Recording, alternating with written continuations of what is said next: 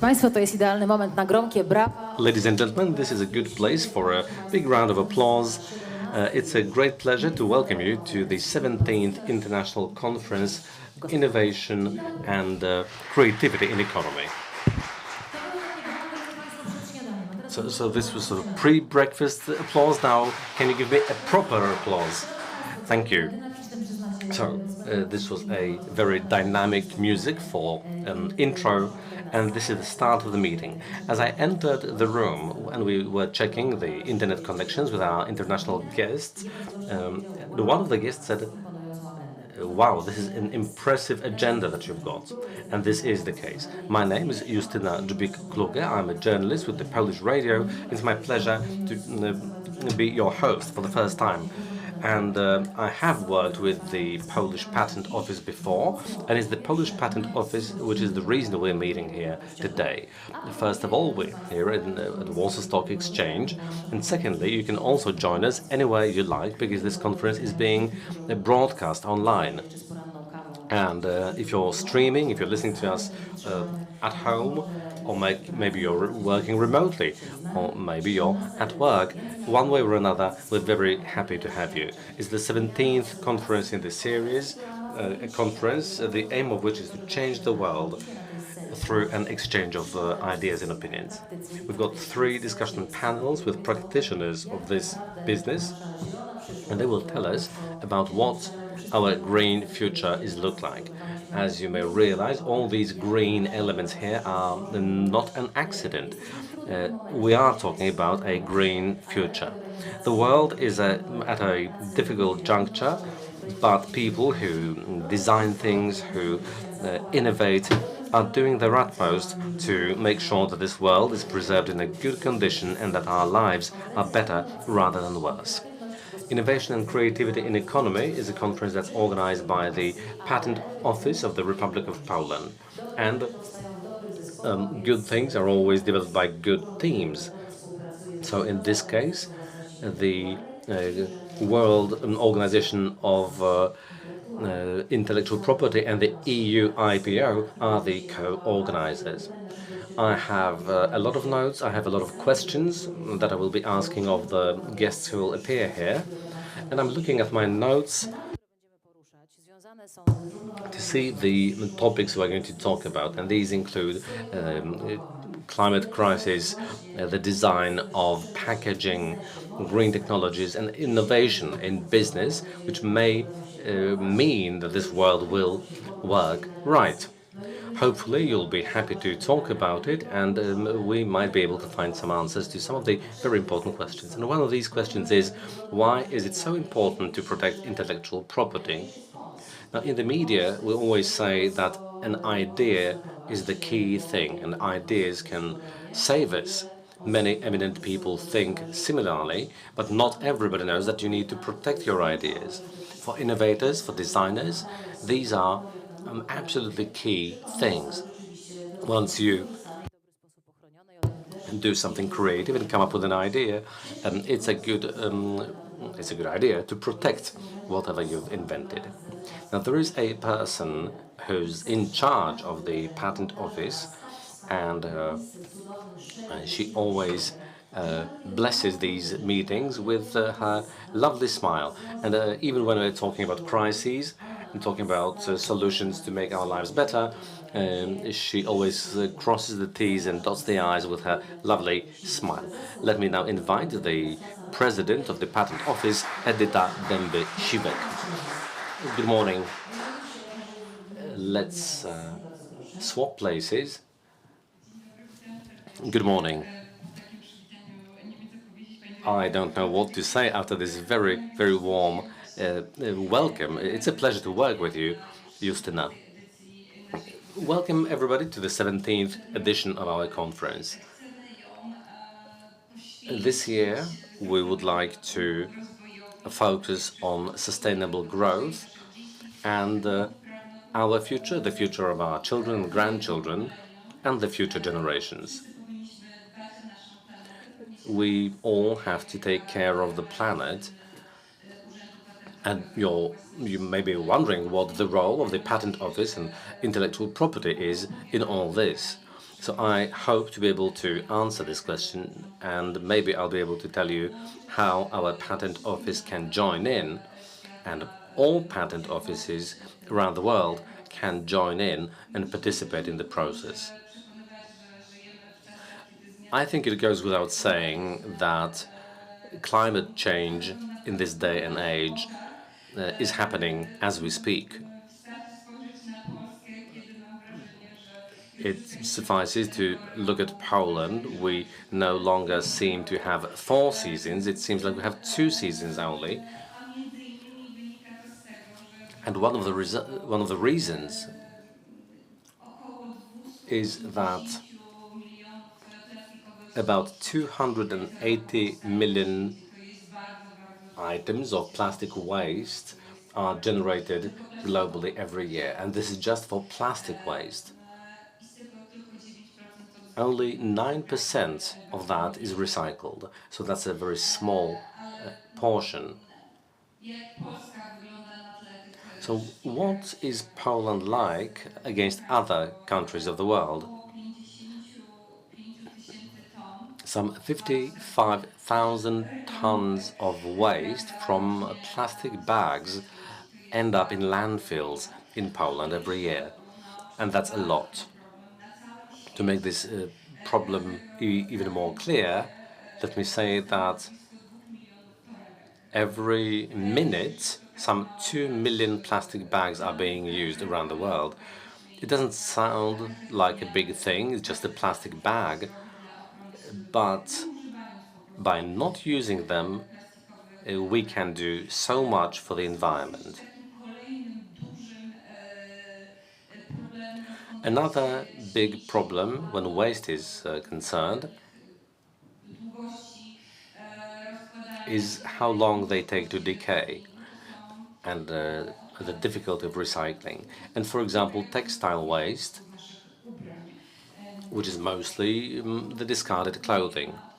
2.5 million of those is created globally every year, and that's really a lot.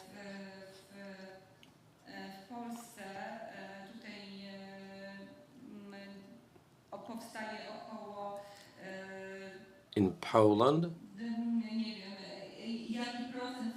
we're not sure how much of that type of waste is generated, but especially nylon and polyester are among the types of textile that end up in landfills a lot.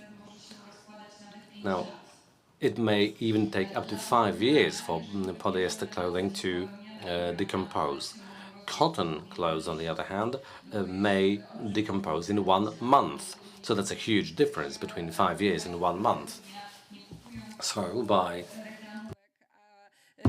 not buying plastic bags and by buying cotton clothes, we contribute in an easy way to taking care of the planet better. Now, when we look at polyester, which takes 5 years to decompose, that also contributes to the global warming process, because as it decomposes, CO2 and methane are produced. So that's yet another problem, in addition to plastic waste and textile waste. One more thing that we can also do something on an everyday basis is reducing food waste. Now, the scale of the problem is even larger in the case of food. It's the largest of the 3 I've mentioned. According to UN data, the Food and Agriculture Agency, 1.3 billion tons of food are wasted globally every year. It was 270 million for plastic bags. It's 1.3 billion for food. And seeing as we have famine in Africa, these numbers are staggering. Every day, we waste about 3.5 million tons of food globally. According to the Polish food banks, we waste about 4.8 million tons of food, and 60% of the food that gets thrown out is from our homes. Sometimes people say that a lot of the waste is mostly generated by industry, but this is not the case for food. 60% of the food that gets wasted comes from our households. This means that each of us throws away about 75 kilograms of food. So this is a typical weight of an adult person in how much food is thrown away. And seeing as many people around the world have nothing to eat, it's a very sad thing.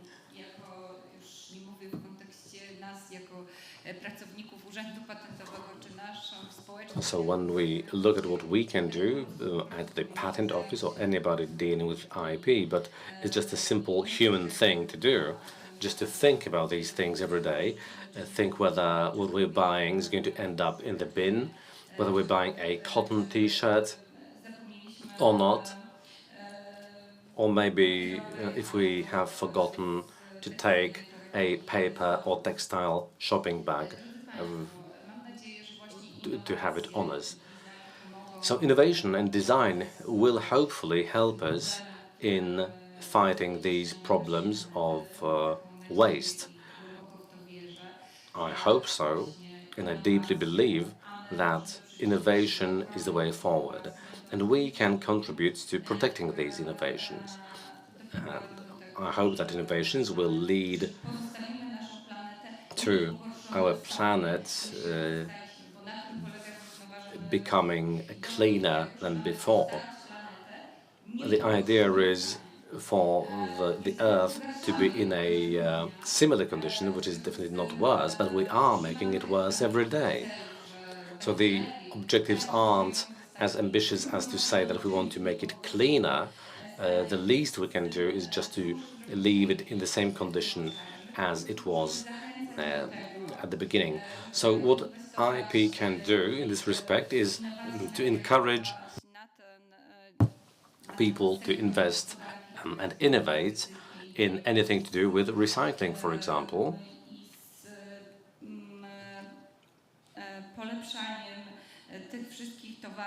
And with improving the products that may not be as environmentally friendly, and also designing new products. Now, how we can encourage people to do that? In principle, intellectual property rights were created, and the laws that pertain to that basically give a monopoly to generate profit for a certain time. This is to encourage businesses and individuals to invest in innovation and to make sure that the investor has a guaranteed profits from it. So what about green patents in Poland? They are about 15% of all the patents that are granted by the office. And whether this is a lot or not a lot, well, it's neither. We would definitely love to see more of them. We grant about 4,000 patents a year. So obviously the results could have been better, especially that we're a large country. But I hope this will change. Looking at recent years, we can see that the tendency is upward. Now, how do we know that these are green patents? And how does the Global Organization of Intellectual Property, which is a partner of the conference today, know that something is or is not a green patent? Well, for example, food tech and agricultural patents may fall into this category. Poland is an agricultural country, so there are quite a few solutions that pertain to agriculture. Namely, they are about 7% of all the patents we grant. So we've got 15% of green patents, 7% of that is in agriculture. W związku z tym ja jeszcze chciałam podkreślić w tym miejscu, że to są zielone patenty, ale Now, też these are green patents, but we also have green industrial designs. I think we're one of the few countries where quite a lot of those are applied for, especially when it comes to agricultural equipment. w Polsce mamy So it's quite interesting that there is quite a lot of interest in that from designers. żeby nie było, że to tylko food tech, rolnictwo. Now, I don't want to leave you with the impression that it's only about food tech and agriculture. Green patents are also being applied for in space technology, for example, which may be surprising to some of you, but this is also part that has been taken into account in this methodology. We may not have too much success when it comes to space technology patents, Idziemy w dobrym kierunku. but we are moving in the right direction. We were starting from zero, but it's getting better every year. And the number of patents for space technologies doubles every year. But we need to remember that we started from zero, and then it was 2, 4.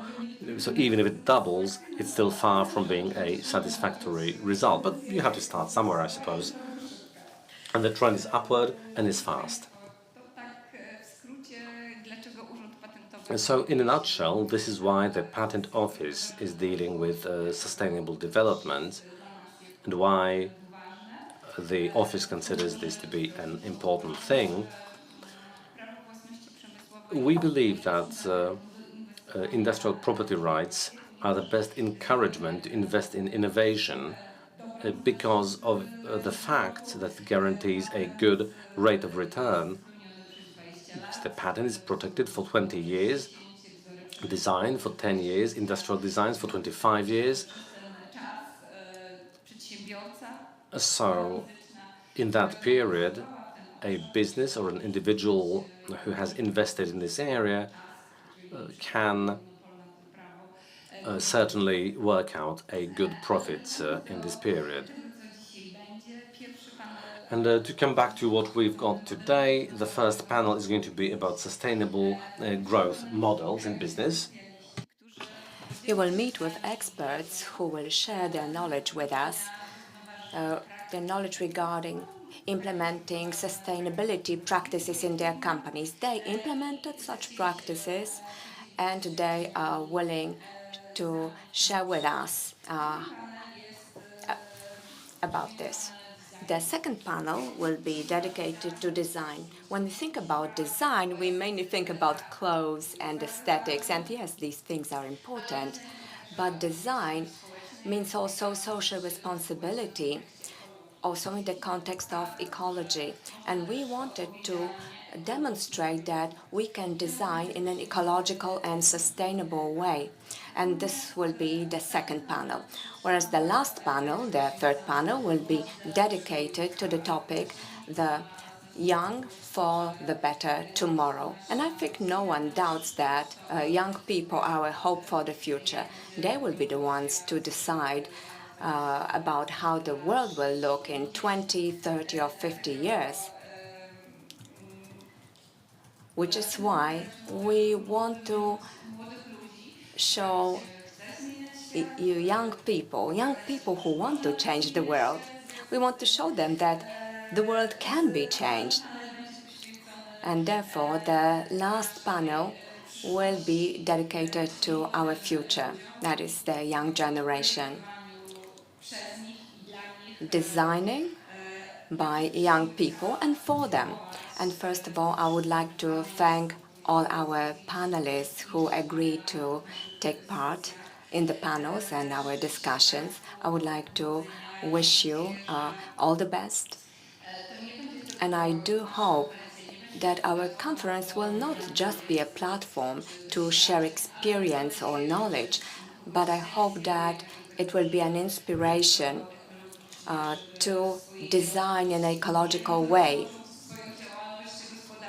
Maybe somebody has started a business, or maybe those who already run the businesses might adopt a sustainable design and sustainable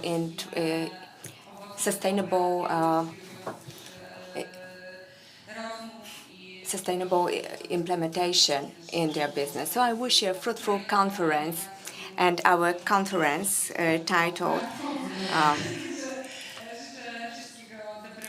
Designing Innovations Towards a Sustainable Future is hereby opened, and I wish all our guests a good day. And thank you to our guests and speakers. Thank you very much, Madam Chairperson.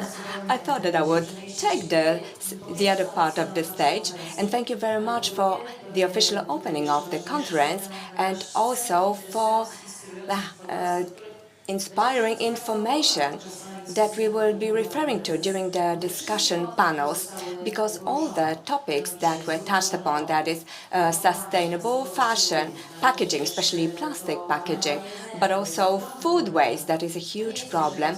Well, and it's not comforting that it's not just a problem in Poland, because others also waste food. No, we shouldn't waste. None of us should waste food. Recently, I got to know a businesswoman from Krakow who started a company called Rebread, and she recycles bread. And we will have guests today who will be telling us about some ways that might seem surprising to some of us, ways of recycling things that might seem to be waste, but they do not have to be waste. And I hope that this will be interesting to you, and maybe it will inspire you with new ideas that nobody else came up with. Our conference is part of a cycle that is Innovation and Creativity in the Economy, and the main title, that is Designing Innovations Towards a Sustainable Future. And by the way, I know that these might sound like platitudes.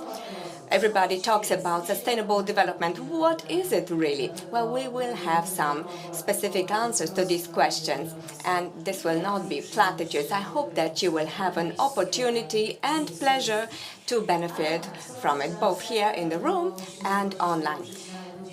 And since we are cutting the ribbon, we need to share the honor with the co-organizers of this conference, international organizations who got involved. And I would like to invite you to listen to a short speech and greetings from the Director General of the World Intellectual Property Organization, that is WIPO, Mr. Darren Tang. President of the Polish Patent Office, Tomasz Badziowski, President of the Warsaw Stock Exchange, Excellencies, friends, delegates. This is the 17th occasion that WIPO has had the pleasure of supporting this international conference. Over that period of time, IP and intangible assets have become key drivers of what is now Europe's 6th largest economy, your economy. Since 2007, Poland's IP receipts have surged from over $100 million to $1.2 billion. Poland's leading companies, many listed on the Warsaw Stock Exchange, have over 70% of their value in intangible assets. And the creative economy, including the dynamic video games industry, contributes over $6 billion in value add to Poland's economy. As Poland's innovation ecosystem strengthens, more companies are using IP to take their ideas around the world. The number of patents filed by Polish residents around the world has more than doubled in the past 17 years, with trademark and design filings, even more impressively, tripling during this period. Critically, Poland supports these trends at the global level as well. For example, Poland and other Central European and Baltic states are very strong advocates, and have been for many years, to advance design protection at WIPO, contributing significantly to the process towards final negotiations for a new design law treaty this November. Reaching this point highlights the growing importance of design to our economies and societies, trends that are well reflected in this year's conference theme, which is Designing Innovations Towards a Sustainable Future. As a key catalyst of green innovation, we know that IP helps us steer towards sustainability. WIPO research identifies almost 5 million active patent families linked to the Sustainable Development Goals, with climate action patents increasing by 180% since 2013. But as well as developing new green technologies, we must make sure that these technologies are deployed and change and make an impact at the ground level. To be honest with you, consumers don't buy patents. They buy products and invest in brands with trademarks and designs, therefore essential for marketing game-changing green technologies and bridging the gap between invention and deployment on the ground. And here, Poland can draw on two key strengths. First, driven by a strong commitment to reducing greenhouse gas emissions and a rich tradition of research excellence, green tech firms are thriving. Consider the winners of last year's Green Evo program, the green technology accelerator run by your Ministry of Climate and Environment. These innovative firms are active in areas like waste management, vehicle charging, and thermally powered heat pumps, all key to delivering a more sustainable future. Second, Poland's long history of design excellence is entering a new growth phase. Fashion houses like LPP and CCC are amongst the fastest growing clothing companies in Central Europe. Poland is a top 5 furniture exporter globally, and the domestic gaming industry, valued at over €1 billion, is home to around 500 development studios, including global players like CD Projekt and Techland. Today, WIPO colleagues will discuss how to bolster these strengths. Louis Meunier will explain how our Global Designs Registry, the Hague system, protects and adds value to eco-friendly designs. Since joining Hague 25 years ago, Poland's become a major user, ranking as top 20 origin of designs once again last year. Companies like the furniture maker Steinpol and stroller manufacturer Adamex are using the system to obtain design protection in up to 96 countries, with Hague becoming an important avenue for green firms looking to expand internationally.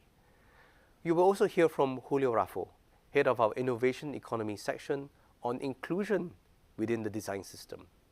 Julio will present a new regional study showing that women's participation in industrial designs has risen from 9.5% in 2013 to 18% in 2021. This is critical as fostering a more equitable designs industry will enable the region to capitalize on its creative strengths, with WIPO ready to support these efforts in Poland and beyond. In closing, congratulations on another engaging program which reflects Poland's deep commitment to exploring cutting-edge IP issues. WIPO is proud to support this event and the critical link between design, economic prosperity, and a more sustainable world for all. Thank you very much.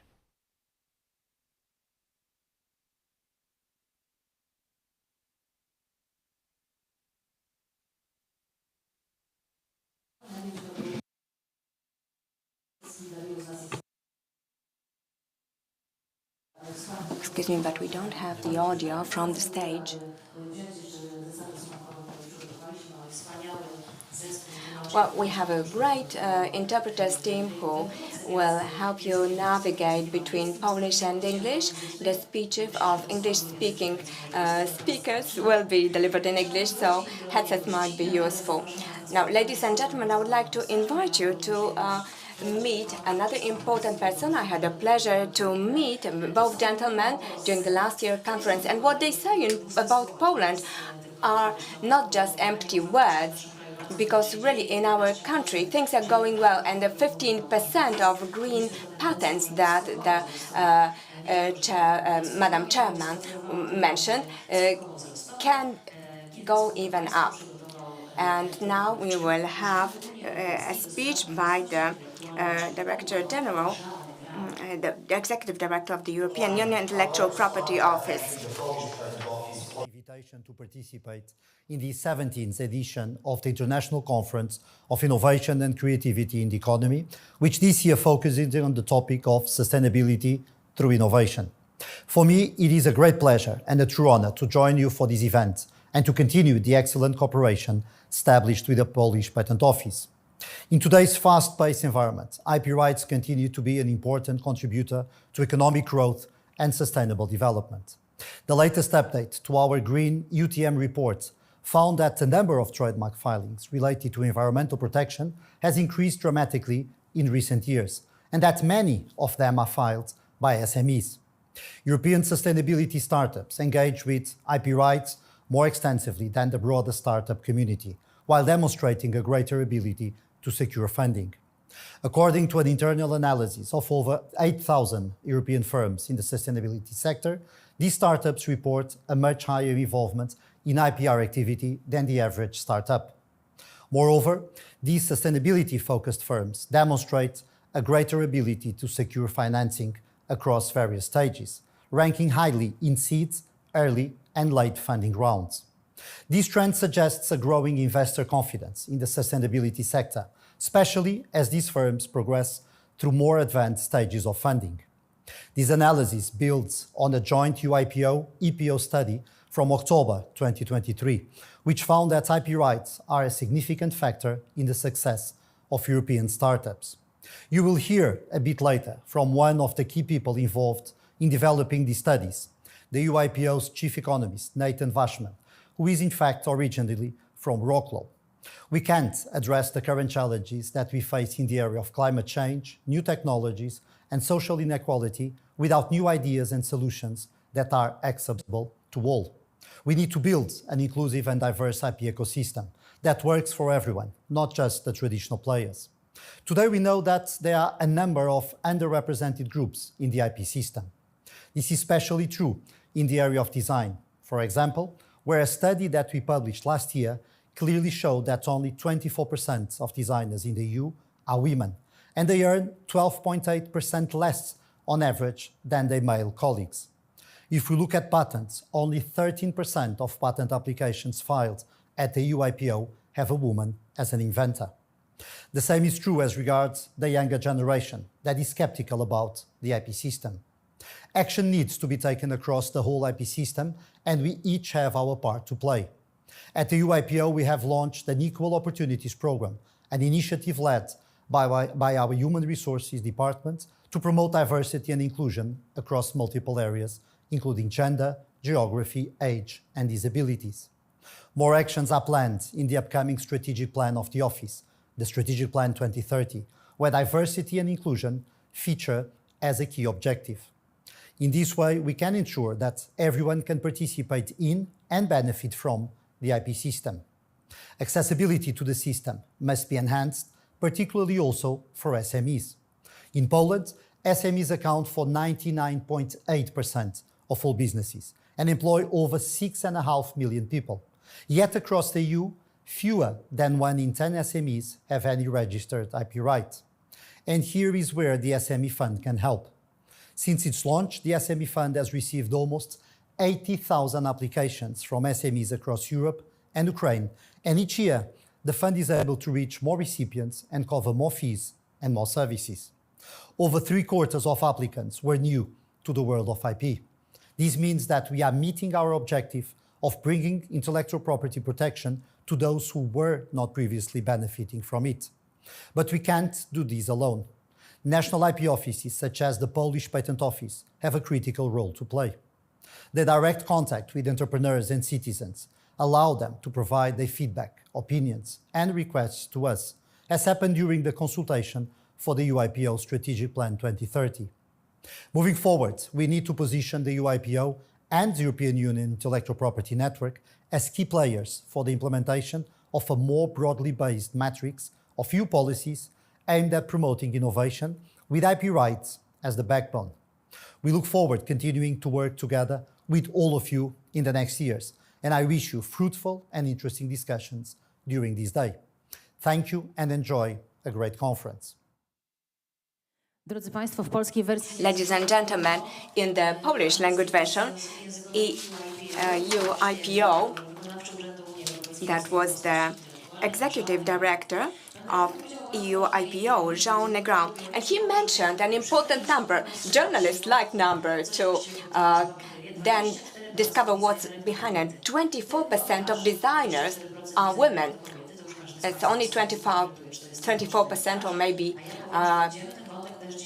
this is a large number. We will be discussing this topic during our special speeches and during our panel discussions because it seems that this is one of the direction of sustainable future, so that we would all be sitting at one table. Very often we hear the questions, what will it change for me to be a designer who comes up with an interesting product if other designers do not think of sustainability? I think that this goes in parallel. We all start from ourselves, both men and women, but also with designers. Many people, which is why we are glad that together with the Patent Office we have the Ministry of Development and Technology, because of course it's well fine to start from yourself to change something, but when you're going long term, not a sprint but a marathon, you need a bigger team to go in the best direction, which is why I'm very glad to invite to the stage the Deputy Director of the Department of Innovation and Industrial Policy at the Ministry of Economic Development and Technology. And let's give our applause to Mr. Piotr Zabadała. Good morning, Mr. Director. Thank you very much, and good morning, ladies and gentlemen. Of course, the Ministry of Economic Development and Technology always goes arm in arm with the Patent Office. Let me read the letter of the Secretary of State in the Ministry of Economic Development and Technology. Dear Madam President, ladies and gentlemen, it is an honor to welcome you to the conference Designing Innovations Towards a Sustainable Future, organized by the Patent Office of the Republic of Poland. Today's meeting is special because it takes part a week before the Entrepreneurs' Day that will be held on the 21st of June. And I would like to emphasize how important entrepreneurs are in building sustainable future of our country. In order for Poland to develop in a sustainable way, we need strong industry based on competitive and innovative products. Poland has a strong industrial heritage, and biology, biochemistry, or space sector, or pharmacy sector is developing. We are becoming more and more attractive place for foreign investors, especially during this, the time when international supply chains are disrupted. And we need to champion high technological development, including automation, robots, and AI, and soon quantum technologies. Innovation is a key element of economy's innovation and improvement of social welfare. Innovation impacts the economy, both in terms of impacting businesses and consumers. Economic growth is generated through innovation that impacts productivity. As we can observe, it's products that rely on advanced technology that will become more and more the drivers of economic growth. And efficient innovation and technological policy is a priority of many European economies, including Poland. Poland has large innovation potential with a large labor force and a good internal market. Supporting innovation in Poland is one of the strategic objectives of the Polish state. It supports R&D work in companies and R&D consortia. There are public funds, there are grants of all sorts, and loans. Companies with a high added value play a crucial role in the global value chain. It's worth pointing out the innovative products and solutions that support climate-related industries such as renewable energy, transport, and agriculture. Developing these sectors through new technologies and business practices is not just a necessary thing to do, but is also an opportunity to improve the quality of life. And we have the ability to develop these processes supported by AI. Poland has a great opportunity to reach the very top of highly developed countries in terms of technology. Our convenient location between the East and the West, our scientific potential, and the system of intellectual property may play a key role. This year, Poland is celebrating its 20th anniversary of EU membership. joining the EU was also a key milestone in the development of Polish innovation. The growth of innovation and productivity after 2004 have contributed to the increasing quality of life, modernization of our economy, and businesses. In the first half of 2025, Poland will have the presidency of the EU, and it's a great opportunity to promote sustainability and innovation internationally. By supporting our businesses in the correct way, we may become a leader in innovative solutions. I wish you very fruitful discussions and good networking that will contribute to innovation in Poland. Yours sincerely, Waldemar Sługocki, Secretary of State at the Ministry of Development and Technology. Pan dyrektor tak budował napięcie, że ja się spodziewałam, że jeszcze po tych słowach od pana sekretarza od siebie coś doda. I was hoping you would add something from yourself in addition to the letter from the minister, but maybe we can come back to this conversation later. 24% of the designers are women. I promised you some data, some figures, so this is one of those. In a moment, we're going to connect with one of our foreign guests. He's joining us thanks to new technologies. I don't even know whereabouts in the world he is. And he's going to talk about the global gender gap in innovation and creativity, women's participation in industrial designs in the Central European and Baltic states. That's the title of the report that he's going to be discussing. So it's all about women's share and participation in IP. Gender gap is the insufficiency or the underrepresentation of women, which is also apparent in IP. And so the speaker is the head of the Innovative Economy and the Economics and Data Analysis departments at WIPO, Dr. Julio Raffo. Hello, this is Julio Raffo with us. We can see you. That's a good point. Thank you. Thank you very much. Yes, We I can see hear you. as That's well. the second good point. Hello, sir. Where are you now, if I may ask? In which city, country? I am in Switzerland, in Geneva, and I'm very sorry of not being there. It seems to be a wonderful setting for this meeting, and I love to see very good friends like Edita, Nathan, and of course many other colleagues from the Polish Patent Office. So I'm very glad to be here, and I think we have a very topical presentation, given what the Director General Darren Tang said, but also what our colleague from the UIPO just mentioned. It is a big issue, the inclusivity in the designs realm, I would say in every single economic activity of the world. And there is, of course, a connection with the main theme of this event, right? The sustainability.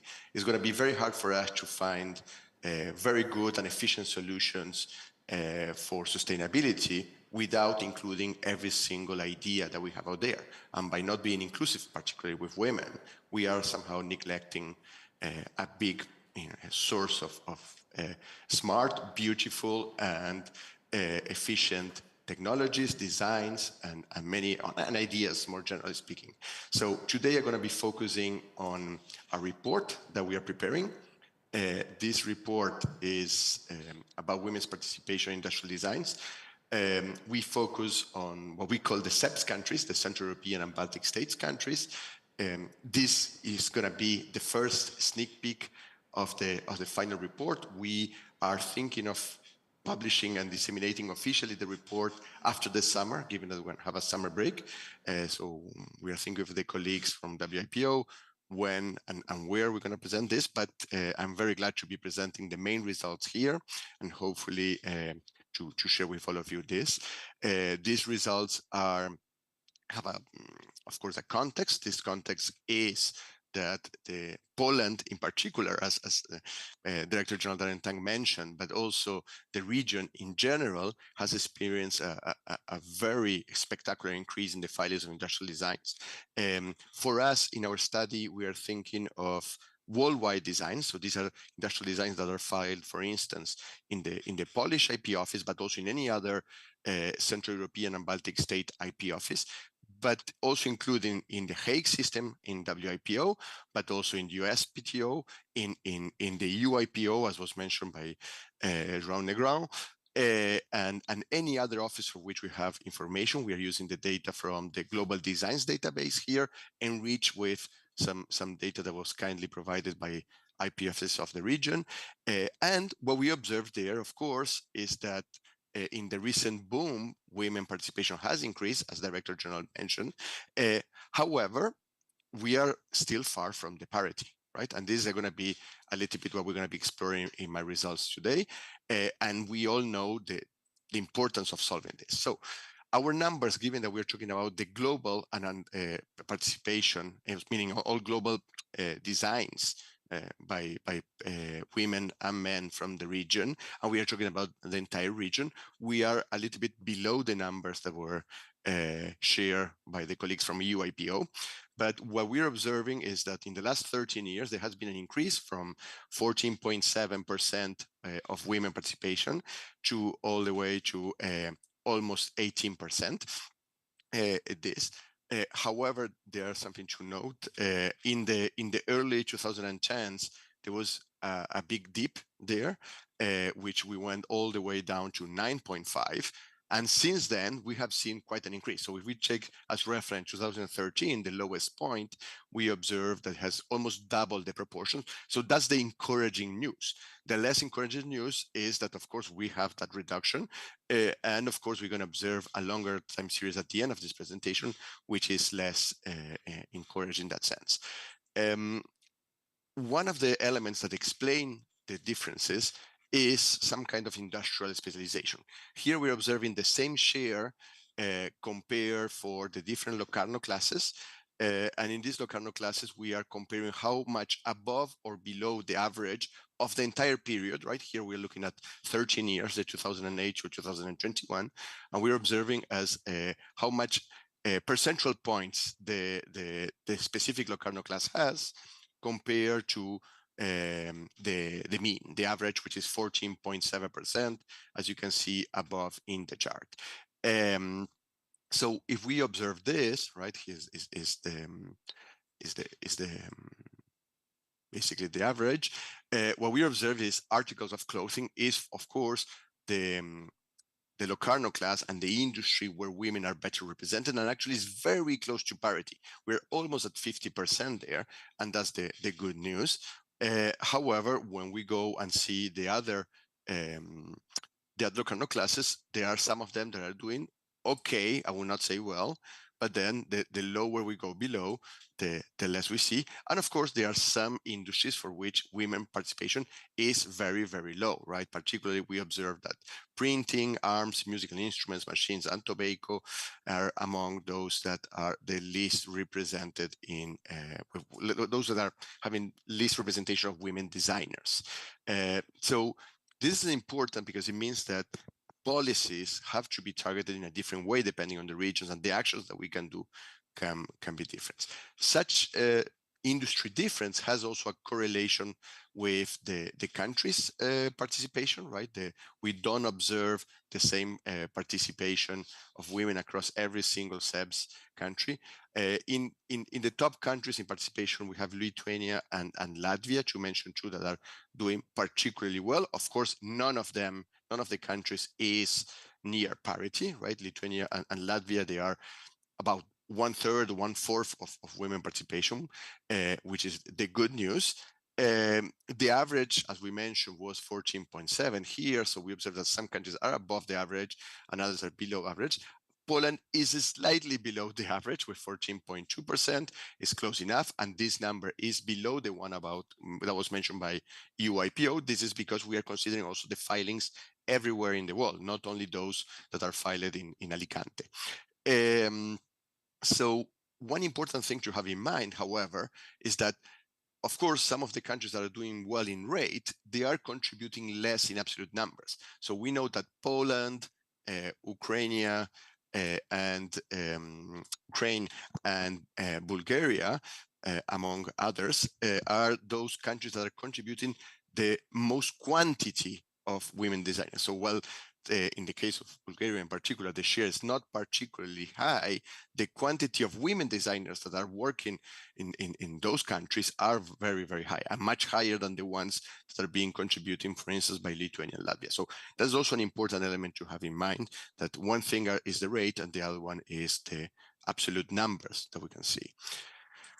Let me quickly jump to, I hope not too complicated chart, but I think it's also very interesting. In this chart, we're distinguished the same Locarno classes that we looked before, but now we are looking at the rate of women participation depending on the applicant. So if the applicant is an independent designer, meaning if the applicants are also the designers, we're going to observe a very different rate than if the applicant is some kind of corporation, right? It doesn't need to be a big company. It can be a design studio, a design company, but it means that the ownership of the industrial design does not necessarily belong to the designers. And we observe quite differences across classes. Interesting, if you look at the total doesn't show a big difference, right? Between corporate and independent applicants, let's put it this way, we have almost the same ratio, is 17 and 19. So you don't seem to observe something that is dramatically different. However, when we look at specific sectors, like musical instrument, that was doing very poorly in the previous slide, we observe that it's mainly doing poorly because of corporate filings, meaning that companies, firms, including design studios that own the design are less likely to have women designers. But independent designers doing instruments, their share is much higher. Look, it's all the way to 25%. It's actually one of the largest gap that we observe in this analysis. The same happens in some extent with brushware and with printing, with means of transport and travel goods, right? The corporates in all of this, they have less participation than women. In all these areas that we have more or less from here, they are more or less similar, corporate independent. And when we go below, we observe the opposite. We observe actually where independent designers have less representation of women than corporate. The two more salient cases is tobacco and textile piece goods, right? There actually corporate applicants seem to have a better representation of women designers than independent ones.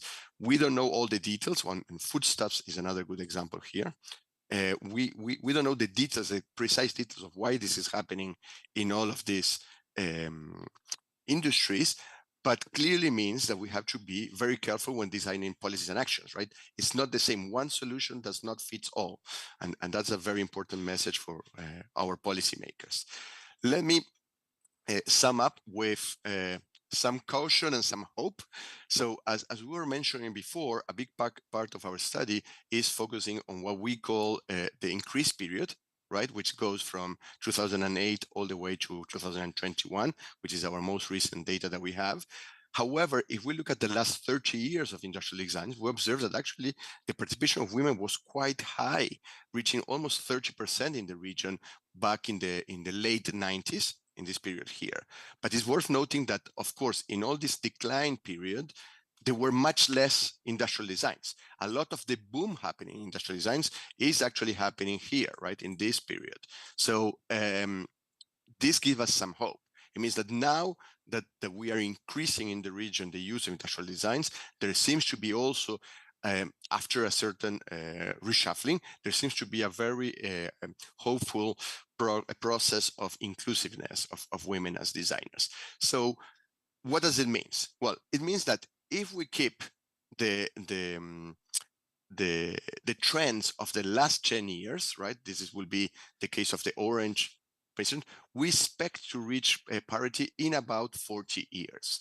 However, if we keep the trend of the last 5 years, we get a similar, although slightly worse result. We expect to get parity in 2068. If we keep doing the things like we did in the 2008 period, meaning the 13 years, we will not reach parity until 2087, right? This is a less hopeful message. So it will be very important that we understand what we were doing right in this period and keep doing that. And certainly we need to understand what was wrong in this period, not to replicate, because if we were to consider the 30 years trend, our hopes for the future are going to be much less positive. So with that said, let me go to the final comments, which, as I mentioned, we have hope given the recent trends. The optimism to reaching parity is 40 years. Of course, for some of us, this might be too much and we might actually not see it, but hopefully the policies that we're going to put into place are going to make us actually see that parity being achieved.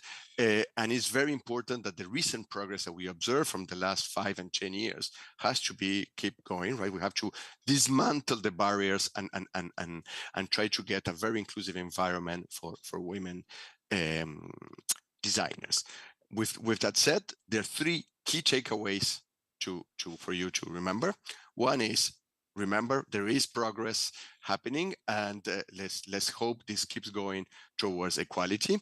There is a lot of industry-specific participation, so we have to be very smart how we design policies and how we think of increasing inclusiveness, which of course that industry-specific participation relates with the regional disparities as well, but not only. So we need to understand some context, some idiosyncrasies that we can observe in each country in order to better tailor policies, but at the same time sharing experiences across the different countries of the regions.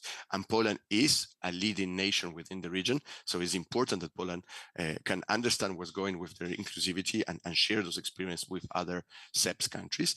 And with that said, I think I took enough of your time. Let me just kindly thank you for your attention and invite you to check the QR code to see more of the different elements of gender gap in innovation IP that we are trying to produce in our section. And of course, if you have any comments, any questions, feel free to reach out by email or using the usual channels at WIPO. We will be very, very glad to hear from you. Sir, thank you very much. Myślę, że to jest dobry moment na brawa. I think it's a good moment for a round of applause.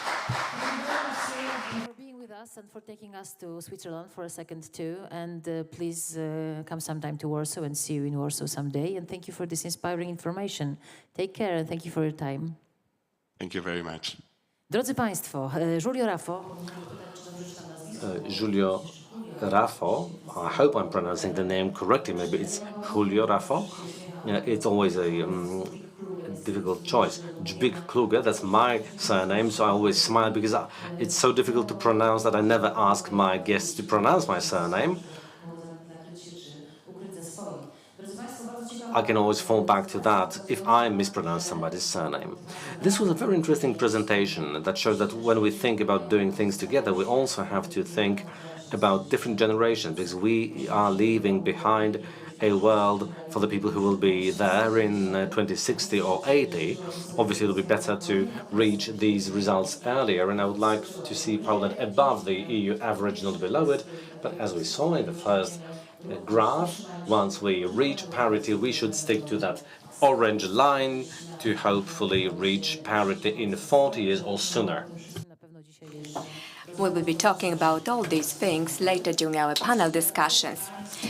If you do not see enough women on the stage, well, it's time for a change. Since we're talking about gender gap and that women are underrepresented, it will change in a second. And let me tell you that when in the media we have the information that Deloitte published a report, you can be sure that it will be super interesting, which is why I'm very glad that at today's conference we will get to know one of the Deloitte reports.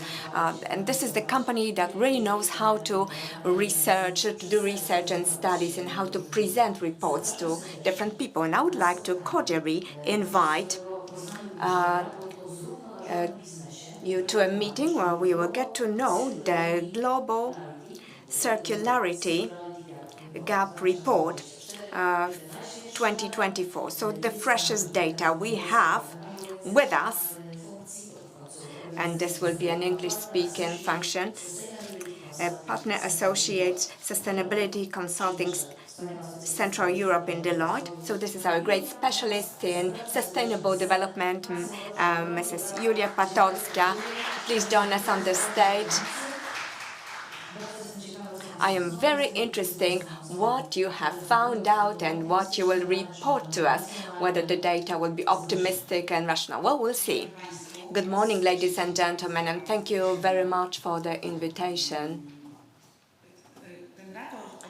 The report that I want to discuss today is a continuation of the work that we have been doing for the second year in the partnership with an NGO called Circular Economy. But let me start with what we did last year.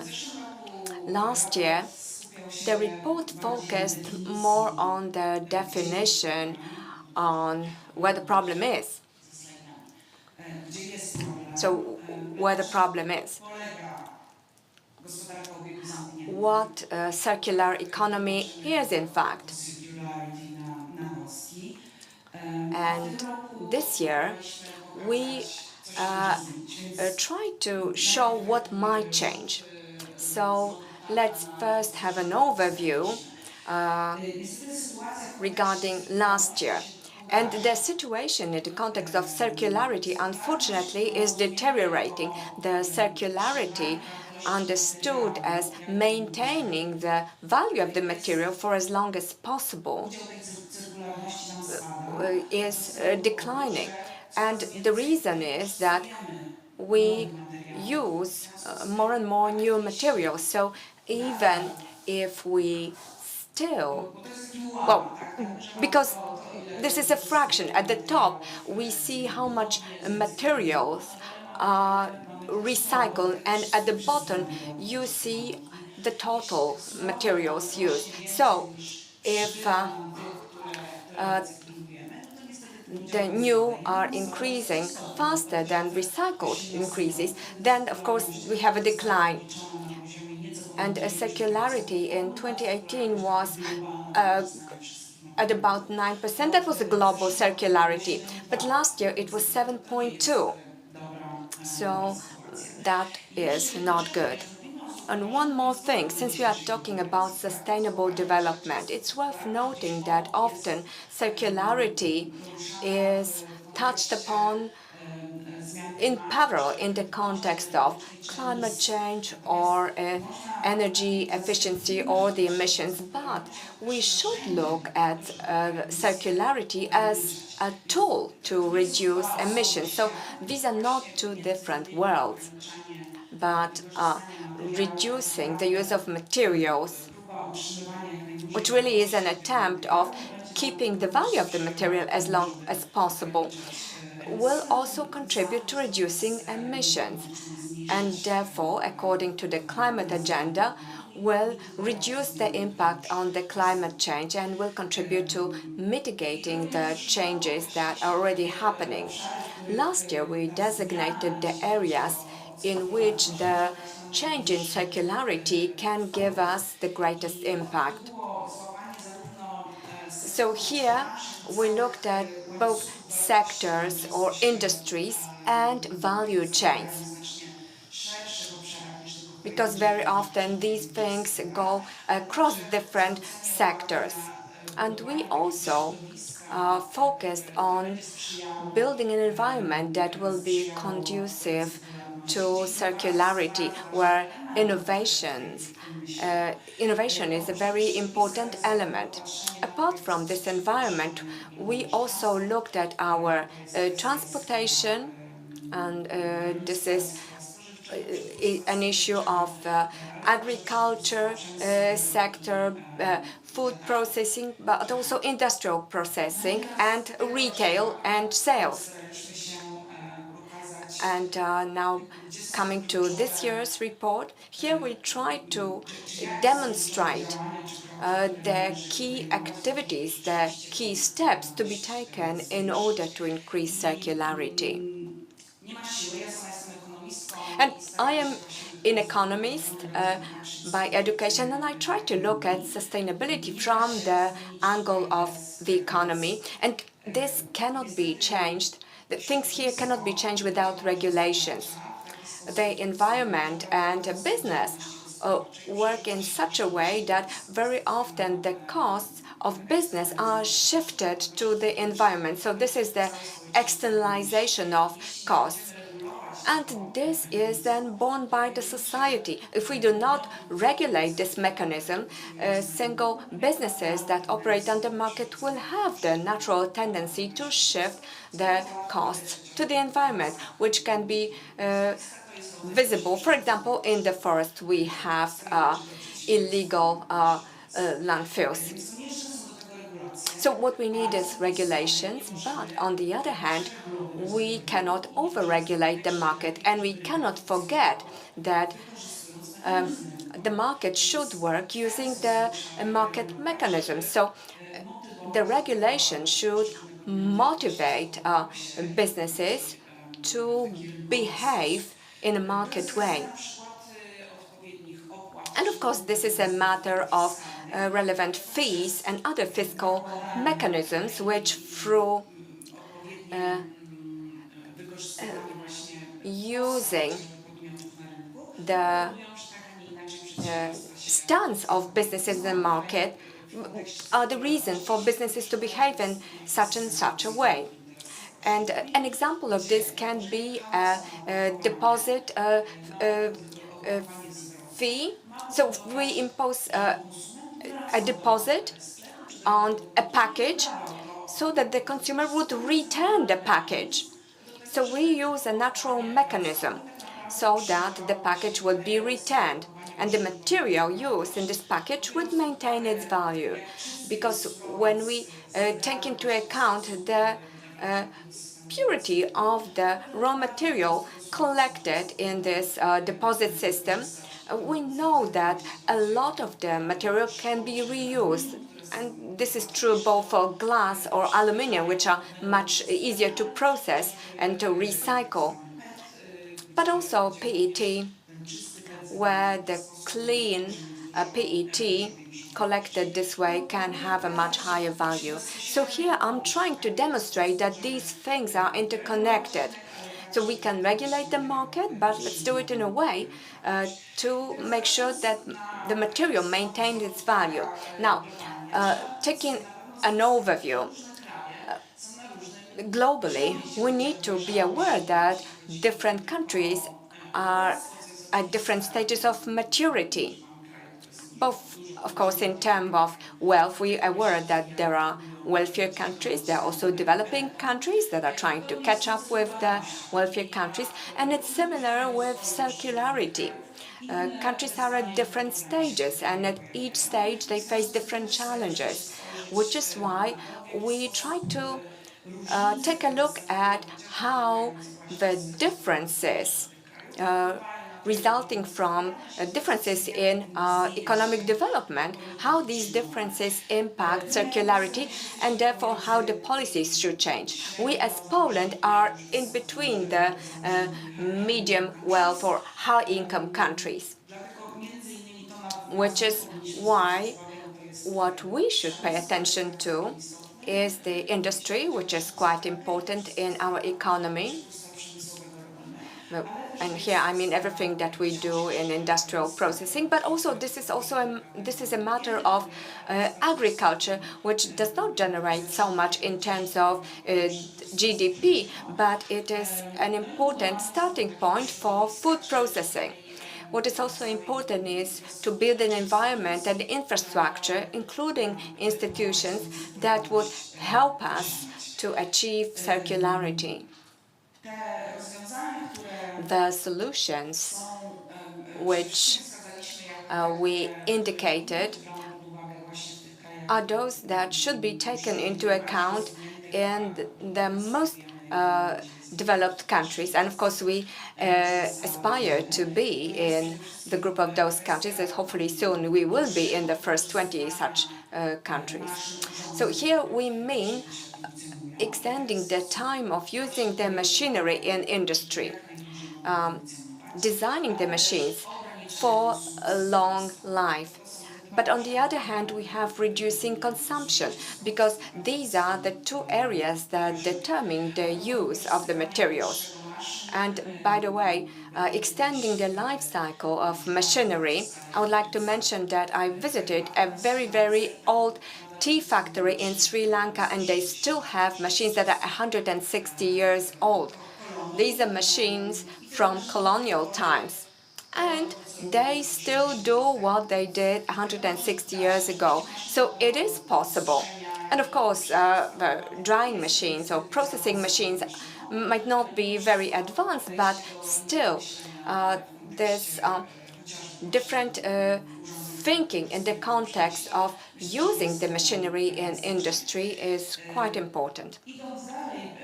Moving on, how should we build the environment which will be conducive to secularity in different countries? Well, first of all, we need to think how some existing institutions and systems function, those that are conducive to secularity. And here I can mention the system of returning glass bottle in Polish brewery system. This is a heritage from the old times, but it's still working well. And of course, we have market mechanisms that allow this to continue to work. And the mechanism is that large breweries can reduce the cost of beer production if they use or reuse the bottles. So this is the reason why breweries collect the used bottles. So the idea is to look at the areas where the market is working well and not trying to change it, but to cultivate the good habits that we already have. The habits which in the old times, in the times past, perhaps were better in terms of paying attention to how we conserve the materials. And another thing that we can do in the context of building advantages and environments conducive to secularity is education and communication about possible business models which will use the idea of circularity. And now let me just say a few words. Well, the presentation is quite extensive, but you will get it, and you can also refer to our report that provides all the details. But let me now mention what the circularity is all about. This is the shift from linear models where we first extract and use primary materials in order to produce something, then we consume these things, and then we get rid of it. So this is a model which, especially in highly developed countries, is very popular. So once a year we buy a piece of clothing, and then we quite easily throw it out because the availability is high. So the thing is to start thinking differently about materials and products in order to, first of all, reduce the materials consumption. And secondly, when we use something, we should use it as long as possible so that we would avoid mixing different materials, because if we don't mix them, they are easier to recycle. So this is an issue, of course, of adding certain chemical substances or mixing different products. And here let me refer to packaging, because this is close to what I do. We work closely with food processing industry. There are materials used in packaging that are easy to recycle, and they can be recycled quickly. Here I mean aluminium or glass. And of course here we have the topic of emissions, how much emissions we generate in order to recycle these materials. But from the perspective of the material itself, this is a material that is easily recyclable. But on the other hand, we have mixed materials that combine foil, aluminium, cardboard, or even different sorts of plastics, where dividing these materials is almost impossible. And the last point is closing the gap in the circle so that we wouldn't have, we would as little leakage from it as possible. Now, thinking about some business models, because this is something that I wanted to tell you about first of all, we identified a number of different models, so business model mixes, because in order for these things to function, we need to understand market mechanisms which will then be conducive to profitability. Because, of course, there are small organizations which are doing some activities not for profit and thus showing what can be done with waste. But if this doesn't work on a large scale, if there are no market mechanisms embedded in that will enable companies to earn a profit, the change will not happen. It has to be scalable in order for us to see a change. And in terms of business models, we have the so-called sharing economy. That is, many users using the same product, the same good, like, for example, a taxi, Uber, or a scooter, or renting companies of different gardening equipment. So such models are already working. And of course, models of repair, and some countries have mechanisms that improve the way the repairs work, because, for example, the labor is less taxed, because in circular economy, a large chunk of cost is human labor, which is expensive in such countries as ours, for example. Other business models that rely on recycling the same products are second-hand stores, Allegro, OLX platforms. But we also have a great example of Viva Textile. This is a company from Kielce which created a huge business model on using textile materials.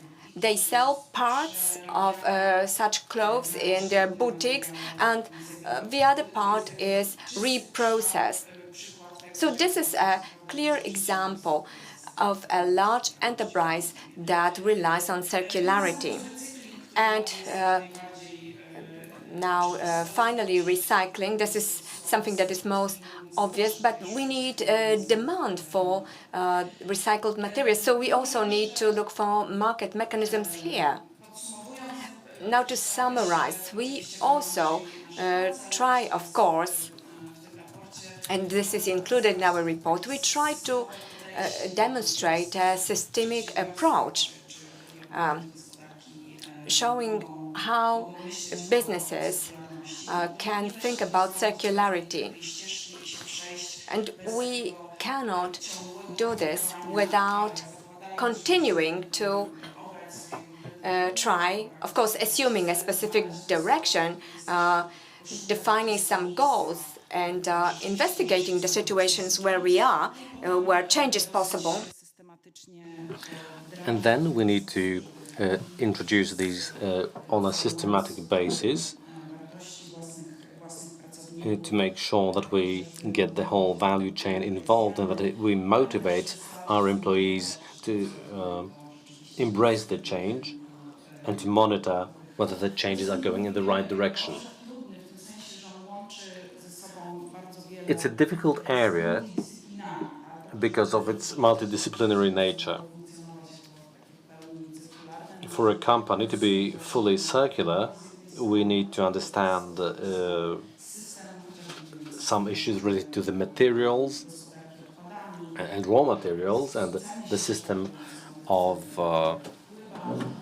recycling of prices of materials, what impacts the prices, and ultimately we need to find a client or a consumer who will want to use these products. I na koniec, tak jak mówiłam, ten raport, jak i ten wcześniejszy, powstał we współpracy z Now, this report was developed together with Circular Economy, an international NGO, as was the previous report. The organization has a very in-depth knowledge about circularity. We have more knowledge about the business side of things, and we know how economies work, how companies work in an economy. So being interdisciplinary is what makes this a success. I would like to encourage you to have a look at these reports. We've got reports for different countries and more overarching reports as well. And there are different sectors that have got their own dedicated reports. This is all based on very good scientific foundations and has a very scientific approach. Thank you very much. I hope to see you soon, and I hope to have a very good discussion with you. Thank you. As a journalist, I always like to end interviews on an optimistic note. It's not always possible, but it seems there is a lot of green ahead of us. You raised a number of points that I hope will be brought back during the discussion. Now, I'm head of Radio 4, and our target group is young people, and we had a discussion about return bottles. We had a discussion with an expert about bottles and deposits for bottles, and all you need to do is to cross the border from Poland into Slovakia in the Tatra Mountains, and suddenly all the waste disappears because people do return bottles. So this system seems to work. Now, about fashion, maybe you've noticed that it's becoming unfashionable to wear new clothes when you go to a party. A few years ago, a gossip portal in Poland wrote and was aghast that a well-known Polish journalist wore the same dress to another party. These days, this is becoming a good thing, and well-known journalists and celebrities are starting to promote this. So maybe it'll be a fashion to reuse fashion. Now we have one more English presentation. I hope to be able to connect to our guest who is at WIPO. He's a senior information officer at the Hague Registry. We'll be talking about how we can register and protect our ideas. So this is about the Hague system and how it protects environmentally friendly products around the world. Louis Meunier. Are you there with us? I don't know. Może się okazać, że zaproszę Państwa na przerwę kawową szybciej niż sądziłam, ale jednak nie. Hello? Can we see you, sir? Can you hear me? We can hear you. That's half of a success. Now we need the second half. We need to see you. Okay. Step by step. Yeah, exactly. Don't move too fast, fast forward. Great. Oh, great. Drodzy Państwo, myślę, że brawa takie zachęcające. Big round of applause for our guest.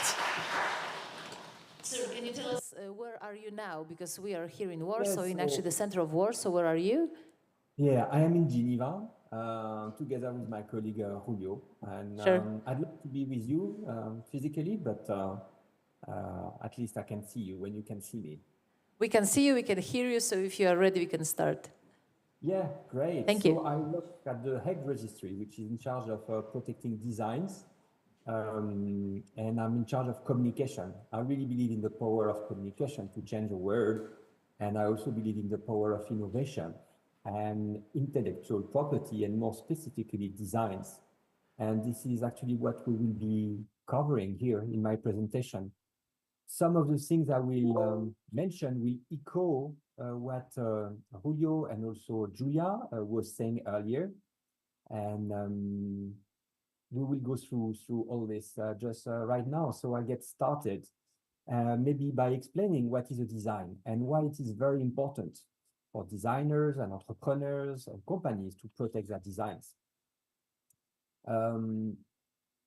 First of all, designs are all Excuse around me, sir, us. could you please show us your presentation, because we have some technical problem with the presentation. We can't see it. We can see you, but we can see your presentation. No, You have to click So- something. my screen is shared. Okay, so that's a challenge. So sorry for Yeah, interrupting. You can see it, right? Okay, so please, oh yeah, now we have like 300% of success. We have you, we can hear you, we can see you, and we have the presentation. Sorry for interrupting. Ah, that's very good news. So here is my screen. And yeah, I was saying that designs are all around us. And they are either the ornamental features of an object, and they can be two-dimensional or three-dimensional. You know, if you look at a car, a watch, this is three-dimensional. And if you look at your mobile phone, a screen interface, then this is two-dimensional. And they consist in the set of lines, patterns, colors, and they are all around us. And they are very important for brands and companies because consumers are drawn to products they like, that are visually pleasing. These designs create emotional connections, and we actually choose a product because we like how it's looking, we like its shape, we like its color. And so designs play a very important role in attracting attention and making a positive first impression. So designs are very important assets for companies. You see here are a few objects, designs that are protected through the hex system. And this brings a lot of value for companies when they get exclusive rights about their design, when they protect it. Then they are protected, they can strengthen the brands. It also creates a positive image for themselves, for the companies, and they can also have a return on investments. They can sometimes license and sell their designs, and this is very good to foster creativity. So we all know this. I mean, this is self-understanding. But now, these days, something even more important is that we are looking for sustainability. Beyond all the advantages I've just mentioned, consumers are looking for purpose, and they are increasingly going to eco-friendly designs. They care about the environment, they care about their health, about their safety. They want products that are durable, that are also offering quality. And all this has to be taken into account by companies. This is something that is increasing and that we cannot ignore. So how do we do this? How does it work? And what is an eco-friendly design? This slide is somehow echoing what you just saw before on the presentation of Julia.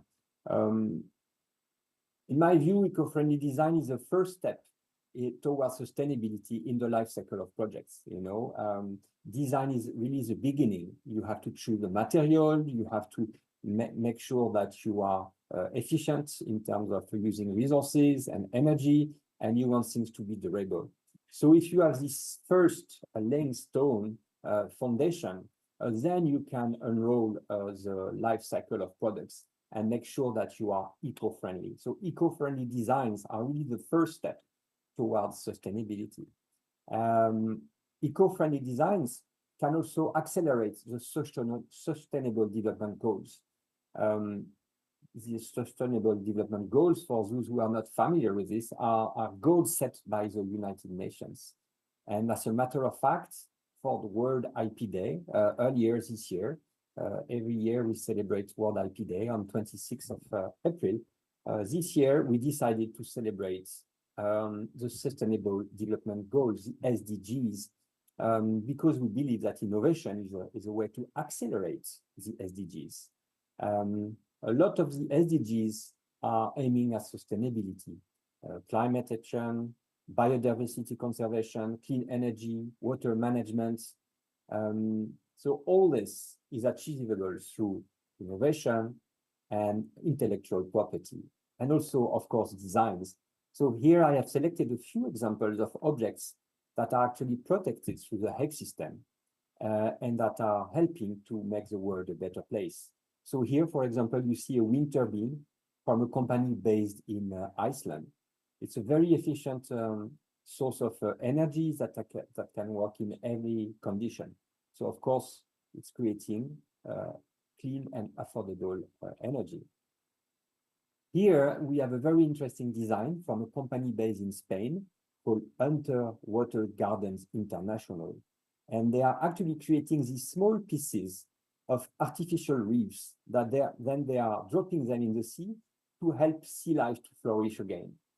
It's very good for corals and very good for fishes and everything, for life underwater in general.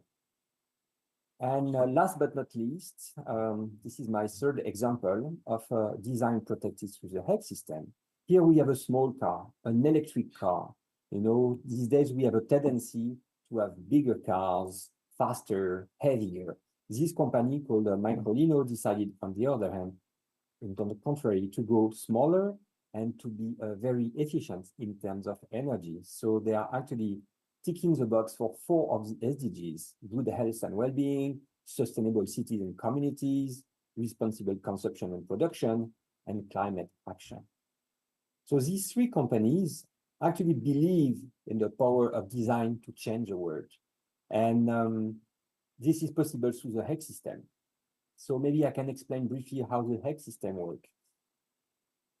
As our Director General explained earlier, Poland is a very important country for us, a very creative, a very innovative country. So let's assume that you have an idea. You have an idea for a design, and you want to market it. So to go all around the globe, and you identify that maybe you'd like to go to Japan, expand throughout the European Union, go to Vietnam, Korea, the USA. You conduct some research, and great, you see that none of these countries already have your design. Maybe it's a toothbrush, maybe it's a vacuum cleaner, maybe it's an electric car, you know, and now you want to market your product to these countries. So you have 2 options to proceed, to move forward. Either you go to the local intellectual property office of each of these countries, namely Vietnam, the European Union, Korea, Japan, and then you file an application, a registration, to protect your designs individually in all of these countries, in all of these territories. Here you understand that things might be a little complicated because you're dealing with different offices in different languages, with different set of fees, different regulations. It's a lot of work. It will take a lot of time, and it might be a bit expensive. What we do through the Hague system is that you turn to us, you file one international application, you tell us where you want to go, which country you are targeting, and you file one single application, one single registration, and we take care of connecting your application with all the countries you are targeting. So in a nutshell, the Hague system is like a unique business solution to secure and manage your design rights in multiple jurisdictions through just one application. And this way, you can obtain design protection internationally. And the good news is that you can protect up to 100 designs in one application in 96 countries. So you see, we are covering a big part of the world and some very interesting markets. This is what the Hague system is about. And because you're based in Poland, you can use it. Actually, the rule is that you either have to be a national or have a domicile or an effective industrial or commercial establishment in any Hague system member. So you being based in Poland are totally entitled to use a HEC system. So again, just to briefly recap, you submit an application, we conduct a formal examination, we record your design in what we call the international register, and we are sending you a certificate. And then we publish your design in the International Designs Bulletin. Our bulletin is published every week, every Friday, and we just share the new designs that are being protected. And we notify the members that your design is protected in their jurisdiction. This way, your design is protected for a period of 5 years, and it's also renewable twice. The duration also depends on the local legislation of the country you're targeting. It can go up to 50 years. Monaco actually is granting rights protection for 50 years. So as you see, the HEC system is a good solution. And it's also very good, in particular for eco-friendly design, for different reasons, because it's efficient, it's economical, centralized, and global. So why is it efficient? Just as I mentioned, you have one international application, one language, one set of fees, and you can also submit all your requests, and then you can protect up to 100 designs, as long as they belong to the same Locarno classification, meaning the same kind of products. It's also economical because, for example, if you're targeting these countries, then you have to file domestic national applications, assuming that you have 1 design and 7 reproductions, then the total cost in Swiss francs will be 2,637. If you go through the HEC system, you will save some money. You will save about 14%, which is good when you're starting a company, when you have a lot of products to protect. So we are also economical. And also, it's very worth mentioning that when you go through the HEC system, you are also saving the cost for foreign attorneys or agents. In some of these countries, you might have to rely on attorneys or agents, which are costly. Everything is centralized because we have one directory, one registry where you can file directly with WIPO in one language, one set of fees. And this way you can manage your registration directly with us. You get electronic notifications and you can renew your registration directly. So it's very easy. It's like a one-stop shop where you do everything. It's a very good solution. It's also global. As I mentioned, we are covering 96 countries. So you see a big part of the world is covered by the HEC system. We had some recent accessions with Brazil, Mauritius, Morocco, China, Jamaica, and more countries are expected to join the HEC system soon. India is in the line, in the pipe. So we have the Philippines as well. So we are expanding year by year. So I'm delivering this presentation at the speed of light. Maybe it's a lot of information to process. So I do invite you to go and visit our websites. If you go to WIPO website and you click on HEC, and you will access our landing page, and you will find all detailed information about what I mentioned earlier. Here you will also get some interesting educational resources. For example, the HEC System Information Kit, which is available in 6 languages. English, French, Spanish, Russian, Arabic, Chinese. And here you will have all the information explained about how to process an application. You can also enroll in one of our webinars. We have regular webinars every week, every other week. We explain what are the benefits of the HEC system. Wyjaśniają one, jakie są korzyści systemu.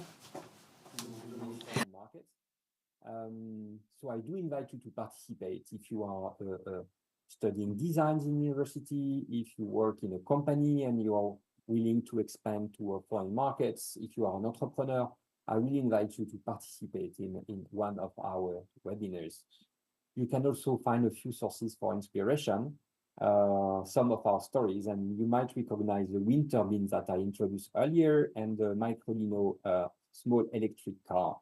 And we have many more stories. So I invite you to have a look. You can also listen to our podcasts, where we share stories, inspirational stories of entrepreneurs and companies who manage to leverage a health system, who use the power of design protection to expand, to strengthen their brand, to build their image, to reach for foreign markets. So I invite you also to listen to that. And of course, you can contact us anytime. We have a helpline. We have a contact form on our website. Thank you very much. I'd be very happy to hear from you if you need anything now or later. And thank you very much for this opportunity to be with you today. Sir, thank you very much. Louis Meunier, thank you. Do you want to add something? Yes? No, thank you very much. Thank you again. So thank you for the connection. Thank you for your time. Udało się i zobaczyć i usłyszeć. Yes, we managed to both hear the speaker and see the presentation. You had a full package of information on how to protect intellectual property using the Hague system. And I think both the QR codes and the internet site has already been downloaded. Conference. The first part, of course, is the speech, and the second one that we can invite all the people here for the coffee break with you. So thank you very much, and you enjoy your coffee today also in Switzerland. Okay, thank you. Thank you very much. Thank you very much. Drodzy Państwo, see you there. Thank you. Drodzy Państwo, zapraszam Państwa teraz. Ladies and gentlemen, I would like to invite you to a coffee break. And we'll start back at 11:05, maybe 11:07. Also, those who are watching online, you have an opportunity to stretch or have some coffee, and see you back.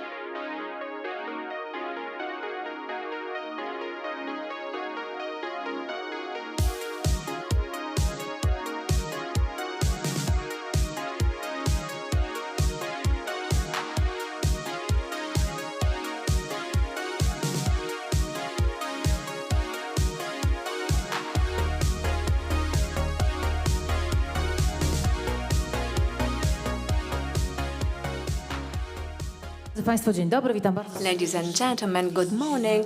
I welcome all those who are with us at the Warsaw Stock Exchange, right in the very center of Warsaw, but also I welcome those who watch us through streaming. My name is Justyna Żbik-Kruger, and it is my pleasure to MC today's conference. And now the moment for questions and discussions has come. This is the time for meeting exceptional guests, women guests. We have been talking about the fact that women are underrepresented in the design world, but the first discussion panel during this conference will be the opposite of that, because we have 100% of women on the panel. And if you will allow me, let me invite the panelists to the stage, and then I will ask you to give them a round of applause, a big round of applause. So I would ask you for huge applause to all our panelists of the panel called Models of Sustainable Development in Business. This is a very important and interesting panel because we are looking for some specific solutions to see how this sustainable development can be implemented in practice. And our panelists are the graduate of Poznan University and Politecnico di Milano, who is dealing with visual communication and developing new materials. And she is a co-author of Boom Plastic, Mrs. Dorota Balewicz. Where are you, Mrs. Dorota? I told you not to hide in the end because it will take a long way to the stage. So Dorota is a designer, and I would like to invite a Doctor of Physics of the University of Warsaw since 2018, member of the management board. And I'm glad to see this approach joining the stage while I'm still introducing. But she is part of the management board of Signis SI since 2023. So we will be talking about the advantages and disadvantages in management. So she has great experience in research, in training students, working on an international area. And now the applause to Olga Czerwińska, PhD, Vice President of CSO and Chief Scientific Officer. Now, ladies, let me just ask you to join the stage, pour yourself some water, and be ready to take part in the panel.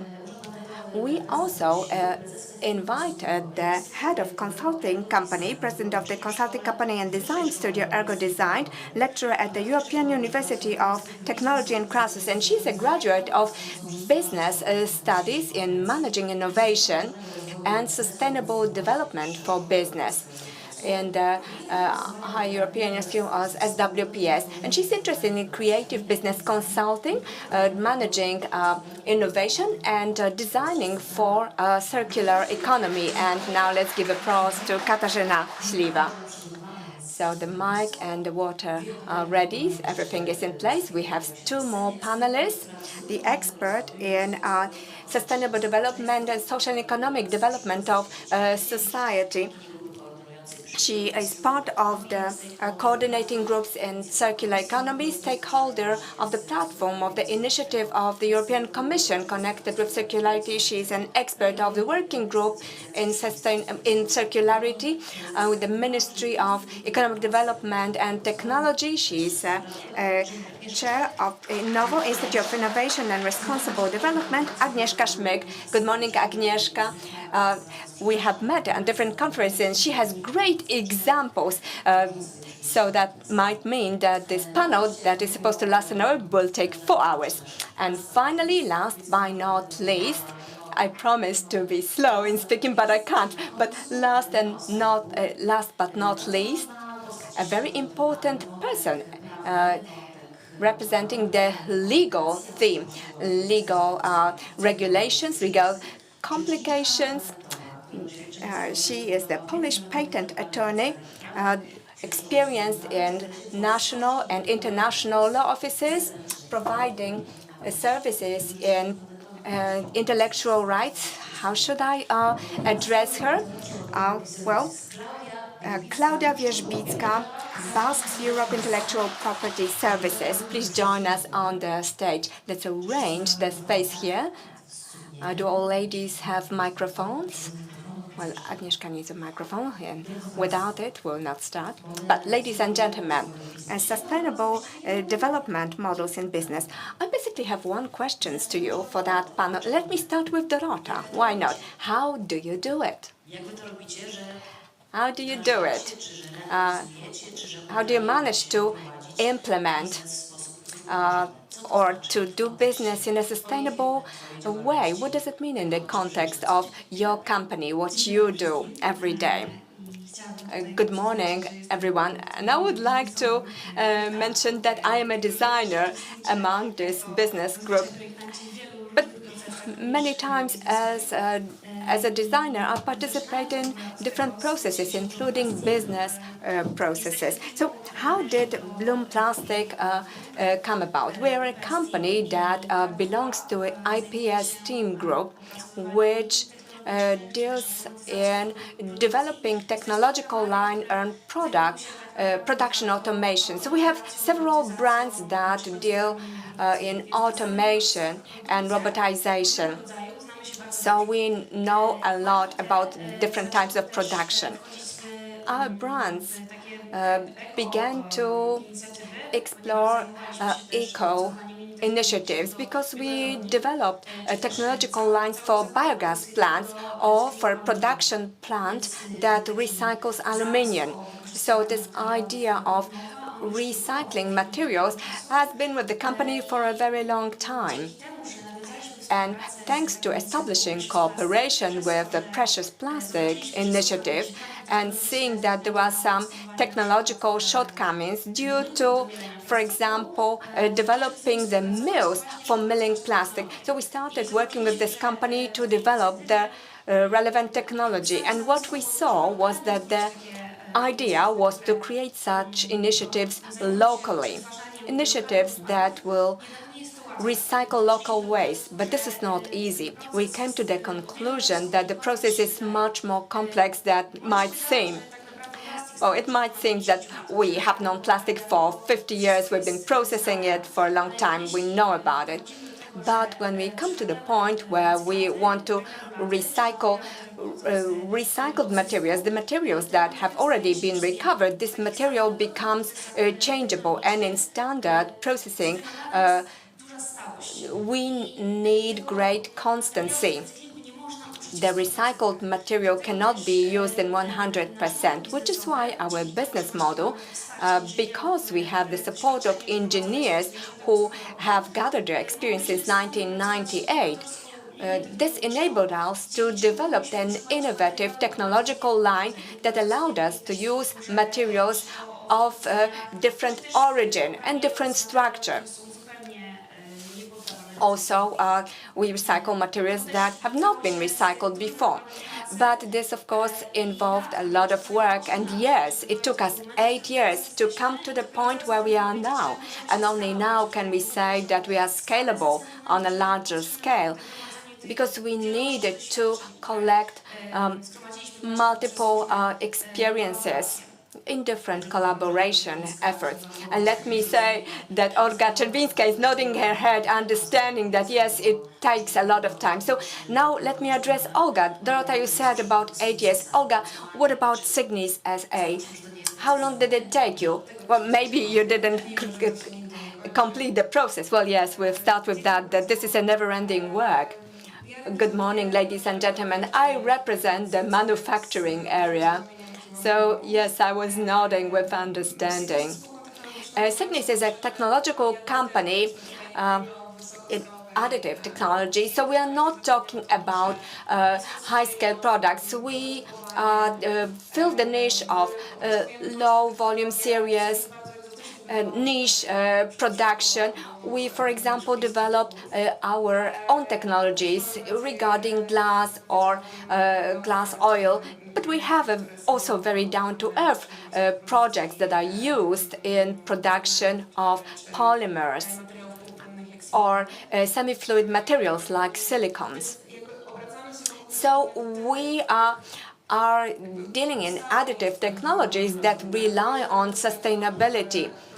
And we aim to produce exactly the number of objects that is needed, so that the process would be repeatable, so that we would reduce material waste. And of course, everything can be wasted. It depends on who is operating the process and whether they do a good job. But in an optimal situation, the idea of a sustainable growth is the core of additive technologies. But it's worth to keep in mind that it's not that one technology and one process will solve all problems. We are talking about the Holy Trinity in terms of additive production. What has to come in place is the material, the selection of technology and equipment, and also the application that we develop. All these three things have to work with one another. And sometimes the sustainable or circular solutions have very different manifestations in different cases, because sometimes it's the material that is recycled, the machinery might not be super ecological, but in total we are on the good side, we are in plus. So it's always worth to think about this trio, this trinity, that has to be considered generally, to take a holistic approach, so that we wouldn't be trapped in being labeled that if we have a sustainable material, we are great, because the costs relating to other areas can be huge and could be optimized. Let me tell you something that speaks to the imagination. I mentioned the Rebread company that reuses stale bread. But then I thought, okay, we have Signis, we have Olga here. We work with Rebread. Well, yes, I said at the beginning that good things are developed in good teams, but you said that glass, maybe it's not the obvious material, but there are some of its materials like plastic, paper. But how can we use stale bread? For goodness sake. Well, as you mentioned, Rebread became known to us through our business partners. And due to the fact that my company conducts very intensive research and development, we are labeled as people with no limits in terms of research. So we do really interesting things, hoping that something interesting will come out of it. So we started our collaborations with Rebread from intellectual curiosity, just to see what will happen. And the final outcome is that we managed to produce the filament for 3D, the standard FFF. So this is the standard 3D printer that we all can picture in our minds. So there is a thread which, in its optimal version, has 10 to 20% of stale bread, the rest is polyacted. And as you mentioned, these additives cannot be higher because we need to maintain the physical and mechanical properties. So, of course, these are our constraints. But Rebread is one of the examples. There are many different attempts in different materials, like, for example, coffee beans, bran. Asia is a great area for that because they work heavily in food. Well, I liked what you said, that your company is labeled as company without limits. I'm interested whether Katarzyna Śliwa would say the same. So how does sustainability and sustainable designing look in your everyday professional life? Well, the first question was, how do we do it? But first, I think we need to focus on what we do. Well, these things are related.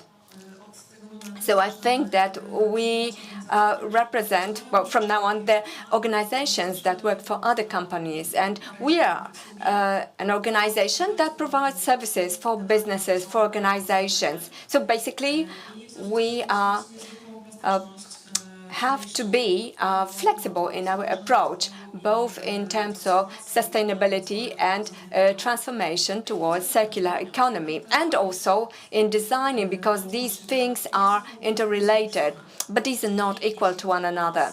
And as regards us, we are a design studio which develops or designs or conducts research and development of new solutions. So sometimes we also do implementations of technologies that the client has. So this is a higher scale. And main applications are in the medical industry, where clients come to us with a new technology, for example, in diagnostics of, for example, imaging of cancer changes. And we need to dress it, so to speak, in a medical device, both on the side of the patient and those who will be performing the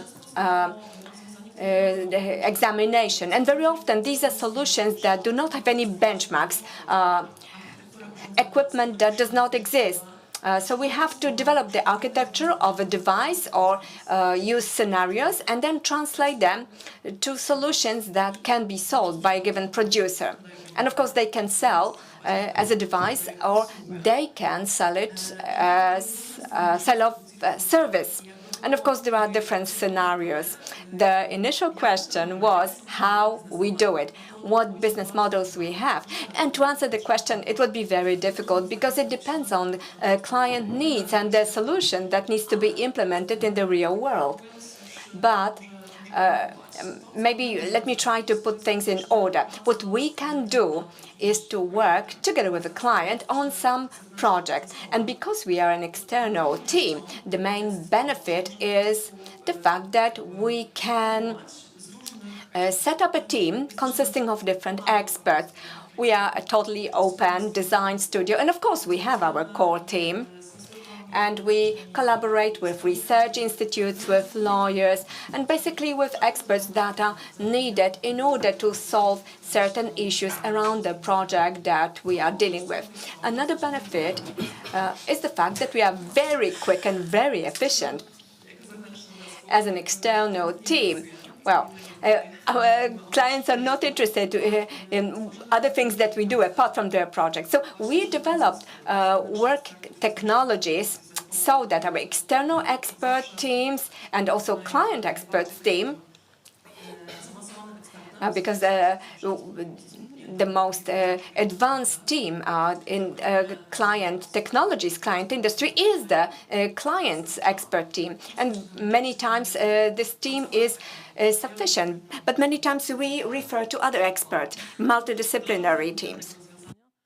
And we go for particular solutions, and this requires the necessary methodology, and that's what we deliver. We're in a creative industry, but the process has to be very agile. And we want for this to be an interesting exercise for everybody. And to wrap up, let me just say that the experiences of our customers are also very important. As a design studio, we started our own transformation as well. We have to approach design the way the market approaches it. To a large extent, it used to be linear. When you study design, you want to change the world. And there are the same problems in the world for tens of years. So people who want to design things study design because they want to change things. But then they run into the client's expectations, and these may not be that flexible. Yes, so how do you persuade the customers? How do you make them realize that sustainable growth should be something they should care about? I know that Agnieszka and Dorota want to show you something, but I would like to ask Agnieszka, who's a very experienced person in terms of what we do in Poland and abroad, if sustainable growth and circular economy has a face, it's definitely Agnieszka's face in Poland. Now, this conference is about design and about designing things. What do you think is the main benefit from including designers in business processes, especially if you want to grow sustainably?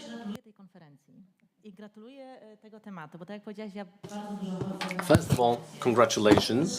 It's a great conference and a great topic.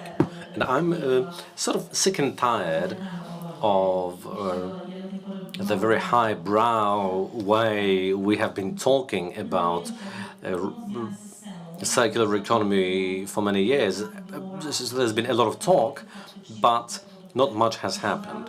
And I would like to see these projects developed and gain scale. And that's why we participate in meetings and conferences that aim at changing the system and changing the law. And I'm a little bit tired and slightly disenchanted that things are moving forward so slowly. And I'm very happy to be here because you are the people who deliver the necessary tools.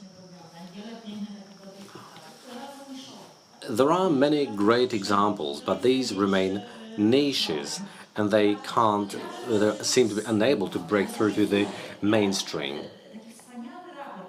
I've read a wonderful report that says that only 5 waste products from banana trees, pineapple, rice, hemp, and linen. These byproducts, once we have collected the food, we have a lot of waste of biomass, and there is technology where that could be used to make clothes. And even Patagonia, who has great advertising, which I think is a bit of a scam, to be perfectly honest, even Patagonia doesn't do it. Everybody is using cotton, which is a pretty harmful type of plantation. You require a lot of water and a lot of chemicals to grow cotton, so it's not the best solution. But the technology is in place, the processes exist. There are many companies like Danone that have a lot of waste from dairy production. And a lot of that waste can be converted into textiles. And Danone are looking for a partner who will be able to process these huge masses of waste. There are many companies like yours, and they have great ideas, but they are often quite small, and we need to use something on a very large scale. I'm happy that this problem exists because we can talk about it, but what we can do about it, I'm not sure. I think it's all about maybe being sort of safe and sound in your business as usual. People don't want to change things. The system isn't helping too. Now, these products tend to be more expensive, but that's precisely because the scale is not there yet. And also, that's because the reason some things are cheap is because they are very bad quality. And we pay low prices, but there is an environmental price that we don't think about. Maybe if you added the cost of health insurance, we would see the real cost. I would like to also ask Claudia, because maybe the reason is that the law is falling behind. People talk about a system, but it's people who make up the system. We're all part of the system. So my question is about these legal aspects. Is law helping business get in touch with designers and use these technologies? And can the legal regulations help, or are they a hindrance?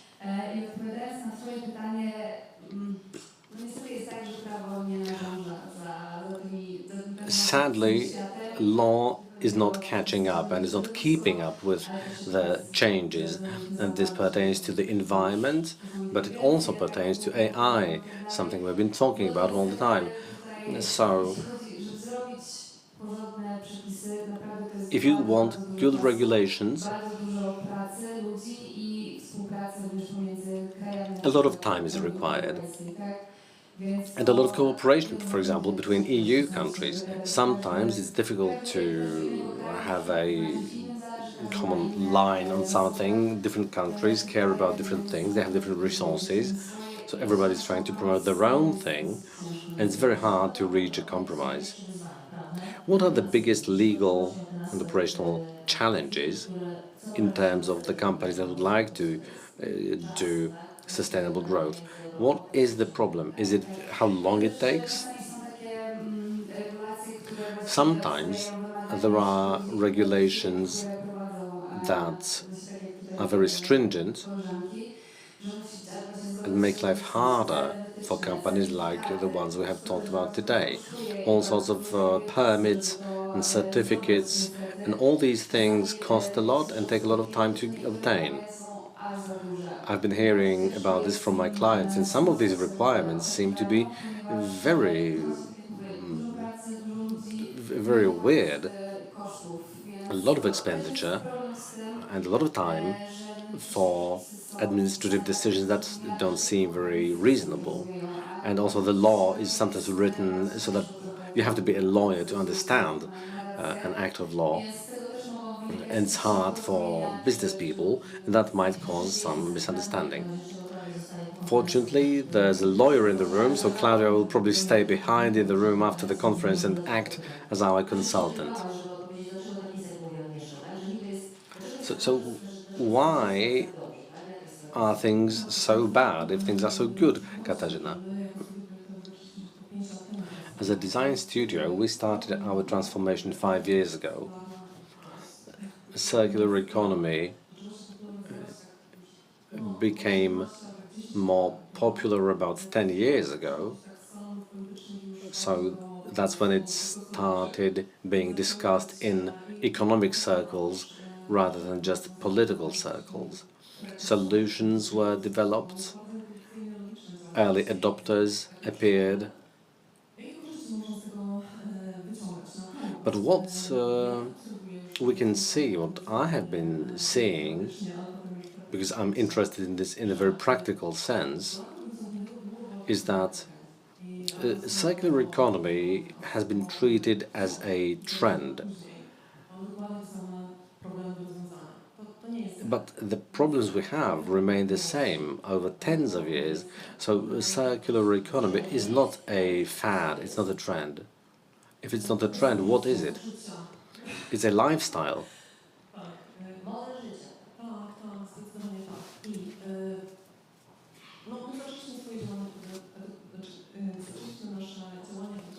We started our education offered to the wide market of clients, and to start with, no one was really interested. Well, they said it was interesting, but they were not very keen to act, because they thought it was just a fad and it would be gone very soon.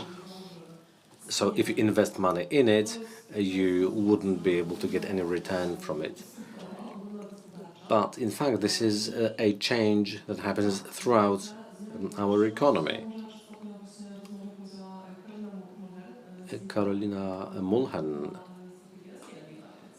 SG Viva Strategy Director, said an interesting thing recently, that yes, we have problems with the legislation,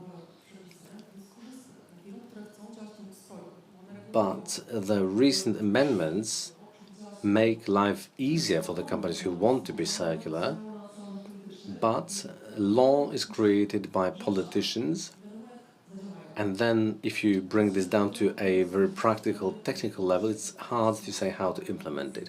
And it's hard to plan things ahead to gain competitive edge. There are many solutions for waste reusage, transgenic waste removal and things like that. It takes time. So we shouldn't call this a fad anymore. It's a bit of a lifestyle choice. Now, we are talking about these sustainable models in business, but what are the biggest obstacles that you think exist? I would like to support small and medium-sized enterprises You know, it's very hard to run a company, and that may be one of the reasons we find it difficult to go outside the box. First of all, the bottom line has to be there. So if it takes years and a lot of money to create a new solution, if you have to overcome dozens of obstacles, if you look at the economic trends and the overarching situation that we can't control, all of that impacts business people, and sometimes it's just easier not to do these new things. You know, I'm always for using the carrot, not the stick, and I think some solutions that will be the carrot should be worked out. Maybe tax breaks or other solutions that are used for R&D, for example. There is the R&D tax break, there's a reduced tax when making a prototype, but these things don't cover environmentally innovative things.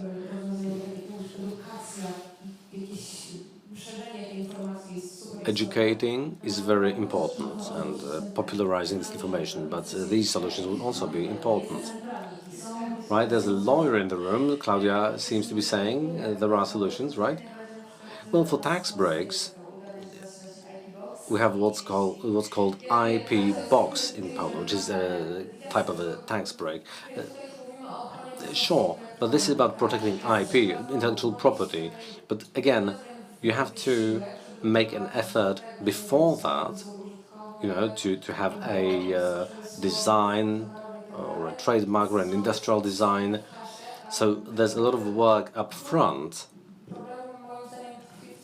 And the essence of the problem is at the very beginning, when you're starting to gather the capital to make the go-ahead decision. I think that clients often realize too late that you need to protect your intellectual property. Sometimes, if it's too late, what might happen is that a company has been working on the solution for a long time.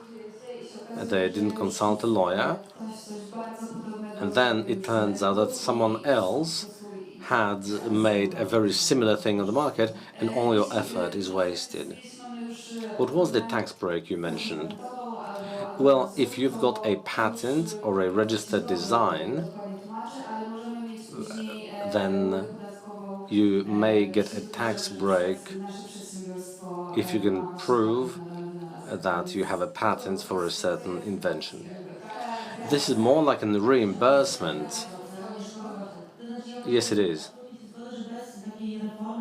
I agree that without a fiscal reform, we won't move forward. So long as primary resources are cheaper than secondary or recycled resources, this will not change. So there has to be a regulatory mechanism to make it more financially feasible to reuse things. Public procurement could be a huge tool if sustainable growth was taken into account in public procurement. Labor costs, again, these are quite high in the circular economy. It's not about making money, but you know, it's about it being profitable to fix things rather than throw them away. It is circular economy, after all, so it should be making a profit at the end of the day. So these fiscal mechanisms have to be introduced. When you said it wasn't a fad, well, it's not a fad, it's economy, circular economy. Now, as I look at Dorota, I would like to ask you for your intervention, and also I have a question. Very often, when talking about this, we might get disillusioned and disenchanted because we can see that there are some regulations, but there should be more. They're not very favorable. A system is not in place, but you've been doing what you're doing for 8 years. You've been jumping over these hurdles and walls, so why do you insist on doing it? we have financial support from a different sector. So there is no pressure to take shortcuts. We only use regranulates and recycled materials. We don't use any primary resources. But it's also a negative side when you look at the price. There is Shane, the store was opened in Warsaw, and there were huge queues.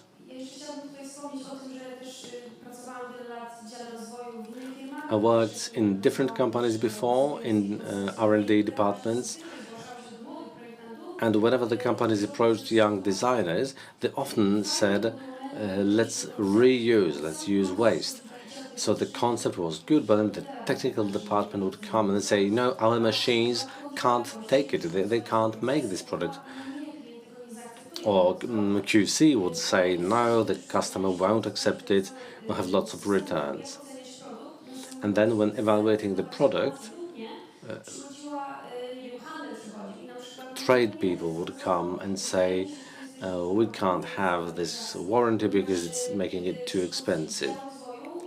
If the R&D department comes, they are sort of detached from everything else that happens in the factory and in business.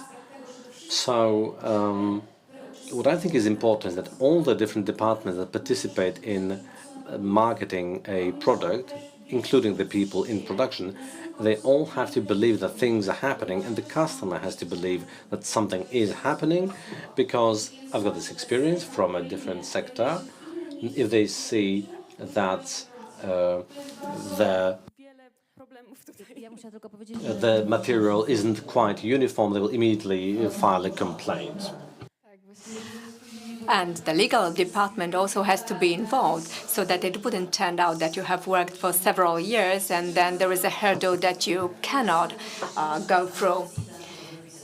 So yes, it's always worthwhile to check whether somebody else came up with the same invention. Dorota, could you give us some examples of your work? Well, I have more than one and also brought samples so that you would see the new form of recycled plastic. So is this recycled plastic? Yes, it is. And this is our standard collection that relies on recycled materials that are most available, and also large-scale blocks.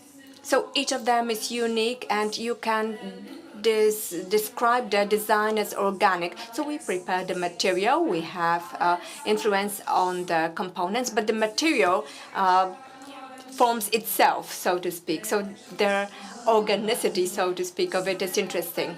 Is it colored? No. The color of the inputs decides the color of the outcome. So we had several implementations with Tomek Rogalik. This is one of the first projects that we worked on. We have been working with him for years, and these are individual projects. These are not mass-scale projects. Right now we are working for permanent partners that would offer us bigger scale and allow us to decrease the price, and we are in negotiations on that topic. But our impression is that many businesses wait for people to come up with these things first and see what happens. So who will be the first to introduce a product that will be changeable? But not only that. Let me give you an example of one of our products. Oh, is this jewelry that you're showing? Well, yes, these are fishermen net, and you can find them in the shops of Anna Olska, and we also made brooches. You make it out of fishing nets? Well, yes. Let me take a look. And also it's based on HDPE. So we're trying to use one type of material. So we are relying on polypropylene and polyethylene. So it's one or the other. So here we have a product. This is a pencil case, and this is made out of packages and chests. So generally, we are trying to trace the origin of materials. And well, in recycling, there is never 100%. It's always about. So whatever we do, we need to first check whether, if, for example, doesn't smoke, loses the color. So you want to tell me that this is all recycled materials in its form. You didn't color it, so you just shape it into different forms. Well, it seems easy because it is pressed down with temperature and heat, but because of changeability, the details come out different, and we have to keep an eye on that and monitor this and take it under control. This is a process. We keep working on the optimization and quality improvement because it depends on the inputs that we have. Thank you very much. I think it's time for the applause because these are things that journalists love, like, for example, jewelry made of fishing nets, or, for example, bread out of 3D printer. Kasia, how about you? What would you like to show us? Well, I wanted to show us, to show you how we work, and I would like to show you some of our cases. And also, I wanted to mention that where circular economy starts for many companies, we can have new revenues based on sustainability. But we also have another aspect working on cost containment or cost reduction. And there are several business models to tackle that topic. And here we have some pictures showing that we have several collaborators in our company. And here I do not focus on the obvious aspect of design, but on prototyping. This is where our magic happens, because this is where the client, before they spend huge money, they are able to see everything in 3D models and prototypes. They can see their solutions. We also have a virtual visualization workshop. We have a materials library. And I would be very glad to get your samples, by the way. So we present these materials to clients. And what is important to the clients is time to market, which is why we try to collaborate with different companies that already have solutions that are waiting for commercialization. So we want to commercialize solutions, of course, according to the needs of the client. Now, okay, finally, coming to the circular models. To put it simply, we can narrow the loop, and narrowing the loop is about using as little as possible of a primary material. So, for example, we have a thinner wall of some detail, or a different construction that allows the products to still work, but it has this smallest mechanical construction. This is narrowing the loop. Plus, we add different services, or we design the product for it to have the longest possible life cycle, or that it could be used by the maximum number of users. So, for example, here we talk about city bikes that are supposed to be durable, and that everybody could use this product without breaking it, so that it would keep working, and that it would be adapted to be used by a variety of people, both tall and not tall. Then we have narrowing, okay, and slowing, and then we have closing. And this is the most known model.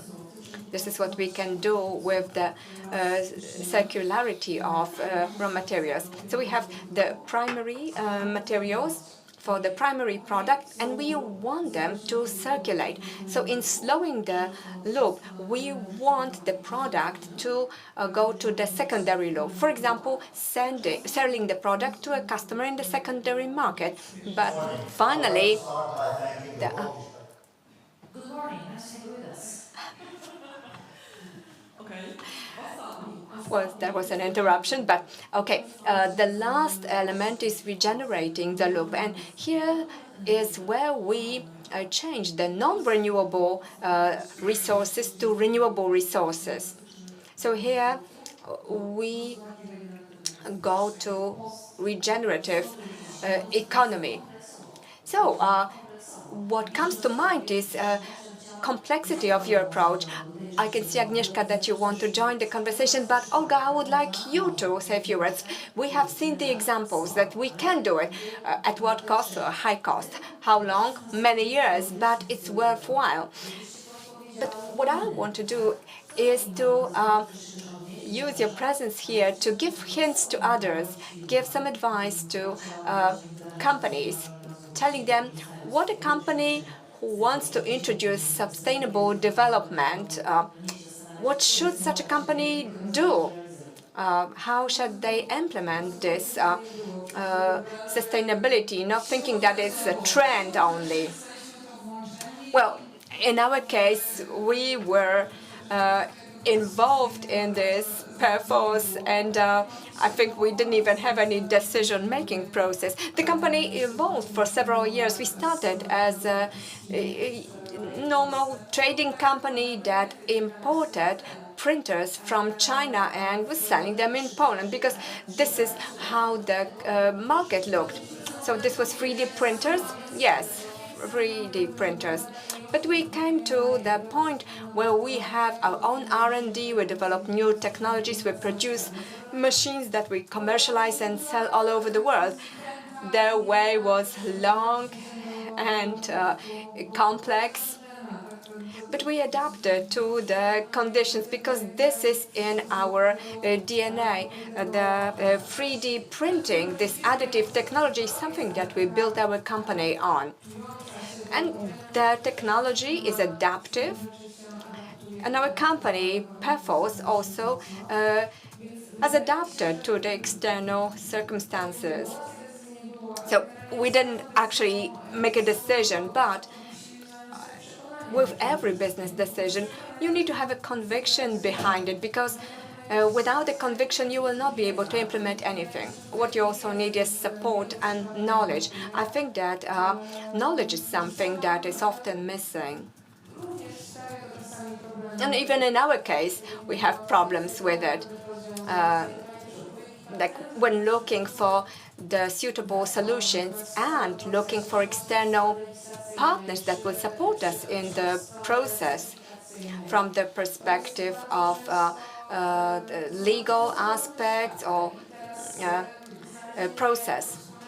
Very often there are two different worlds, and finding common language. When we talk about business benefits, because we need to think about our financial results at the end of the day. But combining it with legislation, certification, measuring different parameters like CO2 footprint and so on. Well, this all becomes a very complicated system. Olga, can you tell us, we are at the stock exchange, are there any business benefits, shortly speaking, and after what time? Well, yes, there are business benefits, but the duration, how much time it will take, it depends on the sector and how long you've been in it. If you started 10 years ago, you probably had a greater hurdle to overcome than someone who comes onto the market with a sustainable product, because the awareness of customers is greater. So those pioneers that started 10 or 15 years ago, for example, introducing sustainable fashion, people would look at it as just a passing trend. And now the great brand tell us, please bring us your old clothes. And let's hope they mean it. Agnieszka, a question to you. A business person is coming to you and it tells you, okay, I want to go for sustainable development. I listen to the conference of the patent office, but when will I have a return of investment? Well, before I answer your question, let me refer to what the previous speaker says. Just two things. I will give you one interesting example relating to recycled products. We had an interesting case study. Maybe it's a utopian case study. There is a Norwegian company that produces a granulate. This is not a product, this is a material. And they lease it out. They do not sell it. The ownership of the material stays with them. And this is a new business model in itself.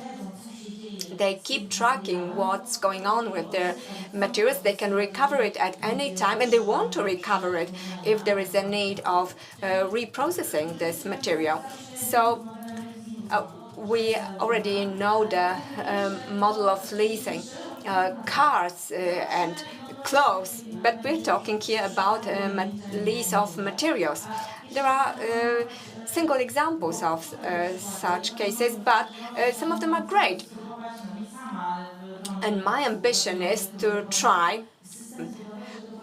together with others, try to build a system that would achieve some scale. I know that you are impressed with the jewelry that's made of recycled products, but how much how much material do they recover? If somebody makes, for example, 2 necklaces and some earrings, it's something that can sound nice on the radio, but in fact it will not solve the problem of waste. But okay, what can be done and what the return on investment will be, how long it will take? Well, it depends on the company, it depends on their business model. It's not that simple. There are many legal and fiscal obstacles. We're still functioning in this linear business model. So there is no one single answer to that. Of course, we need to look at the processes in the company and try to optimize this. This already is towards circularity. We should use less materials. You should use renewable energy sources to optimize production so that we wouldn't need so much raw material to produce some good. So processes itself can be optimized, and there are many tools to do that. Of course, I cannot give you an answer that, for example, over 5 years you will earn 3 million. Did you want to add something? Well, we had an example of cooperating with a large factory several years ago, and we implemented 3D printing there as a method for replacing some elements in the production line. And it turned out, after the cost estimation, when we calculated the cost of the change of the process and the implementation of the technology and the financial benefits coming out of it. So there were no stoppages on the line. There was someone there who would be able to make the replaceables. So the company was ahead by 500,000 zloty over a period of 1 year. Of course, it depends on the case, particular case, and the scale. But really, the sky is the limit. Of course, it also depends on how open to change we are. This is also important. If we have an enterprise or a process that has been the same for 20 years, so what is the propensity to change? Well, let me add something from me. I've had an opportunity to talk about sustainability and the future. This is not a matter of choice. This is a matter of necessity, because if we do not change, soon we will not have the world where we'll be delivering our products. But now I would like to ask our legal specialist. Claudia, could you tell us the name of the company, of your company? BASF Europe, Intellectual Property Services. So you help companies, but you also protect intellectual property. How do you help companies to switch to the sustainable model? There are several ways. Some smaller and some larger. Either we go to meetings, because BASF Europe is present in Warsaw and in Wrocław, but we also have our office in the UK, in Cambridge, in London, in India, and in Sweden. So we are very global, and it enables us to work with clients all over the world. So we have lectures, and we train people in how important intellectual property protection is.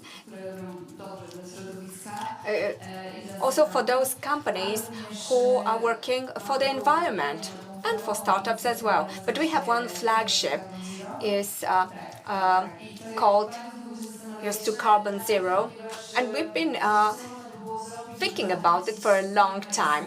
How to encourage businesses and startups who work for the environment to start patenting their solutions, because that would allow them to have more money, to be more credible to investors, and that would allow them to grow faster. You gave a great example, and you started with importing 3D printers from China, but you developed really so well, as we should develop in the 21st century. But this was thanks to capital expenditure, thanks to your working hard and hiring specialists and experts. So our initiative is to encourage the experts.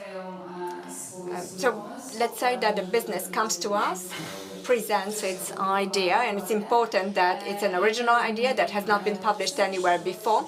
So we do this research for them, whether it's clear, whether no competitor already has it. And this is something that we charge a fee for. But once the business has gone through this verification phase, we prepare a patent application either to the Polish patent office,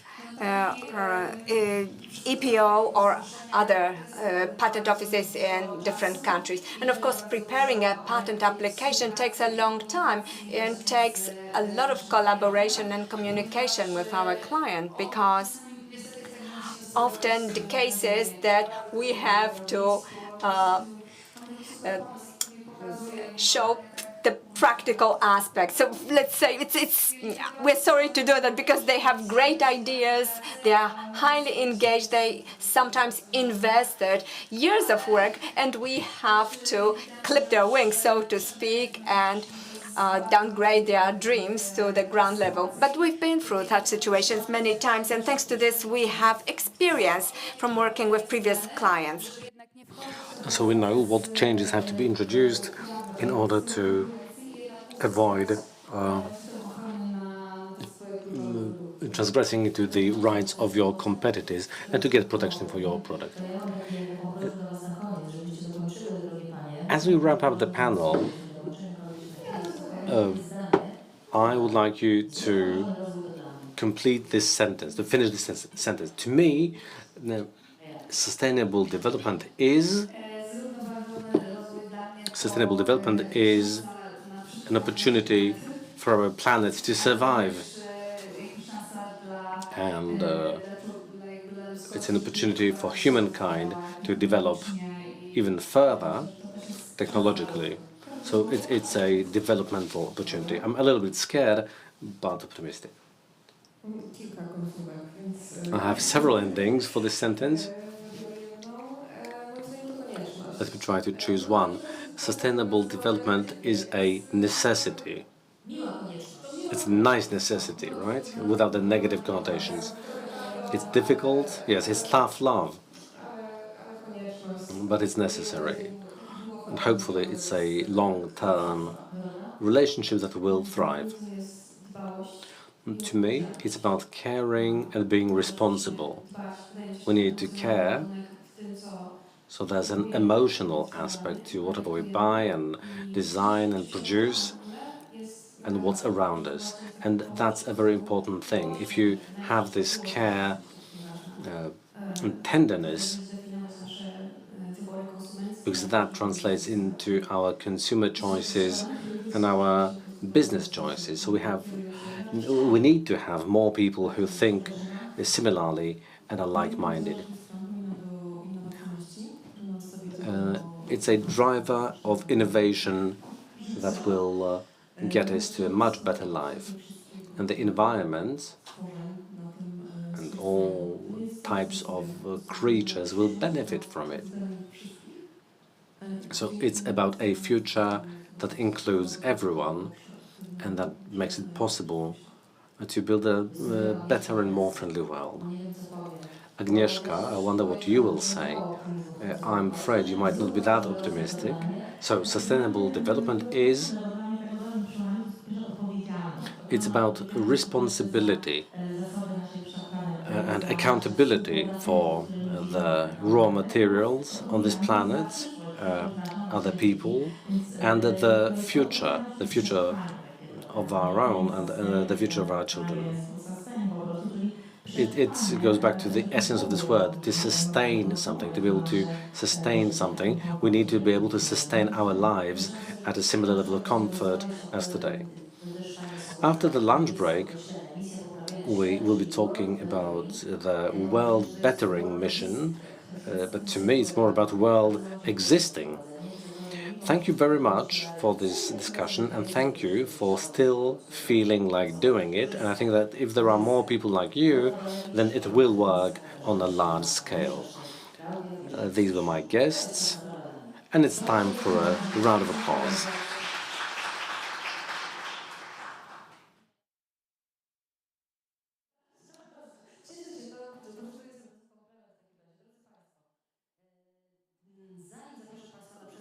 Before I invite everyone to lunch, which is going to happen in a moment, it is first my pleasure to invite you to a special presentation by the chief economist of the EU IPO, Dr. Nathan Weissman, who will tell us about the Green EU Trademarks Report. This is the 2023 update.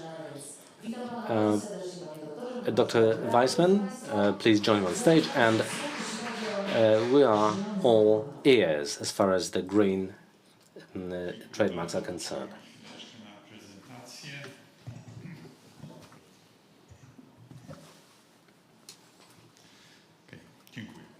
Thank you. Let me thank the Polish Patent Office for inviting me to the conference. It's always a pleasure and an honor to be able to present our research in the country where I was born. Jan Graf, my boss, had a presentation in the morning, and he made a tiny mistake. I was not born in Warsaw, I was born in Wrocław, but that's just a tiny detail. We have heard some very interesting presentations and discussions about the role of intellectual property laws and their impact on sustainable growth and innovation. When we talk about innovation and technology, people normally think about patents, because patents are the traditional approach to innovation. Innovation is about technology, technology is about solutions, and those solutions are what you patent. Now, our office does not register patents. That's the Munich office that does it. We register designs. So the question that we are asking, and other economists are asking as well, is whether maybe it's not just patents that are an indicator of innovation, but maybe trademarks are also an indicator of innovation. A patent means that someone invented something which is new enough as to deserve to be registered. But the fact of a new technology existing in itself, what does it mean, really? From the point of view of the market and economy, it doesn't really mean too much.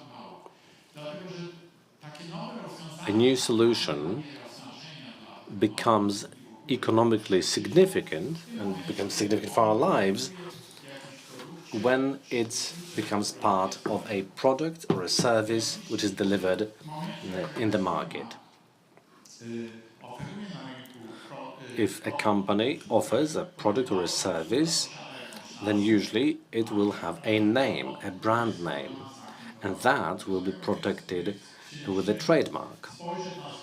So that's why we wanted to analyze these filings at EU IPO to see whether environmental protection and climate change can somehow be analyzed by looking at the trademark registrations. Coś mi tu nie wychodzi. Więc myśmy po prostu chcieliśmy wszystkie zgłoszenia w naszym urzędzie. So we looked at all the filings that we've had since the beginning of EU IPO, and it's been 30 years this year. First trademark filings were accepted 28 years ago. And we wanted to identify the trademarks that we thought had something to do with environmental protection and sustainable growth.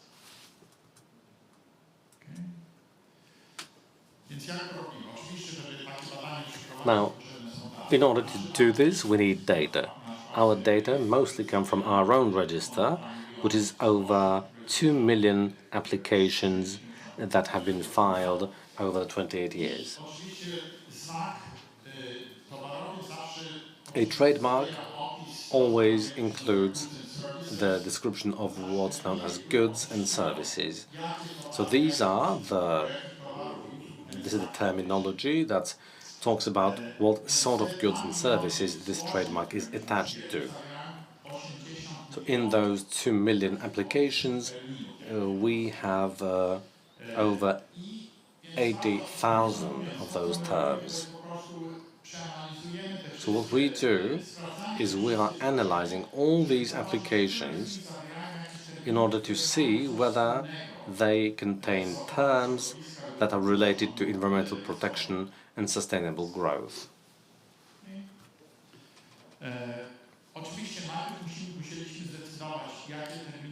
To start with, we had to analyze these terms and decide which of them had something to do with these topics.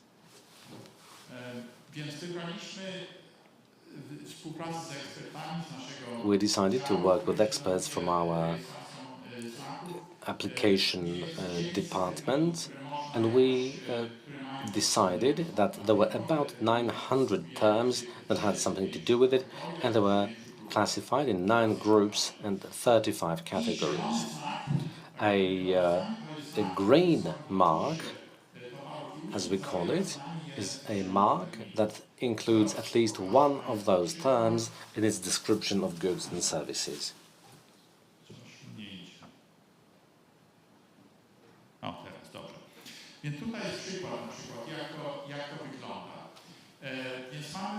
This is an example.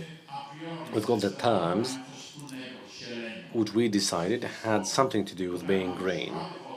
Photovoltaics, for example, I think everybody will agree. Solar heating, energy, wind, turbine, that sort of thing. In some cases, a particular expression might not have anything to do with environmental protection. For example, the one at the bottom, I hope you can see it in spite of the chairs. It says carbon and monitoring. Now, monitoring carbon content normally has something to do with the environment, but if it's in class number 10 of the NIS categories, that's medical devices. And in that case, it's about not monitoring the carbon content in the air, but the content of carbon in a patient's blood. That obviously is very important for the patient, but has nothing to do with environmental protection. So our algorithm says that in this case, this expression may be green unless it's in class 10. And here you can also see the categories and the groups. For example, the first 4 examples are in energy production group and in the category solar or wind. Now, I don't have the time to talk about the methodology. It's described in the report, and I encourage you to read it. But when you go through 80 million terms, in over 2 million trademarks, you can't do it manually. We did not use AI, but we used what's known as machine learning. To, co jest ciekawsze, to są zgłoszenia. Więc The actual results are very interesting. These are the applications for those green trademarks, and this covers 1996 until 2022. And the top line is the sum total of all these filings, over 20,000 in 2022. The blue line in the middle are the applications that came from EU countries, and the red ones are from outside the EU. Now, there's a small decline in 22, but this has to be analyzed in the broader context of there being a lower number of applications in EU IPO. So the percentage of green applications did not go down, the percentage actually went up. So in spite of the total going down for the green marks, the overall total went down even more. In 1996, about 4% of the applications contained these green terms, then it went up to 15%. So it goes up, it goes down sometimes, but in the long run, the trend is upward.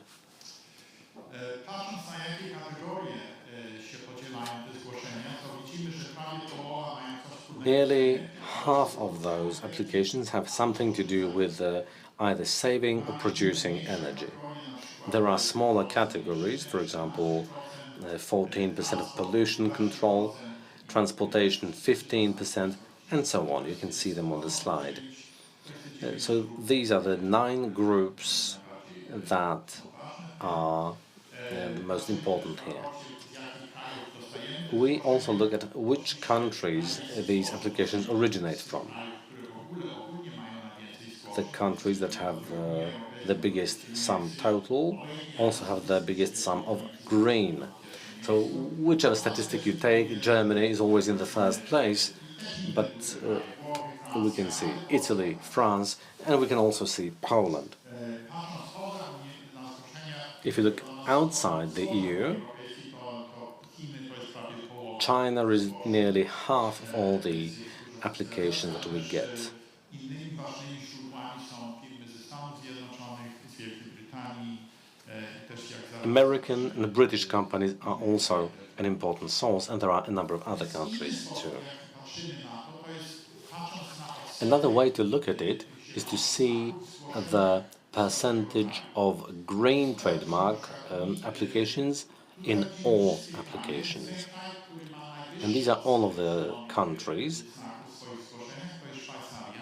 Switzerland, at 22%, has the highest percentage of green applications in their total applications. Slovenia in the second place, with Poland above the EU average, which means Polish companies are active in this respect. Tutaj jako przykład, tu jest wykres top 20 polskich. This is the top 20 of Polish companies that have these green trademarks. We know some of them very well, we might not know others. What we can see in the study is that smaller companies are very important. So a lot of the green trademarks are applied for by SMEs, which again shows how important their role is in innovation. We can also see that not all of them are what we would consider clean companies. The same can be seen in other countries. Energy producers, automotive producers in Germany, for example. So these are not the sorts of industry we would consider to be clean, but that's the whole point. These are the problematic industries, as far as environmental protection is concerned. But in recent years, these industries have been making the effort to become clean. And this is quite clear in nearly all countries. So we have Orlen, the Polish oil company, in this top 20.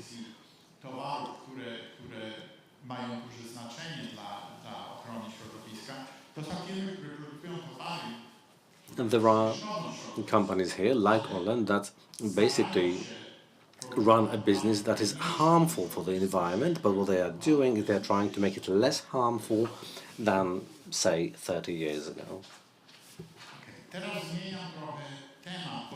Now, let's change gear a little bit. As I was preparing my presentation, I was asked to also mention some other studies we did recently. It's just a handful of slides. One of these is a study that we did in collaboration with the European Patent Office in October last year, where we studied the connection between startup financing in Europe and the ownership of intellectual property rights. The reason this is interesting is what we can see in the slide. Europe is far behind not just the USA, but also other countries when it comes to financing small, innovative companies. There isn't enough venture capital in Europe. Startups are important. And why? I probably don't have to explain that. We all know that a large portion of innovation comes from startups. All the large companies whose products we use today, and we consider them obvious, like Google browsers, all these companies over the lifetimes of those who are in this room started from scratch as startups. But for a startup to become a Google, the startup needs capital. And this is something that is missing in Europe. So together with our colleagues in EPO in Munich, decided to study whether holding patents or trademarks can have an impact on the possibilities of obtaining financing. And the short answer is yes.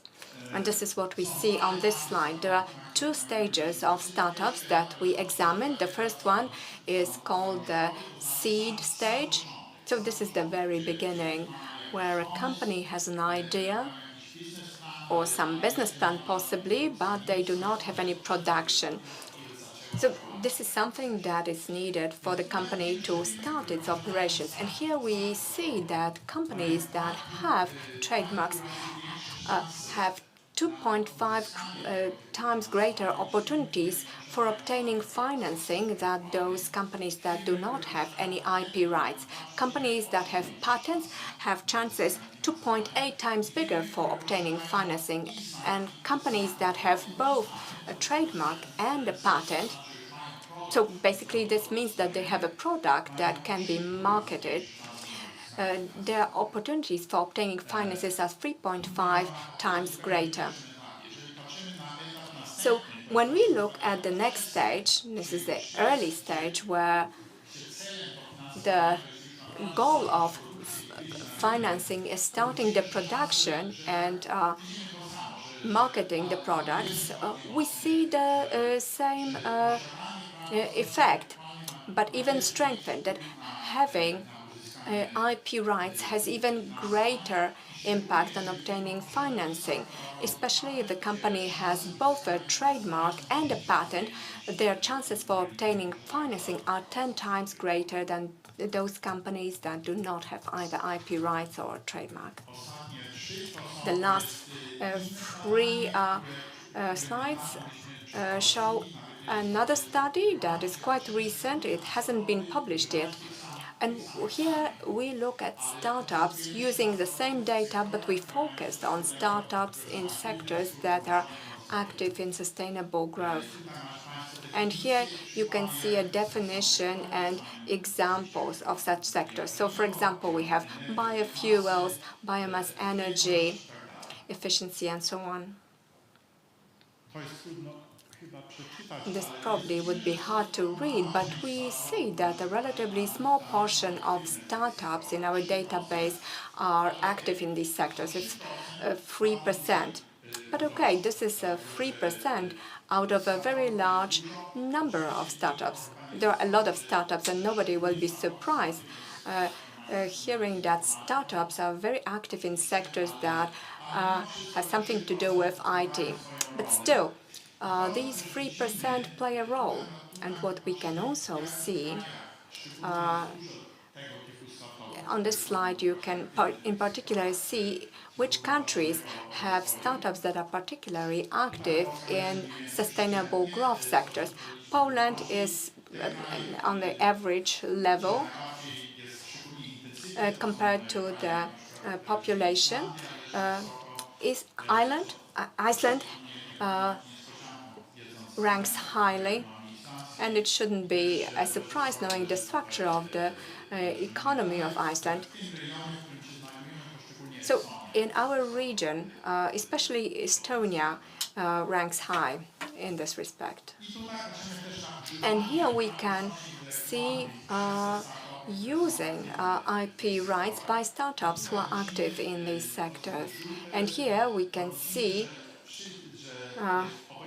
that no matter whether we look at trademarks or patents or generally at IP rights, we see that startups who are active in the sectors of sustainable growth use IP rights more than other startups. So this is another indicator proving to us that IP rights are important as an instrument to support innovation,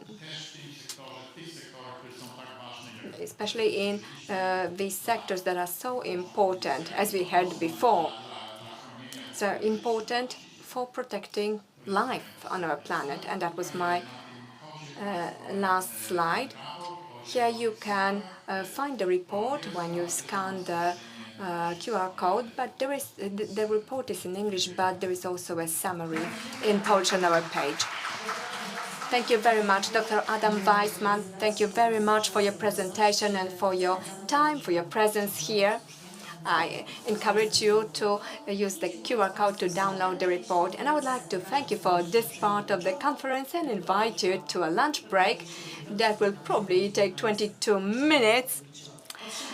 We meet back here at 1 o'clock and we will resume with a discussion panel. So I wish you a good lunch.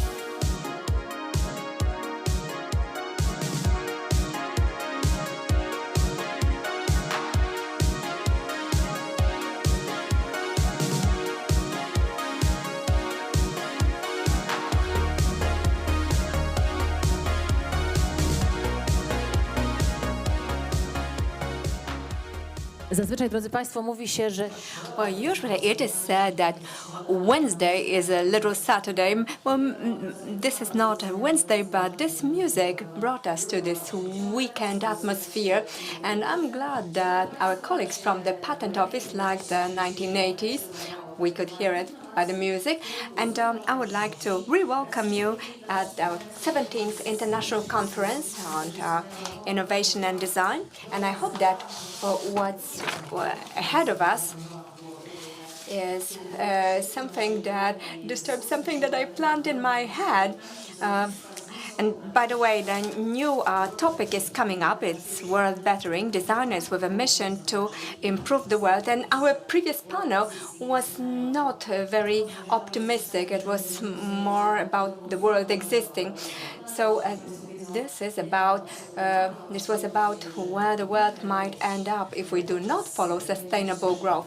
But our new topic is about the world bettering. We'll be talking about the characteristics of the world bettering designers. And should the responsibility of bettering the world be placed on the shoulders of designers? How should relationships look between designers and the business? And this will be discussed by Paulina Grabowska, NAS DRA, but we'll be talking about how to properly pronounce her name. She's from Conscious Design Biodesign, lecturer at School of Form. This is a great faculty of SWPS University, and she creates designs in sustainable development, specializing in urban farms and solutions for urban food solutions and circular economy. So here we can give some applause to our first panelist. Please join us on the stage. So I don't know whether you agree. I noticed that I am switching to the first name basis. Usually professors switch to the first name basis quite easily. This is the American custom. But anyway, we have another guest on the stage, another panelist, very interesting person who will not just be discussing things on the stage, but also show us some objects. So she is the founder of Husalska Design, and she's also the creative director of the Trudren. She's an expert in innovation design. She's also the owner of the company mentioned. Before, she worked in Paget Meble company as product developer. And of course, the way of pronouncing the company name is disputable. But anyway, Jadwiga is a person who is responsible for the strategy of many brands like Sunspring Apples, Exotech. And I think that she will be talking about 1 year lumber made of hemp.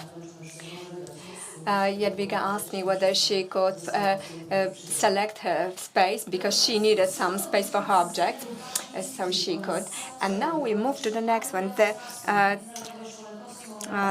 faculty designed in the Professional Academy of Fine Arts in Warsaw. And we will be talking about non-sustainable fashion. Or maybe not, but we'll see. This is an expert in sustainable design of fashion and innovative materials in textile industries. This is Ela Polkowska.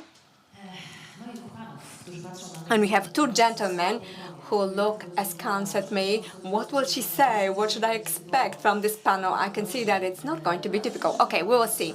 We are very glad to have you gentlemen with us. Let me start with the professor, a very important person in the area of design and cultivation and popularization of important messages among the younger generation.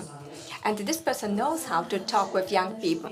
He is a professor of Academy of Fine Arts in Warsaw, faculty design, and a creative designer of Brandy Design, president of Brandy Lab Foundation. He is a winner of numerous awards, the author of different trade names and brands. And this is Professor Maciej Konopka. Thank you. It's a pleasure to have you. And finally, the designer of a product and interior designer. And designers do not have it easy at this conference because we ask hard questions. And he runs a design association. He doesn't like specialization. He likes changes and surprises. And this would be something that we understand very well. These times are very good for people of the Renaissance time. But anyway, he's the president of the management board of the SPFP Design Association, product and interior designer Mikołaj Wierszyłowski. Ladies and gentlemen, you have not participated in the first panel, but the instruction for this panel is you take your water, you take your mic, to be prepared. Well, okay, you can wait with the water when we get further into the discussion. Right, Maciej, I will start with you. I will start with the most difficult question. But anyway, make yourselves comfortable. After lunch, we still have this atmosphere of opening our heads to the new. But okay, the world bettering, designers with a mission to improve the world. How difficult is the world bettering mission? It brings to mind the Lara Croft movie. Tom Cruise also is on a mission. There are some hardships. Somebody hits them. Okay, who hits the designer when the designer is trying to better the world? Well, okay, the designer is hit by the reality. Because when we teach young designers, surely we try to prepare them for the fact that this world is not as easy as it might seem at the first glance. But they maintain their openness, their sensitivity, and they have a great overview of whatever is happening in the world, because this is something that we try to teach them. So they are coming into the market as people who can change it, or at least they can do a lot in the world. So now the connection point is very important. If they come to a place where their potential can be used, then something will happen. But if they hit the reality that doesn't need them or rejects them, then simply speaking, they will wither. And this is how it looks. This is how the process of confronting reality looks. But when an agent goes to fulfill a mission, well, at least in American movies, somebody helps them, like James Bond. He has different tools, magical watches, shooting pens, and so on. So, Jadwiga, could you tell us who helps the designer in the mission? Are there any helpers or assistants or not? Well, certainly a designer is a person who is not able to act on their own. So we mainly work in teams. And the mission work is done by a group of people who have similar goals and supporting one another in designing, supporting by experts allows us to be successful. So what are the designers as people, and who are the people we work with? We work with experts, with technologists, with doctors, and with business people. So there are many different co-workers or collaborators who contribute to the success. But what is the decisive factor, Paulina, in accomplishing the mission? Well, it depends on your goal. Oh, we always start with it depends. I was waiting for this. Okay, so the word was used in the third minute of the panel. Well, let me tell you about my goals. So it depends on me in terms of my goals. My company's goal is to create transdisciplinary solutions that have a positive impact on the health of people, but also a positive impact on the ecosystem. And the medium that can be used to achieve that are urban farms, combined with a therapeutical lighting with biophile, we create a complex landscape using complex materials. And that, of course, in an optimal case, would be self-sufficient, but would also have a positive impact on people's health. There are several levels of being satisfied with the mission. So the first one is that you fit within the budget. It looks okay, it stands in place, and then it works. But the final, and I think most important achievement from my perspective, is when a user starts to use it and they say it's great.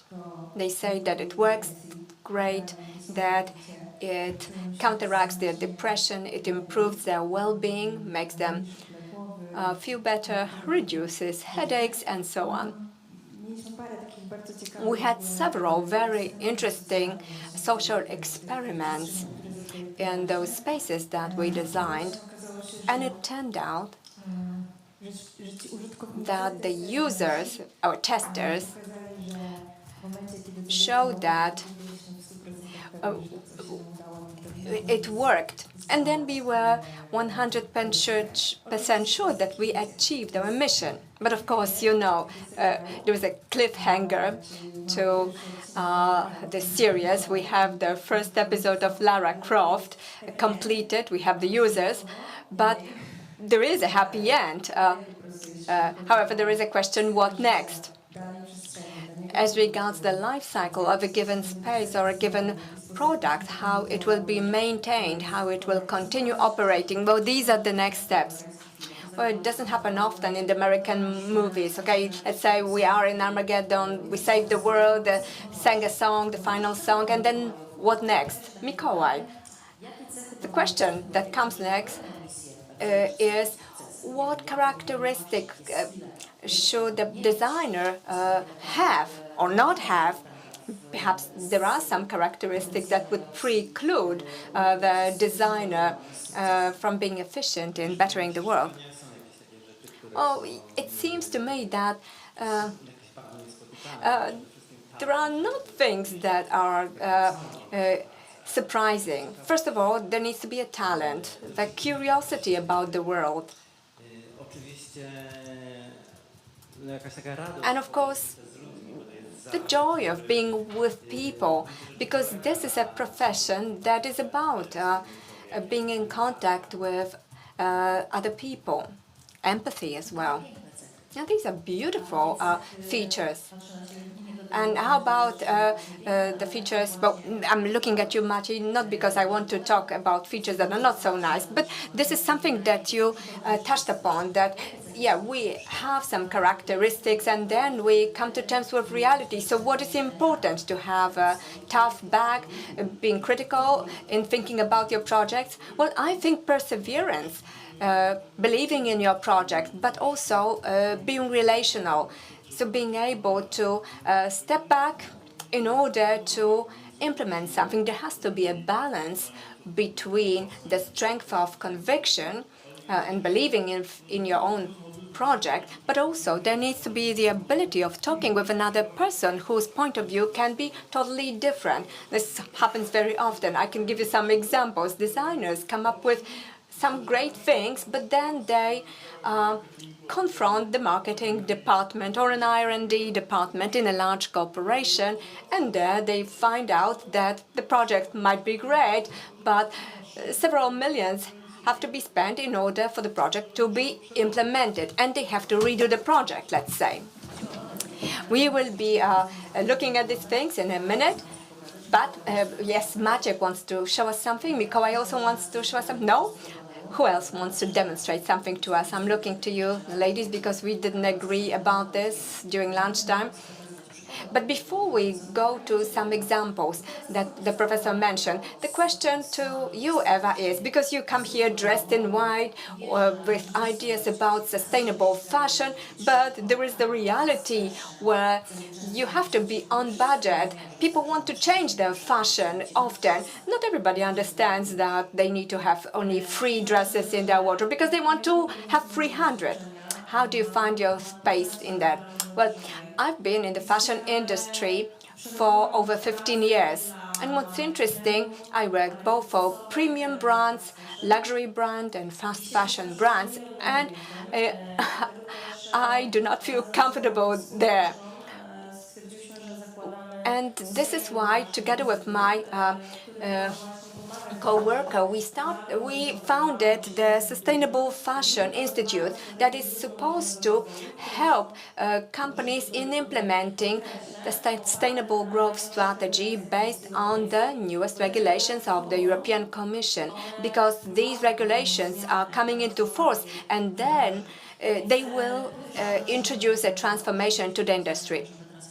Could you tell us in a few words about this transformation? Because on the first panel we were talking about the law not being able to keep up with what's going on. But here we hear that we will have to be able to catch up with the law. So first of all, what I pay attention to is the sourcing process, that is looking for certified suppliers at every step in the supply chain. And this is very costly and time-consuming. And in the Sustainable Fashion Institute, we try to solve this problem. So we have been doing perfect matching program over 3 years, where we had fashion brands coming to us. They look for specific suppliers, specific solutions. So we connect them with such suppliers. But we want to optimize this sourcing process by creating an IT tool which will speed the process up. And this tool is called Subray. Coming back to the sourcing process and the regulations, I would like to mention that we have a year and a half to begin to pay attention to one of the key regulations that relates to product passports. Unfortunately, for larger brands, it will be easier to implement, but we forget about the SMEs. The SME fashion companies, they will not have budgets at their disposal to introduce specific IT tools internally. And we want to solve this problem by creating this tool, Subray, that will generate product passports at the end of the supply chain. So this is something that can be given as a positive, well, or a negative example, but the question is, if you had a crystal ball and you would be able to tell us about the time frame that would be needed for the fashion industry to be sustainable in 90%. Well, you can say never. Well, this is practically impossible. What would need to happen for this to be true? And I think that most of the brands would have to change their strategy, which is impossible to do from day to day, because if a company is to change, for example, cotton, conventional cotton, to organic cotton or lyocell, or a different material, this would mean a huge cost. But the industry wants to make some profit, which is why season after season, the fashion brands come back with similar models that have been successful. We produce more than we sell, unfortunately. So every second there is a truck with textile waste coming to a landfill. So unfortunately this generates problems, because we have the waste, we have the raw materials, and we produce new materials as well. What I tell my students is that they need to pause and look around at the raw materials that they have, because it may turn out that, for example, the milk that we drink every day can be the source of milk proteins. For example, we eat oranges, and the orange peel can be used to create an alternative for silk, and that would be more environmentally friendly. And that's not all. For years, it has been said that genuine leather is durable, it's a great solution, but it harms animals. And today, the technology and innovation is at such a level that, for example, today I have a handbag made of corn. You can take a look at it. Is it the one that's turned over on a... Well, okay, but anyway, there are many alternatives to general leather. Can be leather made of apples, of pineapple peel, and so on. And this is the future, looking for alternatives that rely on waste. Okay. So there is one topic that we need to talk about because we're in the stock exchange building. Money. It all would be so beautiful if not for money, because the money has to keep flowing in business. So what would have to happen before this stampede towards sustainable development develops? It's all about money. It's nice to have a handbag made of corn, but I'm kind of willing to pick up my phone and check how much it costs. I think there are lights at the end of the tunnel as far as sustainable economy is concerned. The European Green Deal guidelines talk about having this balanced approach to production and raw material use, and also using circular raw materials locally. But why are these products always more expensive? It's a matter of your point of view.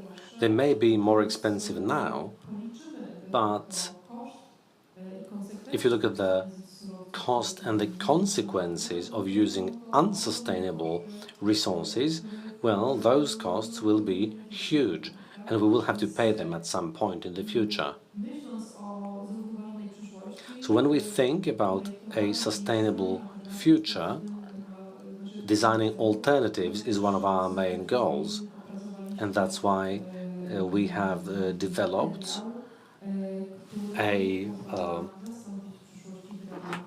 material that will replace wood by using hemp. Why is it so important to look for alternatives? Poland is one of the major manufacturers of furniture in the world. We export huge amounts of furniture to different markets. And the factories have a problem with access to wood. The types of timber used for furniture take 30 to 60 years to grow before the wood can be used in production. So a lot of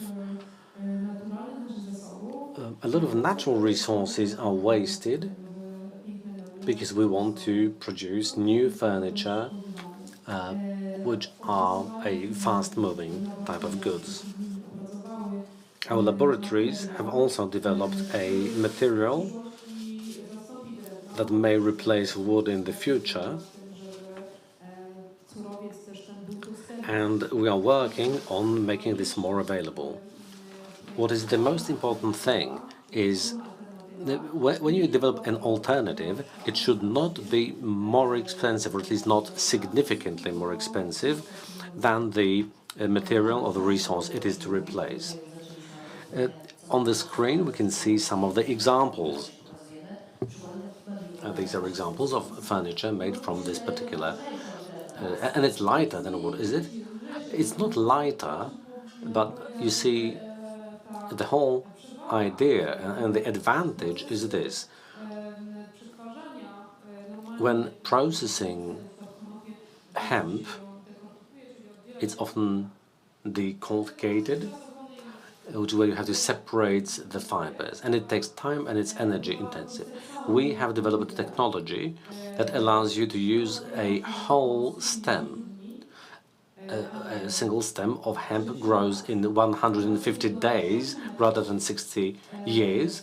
It can grow up to 6 meters, and we are using hemp hay, which is left behind. Normally, it just burns. The farmers have nothing to do with it. So this is pressed together, and what comes out is something that looks just like wood.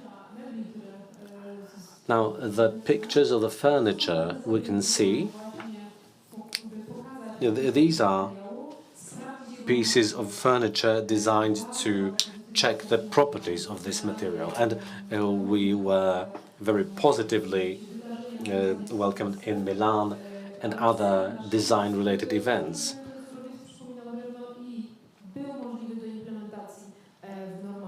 It's important that this looks like wood and that it can be processed by a factory that processes timber.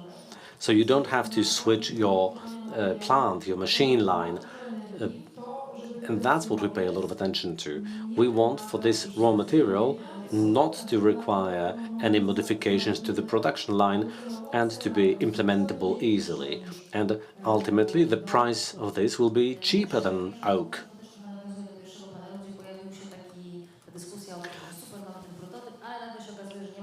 We said that during the first panel, that sometimes we have a great prototype, but we can't produce it, or we have to restructure the production line, which is not the case here. Now, about SPFP, the Design Association, and Michał, as head of that, has an overview of the, Mikołaj, has an overview of the sort of trends and phenomena that are happening. So is there anything cool happening? You mentioned talent at the beginning, but what does that talent go into? I would like to pick up on what Eva said at one point. At one point, we have to stop.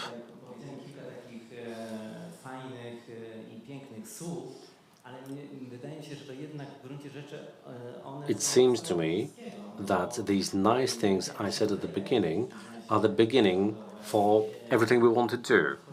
Ethics in business, and this feeling you want to participate in something important, that you want to make things that are useful.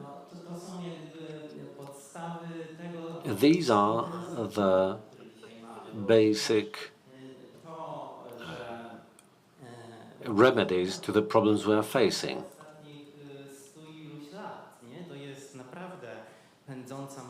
What we have been talking about has been happening for over 100 years now, with this huge machine that's speeding up and changing the world, and at no point anyone stopped and said, are we going in the right direction? So an important thing in design is that we are starting to notice this huge web of interdependencies, and the fact that whatever we do anywhere will have effects elsewhere. This perception is changing everywhere in all sectors, and it's also changing here. We are starting to realize we're part of a process that has its consequences in many different fields.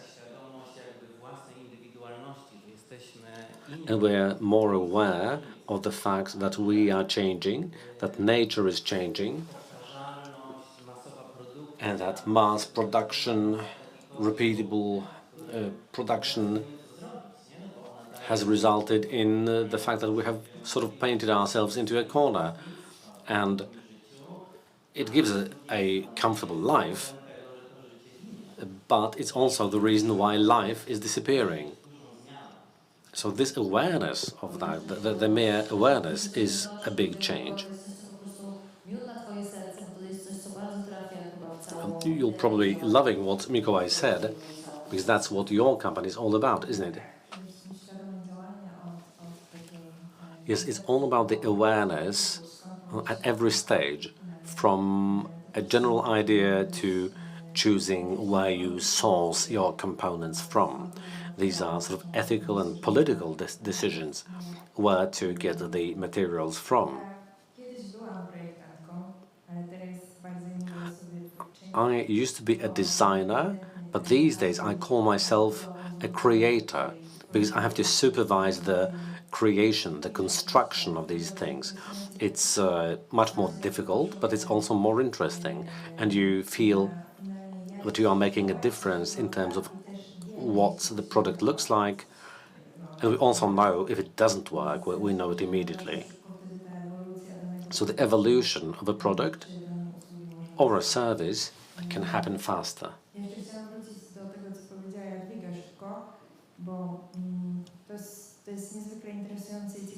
What Jadwiga said is very interesting.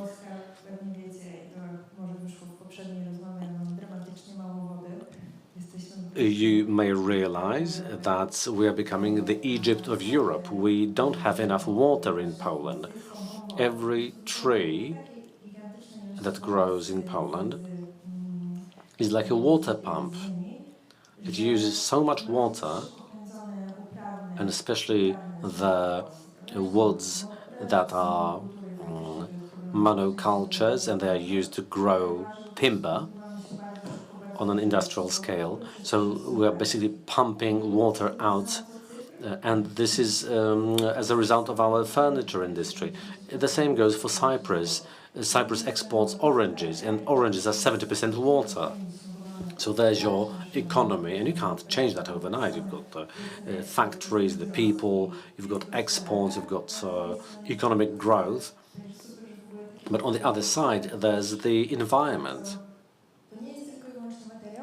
So it's great that materials like this are being developed. This doesn't just work for furniture, but another effect is that as a result of that, we will continue to have water in our taps in the future. And it's an example of a very holistic approach to, and also how holistically nature works. Maciej, did you want to say something, or were you just stretching? Right, you can butt right in. Yes, let me give the floor to you, and I'll finish later.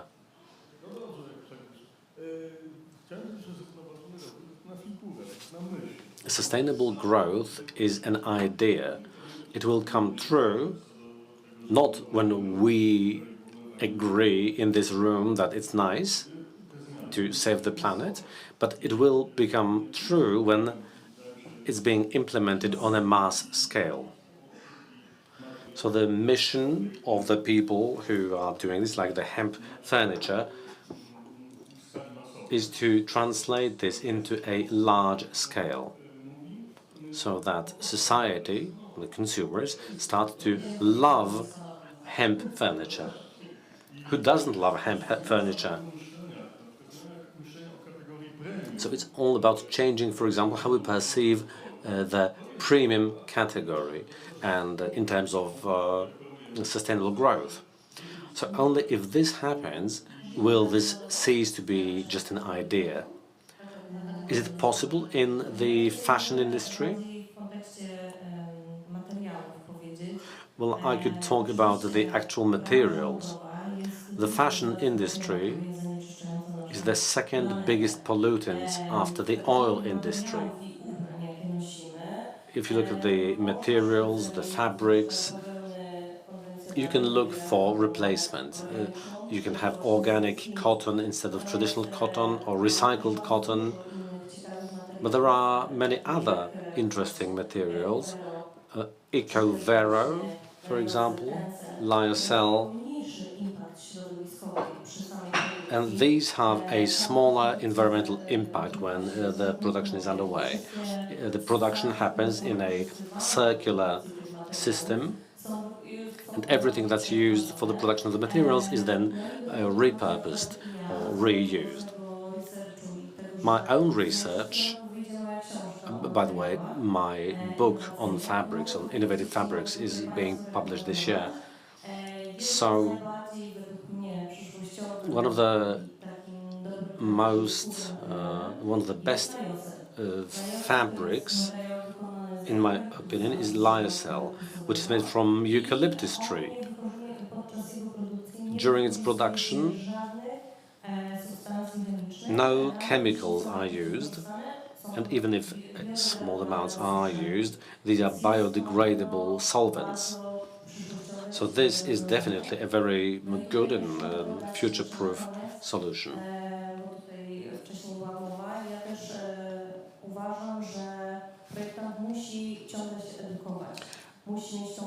A designer has to continuously educate themselves. We have to be aware of the fact that not only trends change, but also raw materials and fabrics change. So something that's just an innovation today might be part and parcel of the mainstream in 10 years' time. Bamboo used to be a novelty. It was a controversial material. But these days, bamboo is much better suited to being produced in a sustainable way. So hopefully, innovative solutions that may be very expensive today and might not be accessible to everybody will hopefully be globally accessible soon. But this will depend on whether there is enough capacity to produce them. If the capacity is there, then you've got the effect of scale. You can scale it to the whole world. So we should take a picture, each of us, a selfie today, and then let's meet in 10 years' time and take a selfie again and see who has a corn-based handbag and who will say, yes, my furniture is from hemp. So we should meet again in 10 years' time. Paulina, what have you prepared for us? I'm waiting for the presentation to come up. Let me start with hard data. Every other person in Europe had depression or something close to a depression in the past 12 months. So this means that of the 6 people here on stage, 3 of us statistically had an episode like that. And half of those have these problems triggered by the situation in the world, the growing food prices and energy prices and climate change. So 2 of us here on the stage have been afflicted with this problem, statistically speaking, if we were to represent the whole EU.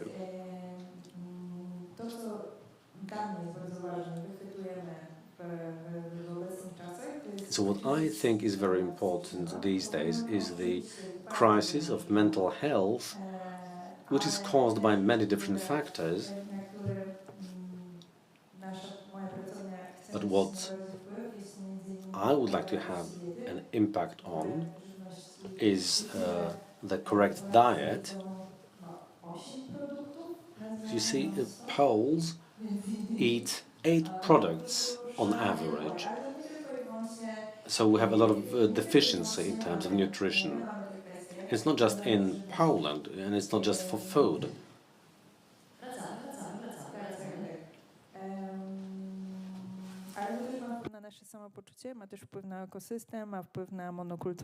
This impacts our well-being, the way we feel, monocultures, and many other things. Right now, we can't fix the whole system overnight. We can't switch to producing good food for everybody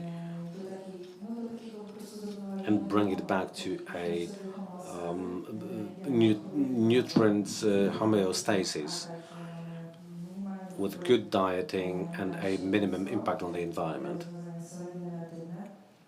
And there are these regenerative solutions in place. So we are dealing with the workplace. So you showed a picture of an office, right? The most beautiful office in Poland. Right, so after this longish introduction, let me tell you what you're looking at. The Arab office with our lighting and the hydroponic farms that uses 2% of the water that a traditional farming system would have used. And there's this light garden with light that has antidepressive characteristics. As a result, the people who work in this office have access to fresh, organically grown products. They have a farm of micro leaves in the kitchen, and they can benefit from the light, which helps our body produce serotonin, which is sometimes called the happiness hormone. This is very important because nearly 40 million people in Europe have professional burnout, which is similar to the population of our country. And these are the people that have a complex problem with that. So sustainable growth may be about materials, it may be about sustainable supply chains and many other elements, but for us, it's important that it also impacts our mental health. So we need to be able to think about the better future, and people who are coping with depression have a hard time with that. Well, tell me how many of such offices we will have in Poland. I think that additional 3 such offices, but we will see. Because on the one hand, it's great and I'm glad that we can do more and more, but on the other hand, it means that a lot of offices are deserted and we again produce new things, we develop new solutions. So really, you know, it's about thinking how to do sustainable business, because on the one hand, we need to grow. We look for sponsors, they require higher ratios, higher indicators every year. But the question is, well, if we're talking about sustainable growth, my personal impression is that this kind of system is not sustainable. Having 30 new offices might mean growth for my company, but it doesn't agree with my core values. There is a word that I promised not to use during this conference because we are at the stock exchange, and this word is capitalism. And generally, all those growth indicators. Okay, I haven't used that word, so let's set this theme aside, but it doesn't mean that it's not important, but just keeping in mind the seriousness of the place where we find ourselves. But let me now address Maciej, because you are talking about great things that you invented in your company and your office. But what nice things do students come up with? Well, many different nice things. I would like to show some of them. But going in the same direction, they are looking for materials that would be bio-decompostable or even home compostable. And this is a project of Karolina Szpakowska, a young designer. Because we were dealing with meat. I don't want to go into the details because meat production and anyway. So what we did was a kind of experimental design. What if? That is how meat should be packaged. The cell meat. How to package it to encourage customers to buy. So this is one of our students' project. This is a cellular meat. And we also studied it with Kantar. We did a good study on 1 or 2 focus groups. And some things came up. namely that consumers are not interested in any ethical problem. So if we could go back for a second, here we have a kind of message.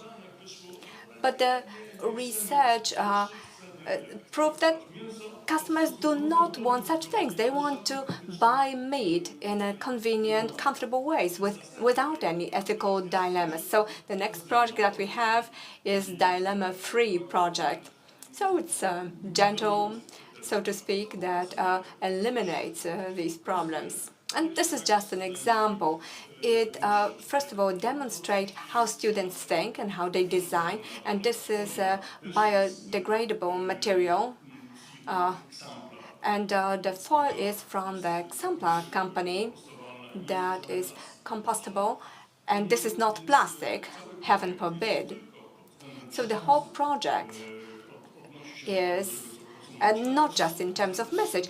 It goes towards what the consumers want. Also in terms of materials. Okay, where can we buy such products? Well, nowhere. Oh, okay, in Singapore. Well, cellular meat is marketable in Singapore and I think in one more country. But in Poland, it's just the song of the future. But this project was more geared towards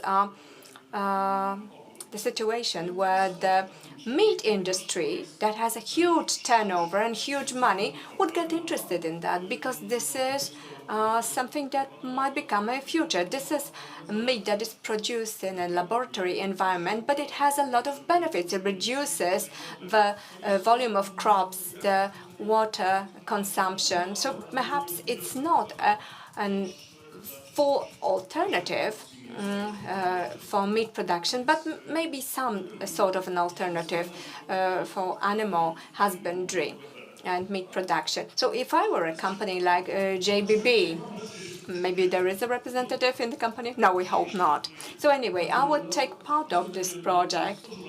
I would create a laboratory, and instead of defending from the idea of cellular meat, I would think, well, why not? I can afford to do it quietly on the side because it might be the future. Unfortunately, well, maybe we haven't reached them, but there is they do not think that way. They rather want to keep away from that because this seems like an enemy that will ruin their business.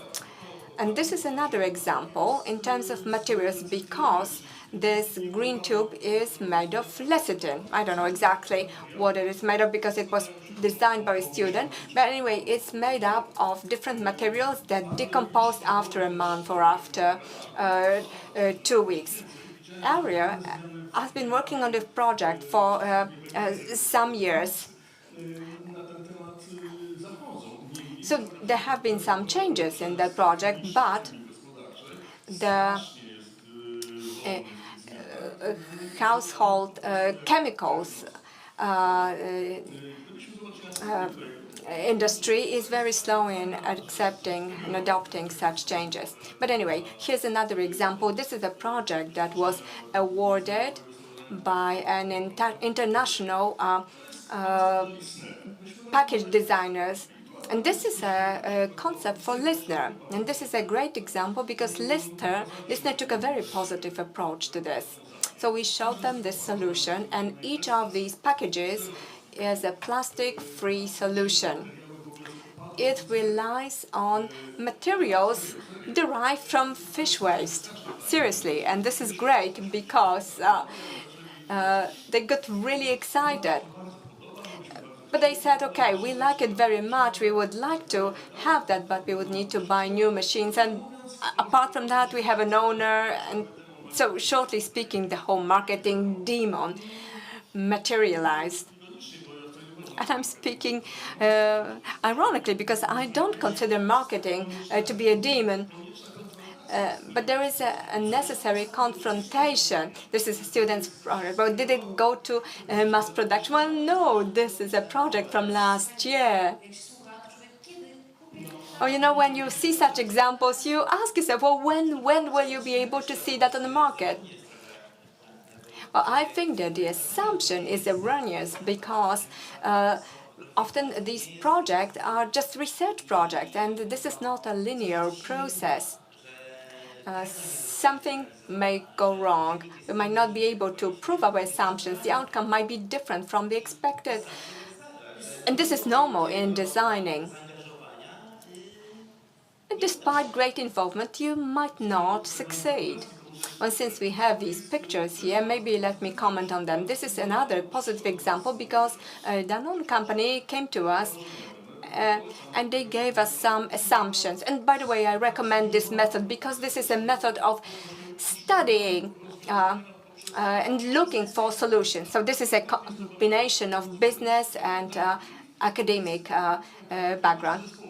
Oh, yes. So we had over a dozen teams working on solving their problems. So these are to be yogurt packaging. And the material used is gel that is used for making medicine capsules. So the product was awarded, and Karolina Łukaszak has been hired by Danone since that time, the time of this project. But anyway, this exemplifies the kind of thinking where a business comes to you and they know what they want to use designers for. They might want to research some things using the designer. And even if it doesn't become a reality, it has some potential of becoming a reality. And the potential can be quite high. There are also some measures that tell you whether a given product will be suitable for production or for eating. So this is another project for BIC that was not accepted. So this is an example of unsuccessful business cooperation. Okay, so I'm putting it in a straightforward way because I don't feel like putting nice words to it. But anyway, this is an example of a BIC, and they have plastic blister packaging. So they have a mess. So this is a solution that was designed by a student. This is papier-mâché. In the background that you see, these yellow and greenish color, and they have a biocompostable foil on top of it. So the ecological problem or sustainability problem is solved, but also the marketing problem is solved because the student tried to design it in a way that would preserve the characteristic BIC presentation. If we go to the next slide, you can see it taken apart. So, of course, I don't want to bore you with details, but on this slide, you can see the savings, the reduction of plastic just by employing this project. So the designer was a student. She didn't have the full data. Okay, let me ask you a question. So why did the client not show interest? Because you said that BIC simply rejected it. Well, maybe. Let me put it this way. There is no structure that would combine these two themes, that is the client theme and student's theme. Because let's say that I will write an email to BIC company. You write to a person whom you know, and such a person might respond to you. But if a person in BIC doesn't even know a student who writes such an email, they will not respond, which is why I set up a foundation that is to combine these two worlds in order to popularize projects developed by such students in the business world, because this is something that is a missing element. Jadwiga, you wanted to add something? Yes, I wanted to say that there are a lot of great ideas, innovative materials, and we keep asking when will these things be available. But the process of innovation implementation is very costly. We are at a conference that is dedicated to innovation under the auspices of the Patent Office, and we know that describing new ideas and new projects requires often a huge background, a huge knowledge. Developing a new solution is very costly. Creating a new technological line requires designing the machines. Such a process takes a long time, and very often it costs a lot. If the business is not ready or cannot afford such solutions, or if there is simply no one determined to implement innovation, very often such ideas do not meet with any response. There's some great ideas of students that do not even reach business. Well, Mikołaj? Well, designing is always connected with change, and a change is a difficult process. We spoke here about building interdisciplinary teams, and what is very important, and by the way, this is a trend, it's important to build such interdisciplinary teams at a very early stage on working on a project. From the moment when we have an idea, because when the change is understood by everyone involved in the process, there is a chance that this change will be accepted, that everyone will be playing to the same goal. So this is very important to work together from the very beginning, from the first idea. Joint work of everyone who will be impacted by the change in the organization. This is really of paramount importance. But this is also a strong trend in designing and working on projects, so there is hope for change. Since we talk about hope for change, well, we started by talking about designers with a mission, designers with a mission or on a mission, sometimes a difficult mission. And now, remember we were talking about series, and sometimes a new episode begins with recapitulating the previous episode. So now I would like to ask you something else. What will happen in the next episode? All right. We're coming to the end of this episode, and can you give us a preview of the following episode? Karolina. We are working on a huge number of projects in which we have been trying to educate our clients and encourage them to use sustainable materials and to take a holistic approach to the production process. And it seems to me, I strongly believe that in the future, the solutions and products that will be available will be surely more sustainable, and that we will be shaping the vision of the world where perhaps the sustainable materials will be available on a large scale. And we will also learn to process waste that we generate in a way to take the best out of them. Plastic maybe is not the nicest material, but on the other hand, it is a raw material that can be reprocessed multiple times. So we can change our mindset and use the great properties of the polymers in creating new solutions.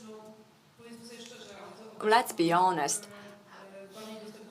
For a year, AI has been more available, and it can accelerate our development in the sustainable thinking. Okay, since we are talking about the series and next episode, this is a near future. It's not something in 2 years, but in during the next week. So what will happen next week, Karolina? Well, next week, well, there is core business of NASDRA, And these are research projects that are very interesting to me, and we developed that internally. But we also have those urban farms and the lighting that we have as products. And probably these products will appear in many episodes. Also, we are working on a similar series or a film that is more connected with solutions like turning smog into a fertilizer, because urban farming, smog is connected with urban farming. Also, using bolting for the benefit of the economy and using for the production of biomaterials,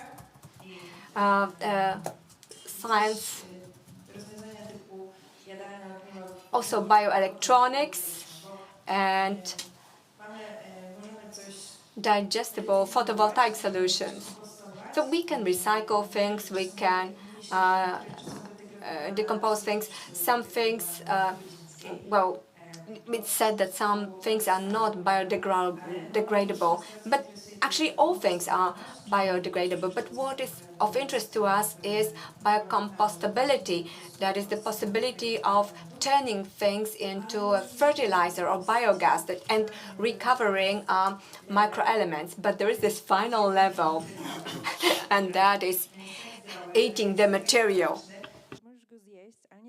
So it's so healthy and so environmentally friendly, you can eat it. For example, the bran plates, I don't remember anybody actually eating a whole bran plate. Don't look at me. I like them very much. Ale kwestia jest taka, że to jest świetny koncept. So it's a great idea. It's just not nutritious. So this wasn't about what is coming up in the next episode, it's about next season. I think I know what's going to happen in the next episode. It's going to be your book. Yes, and regulations. The regulations will show us to what extent the clothing industry will or will not be transformed. There was the Copenhagen Fashion Summit, which I did not have a chance to attend, but I saw some of the panels online. And one of the experts said that quick, fast fashion will disappear. And that's very interesting to me. Will it really disappear, or will it have a different name? And that's another key thing. Mikołaj, what about your next episode? At our association, we are starting a new project for designers and producers. There's Polish Design Connect, that's our portal that we want to develop, and I think that's it for the next episode. That's maybe next season, right? What sort of a TV series are we talking about?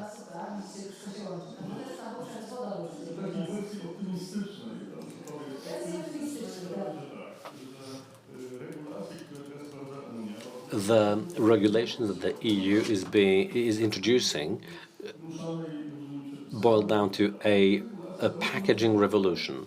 So these regulations are good if we assume that, and if they work, then in 2 or 3 years there will be a lot of progress in terms of the paradigm of how we think about packaging. And that's all great and good. Maybe the premium products will become fashionable when made of hemp and other materials like that. So maybe the thinking will change. At our company, I will be designing packaging like that. Pokażemy, bo to zawsze człowiek najlepiej pamięta na przykładach. Jeśli mogę naszą wspaniałą ekipę poprosić o przesunięcie, o właśnie. Like this ptasie mleczko, traditional Polish chocolate-based sweets. It's a project by some of our students, and this is an attempt at creating a sub-brand for the company Wedel. That will be a sustainable sub-brand, even though this brand continues to exist. Tam jest też czekolada. No taki koncept i teraz można powiedzieć, że So this is the idea. So the idea is that the consumer can choose. Is this some sort of special material? Oh yes. It's fully biocompostable, the zero plastic, no waste practically. So this is the alternative.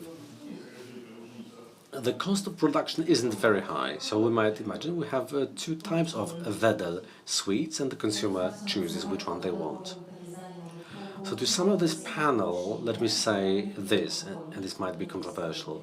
Now, we shouldn't drink Coke or Pepsi, but if we do, we should buy it in a glass packaging. It will definitely taste better. And hopefully these good, sustainable packaging will mean everything will taste better. A big round of applause for our panelists. Paulina Grabowska, Jadwiga Husarska-Sabina, Maciej Konopka, Mikołaj Werszyłowski, and Ewa Polkowska. Thank you very much. Some of these products are left here. Thank you. There are two more very important meetings ahead of us. We will have an online connection. I think it's from London. And she's kind of a segue into the next panel, which is going to be about young designers for a better future. The person who's going to connect with us graduated from Central St. Martin's at the University of the Arts in London. She graduated in 23, so she's a young designer. I can see her now, you can't. Młoda designerka, która ma absolutne zamiłowanie do zrównoważonego rozwoju i do odpowiedzialnego projektowania. I Nela Państwu trochę opowie o czymś, co... So she's a young designer who's just about to connect online, and she's going to talk about revive, repurpose and reshape. Nela Nykowska. Good afternoon. Thank you so much. It's a pleasure to have you. Are you in London? Yes, I'm in London at home. The stage is yours. It's such a pleasure to be here, and thank you very much for inviting me. I'm very happy that I've been able to listen to you and to listen to the conference online and to get more knowledge about what the sustainable future has in store for us. And today it will be my pleasure to present one of my two projects. This was my graduation work in my BA course at Central St. Martin's at the University of the Arts in London, where I graduated from industrial design. The name is Revive, Repurpose and Reshape, and this is a motto for both my projects, which are about material innovation, and they're also to inspire the user to change the paradigm and how they think in terms of, for example, wasting food. And it's about the new mentality where waste, which is apparently useless, but can become a very useful resource, and this means they can be used in a more sustainable future. My first project, I can't show you the projects themselves because of the license I have signed with a Finnish client, but number one is a set to collect to collect waste. It's all about the Scandinavian trend of picking up trash when you're outdoors doing sports in public spaces. There's this trend to do that, and also to pick up any litter you may found. And Remateria is the second project. This is like a toolkit or a DIY set that makes it possible for you to develop your own compostable packaging using waste from food, from vegetables and fruit that you use at home. This toolkit is also to make people think about the food that we waste, and it increases our accountability or responsibility vis-à-vis the environment, and makes us respect the food that we consume and waste more. This set has 4 indispensable ingredients. They are part of a set that you receive. These are multi-use glass bottles, and also there's a booklet, which is a 28-page booklet with a very good introduction into biomaterials and all the instructions that you will need. Now, the first step is how to prepare the peel. You've got to dry them and then blend them to make small particles, and that's then used in your own blend. Now, the booklet also shows you, or it makes this special blend available. You can create it at home in your own kitchen, and there's a step-by-step instruction on how you can cook it all up in your own pan. Then there are 3 simple patterns that make it possible for you to make your own packaging from the recycled material. The blend is very durable. You can actually use a sewing machine, and it's safe, it's hygienic, and it preserves its shape for up to 4 months. It's mostly used to store dry kitchen products like biscuits, nuts, groats, tea,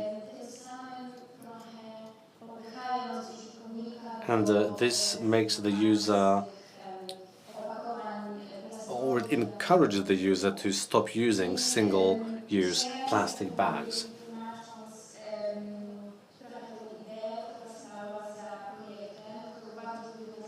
And what is the idea behind the project? It's from waste to resource. I was inspired indirectly by my grandmothers, who have always been very creative and clever at how they reused things that would seem to be waste, but they had the knack and were able to turn them into something beautiful and useful. So these are the roots, and I thought about this need to design things and to consume things in a more responsible way. This is something that is being discussed at my university a lot. We want to develop products that are sustainable.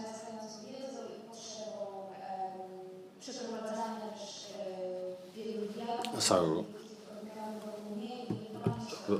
after talking to many users, and when I talked to many people who told me about how food is wasted in their households, I then got some solid data, and that's very important to build your own design process. You need to have the data. So the data showed that 55% of organic waste in the UK comes from households. Nearly half of that is from fruit and veg. So that's how I arrived at the idea of using what seems to be a waste, namely peel, and how to turn that into something beautiful easily at home on a DIY basis, where you can then develop a product that you can use in your own kitchen.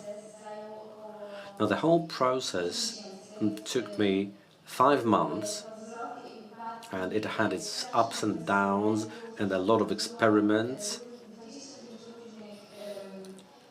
I tried 25 different recipes, and I worked with professionals who are active in the world of biomaterials. I had between 70 and 80 different samples of these materials. The ones at the beginning were really bad. They would rot and or get moldy, and they were useless. But finally I arrived at a material or a fabric which is flexible and very durable. And I also had 2 professional workshops during which I learned about what these materials are all about and how you can make them at home. I had the opportunity to run workshops like this. I believe it's very important to test products with the real users and to get real feedback.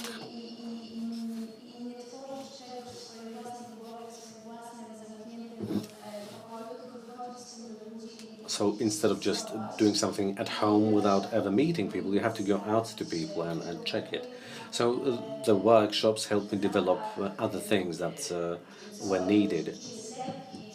Whether it's sticky, or if the fragrance is nice or not, that sort of thing. That's very important. So all of that resulted in me being able to improve the recipe. So now the fabric that's created is durable, it doesn't tear, and it's useful. And in one of my last slides, this is the circular life cycle of the whole thing, where we produce waste, then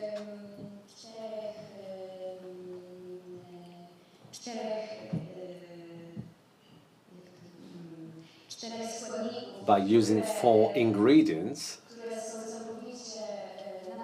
which are completely natural, you can develop your own packaging at home. And then, after 3 or 4 months, you can either compost it, or you can convert it into a new blend. So this diagram also shows this conviction that I have that designing a sustainable future and maintaining biodiversity should be at the heart of every project. And I know that this requires a very holistic approach that's full of empathy. And this is something that the previous experts mentioned. You've got to be interdisciplinary in what you do, and you need to collaborate with different people and learning from all sorts of sources to have an adequate product. And you need to keep talking to the users to know what they are up against and how we can respond to their needs. At the end of the day, it involves a lot of personal involvement and courage in crossing boundaries and looking for smart and innovative responses to these questions, so that you can have something that's very harmonious and sustainable as far as the future for us all is concerned. Thank you very much. If you're interested and would like to learn more about my projects, This is the QR code that will take you to my graduation show about both of my products. So you're invited to visit my website, and thank you ever so much. Thank you. A big round of applause, but please don't leave us. Now, I need to ask you about one thing, because you didn't show this at the beginning, because I understand you have commercialized it. It's been sold, right? It's going to be made in Finland, right? There's a license for 2 years. So there's still 1 year while it is going to be showcased by that company. So I can't really make it available in any way. But you can see some of it on the website of my university. Because I keep asking people today, when can I buy it? When will we be able to buy it in stores?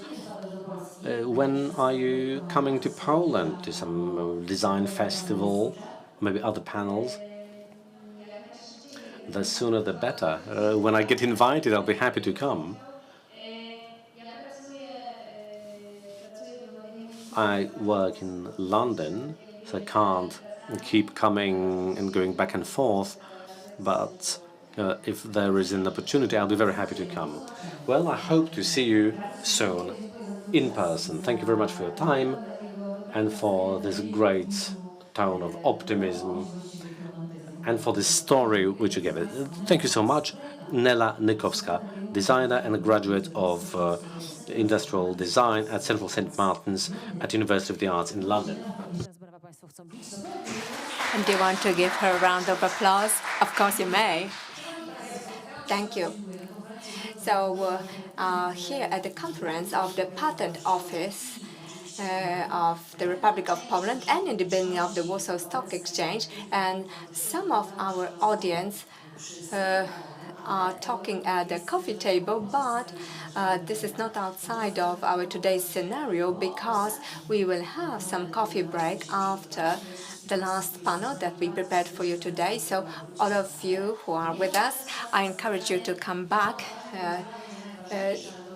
here because of course, and I don't want to talk who is more important and less important. Everything that we prepared for you, all the discussions are very important, but we've got to admit when we have the title Young People for a Better Tomorrow, and when we hear about forms of support for domestic sustainable innovations, there is this urge to ask questions to our next panelists. And now I would like to invite to the stage Monika Borowiecka, managing partner of the VC fund Tangent Line.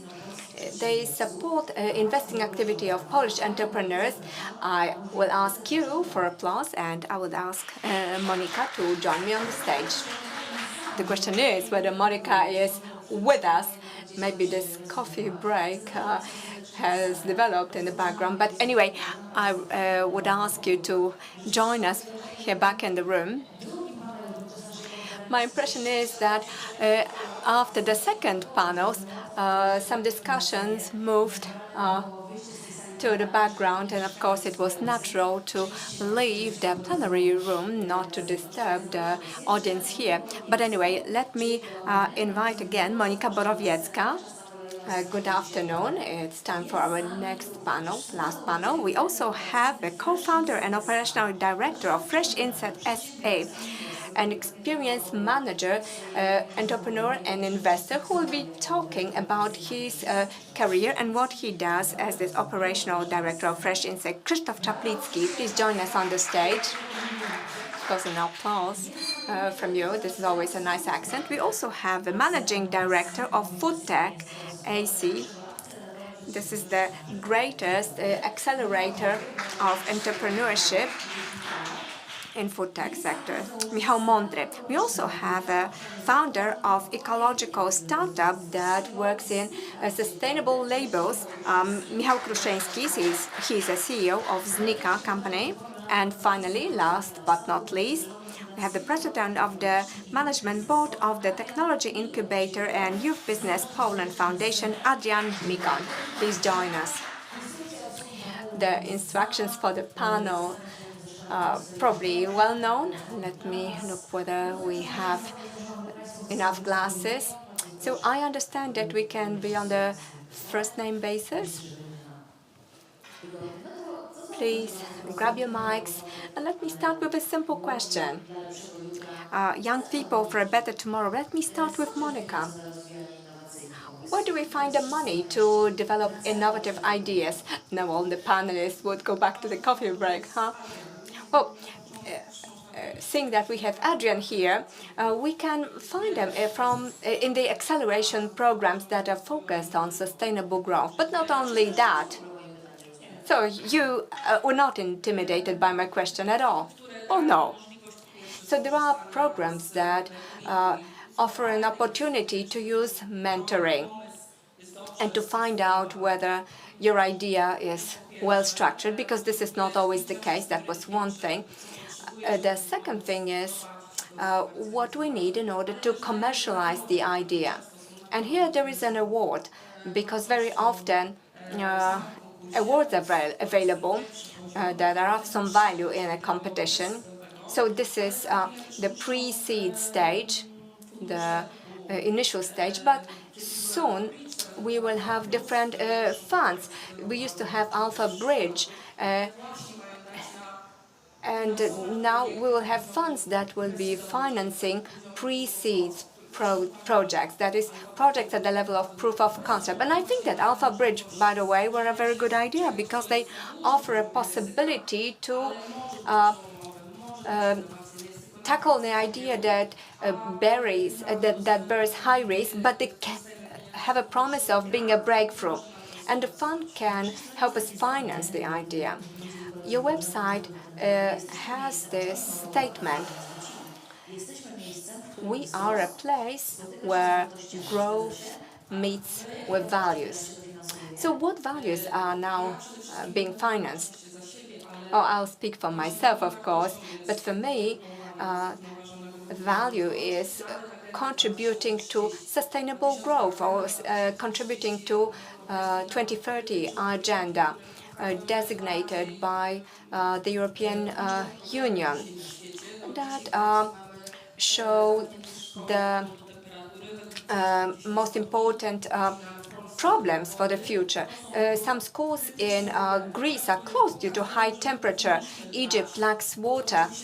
Take care of sustainable growth, but this is a very broad term. We should take care of the climate, and we as investors are obligated to see whether a given innovation contributes to such solutions. Or perhaps we are investing in the technology that solves one problem, but, for example, impacts other areas negatively. For example, consumes a lot of water, or has a negative impact on the environment, or produces a high volume of electrical waste. So we will be accountable for these things. And seeing that large corporations are obligated to file ESG reporting. These are companies that have over 80 employees, but soon funds will also be obligated to do that. There are people in such funds who are responsible solely for ESG, for verifying whether a given investment of technology contributes to the desired solutions, because banks will not extend loans on projects that do not contribute to solving the said problems. And the same goes for funds. All over the world, investors receive reports generated by businesses, the reports on solutions. So if I do not invest in something that doesn't have an impact, that has an impact on sustainable growth, I will not find buyers or users. Okay, Adrian, a question to you, because Monica said that if Adrian is here, well, then we can talk about this. Okay, let's say that things look great. We have a great number of ideas. We have designers. Large corporations are obligated to file ESG reporting, but we've heard also that the money is short, that the investors are not there. Well, because the glass is always either half full or half empty. It depends on your mindset and on your approach. Yesterday we had a pre-seed round at the level of $10 million. One investor offered 40 million PLN, investing in a company, the Campus AI. I don't know whether I can advertise it. I do not hold any shares there anyway. Why do you quote it as an example? Well, to refer to the fact that, yes, we can either complain or just do our job. It just depends on your standpoint. Of course, we can complain that money is short, but why should somebody give us money? There are a lot of both public and private centers. Recently, boosters were launched, and several hundred of million, 400,000 can be obtained for investment, and this is in collaboration with large corporation. Monica mentioned that. So this is something that may fit the development plans of a company and sustainable growth company. There are several operators. Each of them got over a dozen millions. Also, the starting platforms have been launched. So the strategy of the EU is being implemented. You can get up to 1 million in financing. We also had the pleasure of supporting sub-trial that was on the previous panel. We had some micro grants. We are a very small NGO. We have only 10 people, and we support startups as much as we can. The amount was 50,000, but I think that what is most valuable in terms of support for young innovators and growing entrepreneurs is smart money that is providing mentoring, helping them in contacts with Żabka, Carrefour, or Zara. Very often startups that come out of the acceleration, they say, well, it's great, we got some money, that was really helpful, but the mentoring support, the changing of the business process, having someone believe in you, helps these people make the next steps. And well, one contract with a company can, for example, be worth several thousand and even millions when you look further down the line, several years down the line. And there are other programs, like, for example, a nice program in Seattle that connects innovators and leaders. And this makes sense because we need to strengthen people to be able to sell rather than be dependent on grants. I like this panel because I have noticed that each panelist that calls on the next person to speak. And by the way, I was just going to address a question to Michał Kruszyński. So that's great, Jen, for you to have done it. But I understand that this smart mind. Well, by the way, do we all have microphones? So smart mind is the kind of support. Well, this is a mentoring kind of support. Well, there are some terms that need to be explained because the terms are borrowed from English. But anyway, here we are talking about mentoring support. That is connecting with a corporation so that a product could find its place on the shelf in Żabka or Carrefour. In the past, it used to take several years. For startups, it was not achievable. But right now, it can take like 6 months. And such support is important because when someone is at the beginning of the way, they might not know where to go further. So shedding some light on their path can be valuable. Now, I wanted to ask Michał. Actually, I have 3 questions in one. The first question is smart money or maybe classic money. What is more helpful at the beginning of the way? And what do you do in Znika? Well, maybe I will start with the last one. Znika is a marketplace for sustainable packaging. So we decided that companies surely want ecological packaging, so we have to deliver such a product. I think that it would have been better to ask the businesses whether they want this and what kind of packaging they want. So, okay, I wanted to respond to the question, the first question, where to take the money from. So before we get to the acceleration or grants or VC funds, I would say that I have not done it the right way. Let's start from the clients. When we have clients, it means that your idea already is checked with the market. We got some traction even before we got financing and won some competition, even though it was maybe something that made us dream high. We had a huge pipeline, but it took us some time to reach the market. From looking back, it would have been better to have waited, because we would risk less money, and the investor would have risked less money. Okay, where did we get the funds?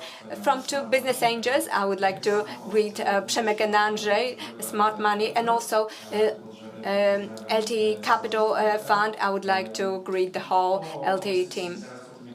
So after the investment, after we won the School of Pioneers, that was the acceleration program, we got 50,000 from a micro grant, and then we closed the round at 1.5 million, and then we won Impact C with 10,000 euro and then 300,000 zlotys of free cash.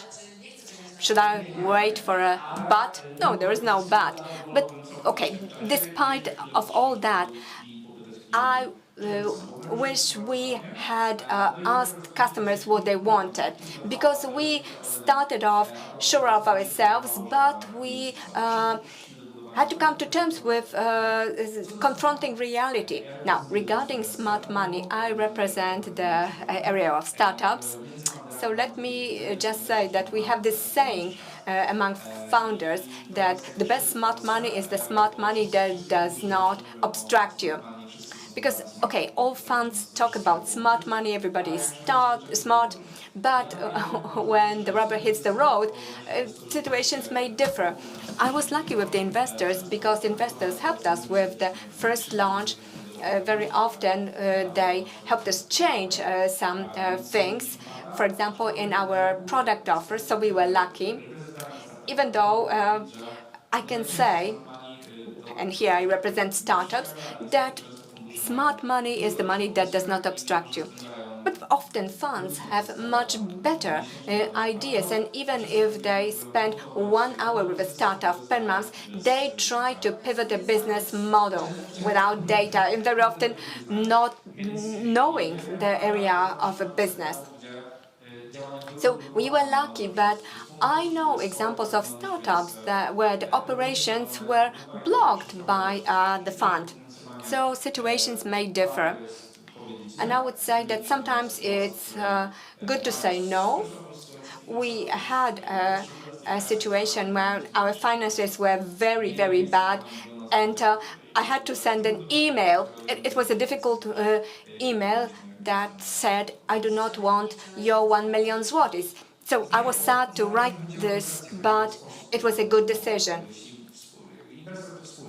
Well, the investor is a partner, and if you do not, there's no chemistry between you and the partner, it can only get worse. So here we are talking about rejecting money. That's great. Well, yes, sometimes it's worth it to reject the money.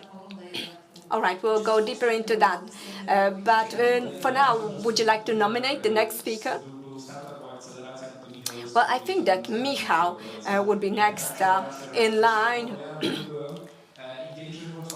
And how do we do acceleration? Well, because I actually took part only in 2 programs that gave us some value.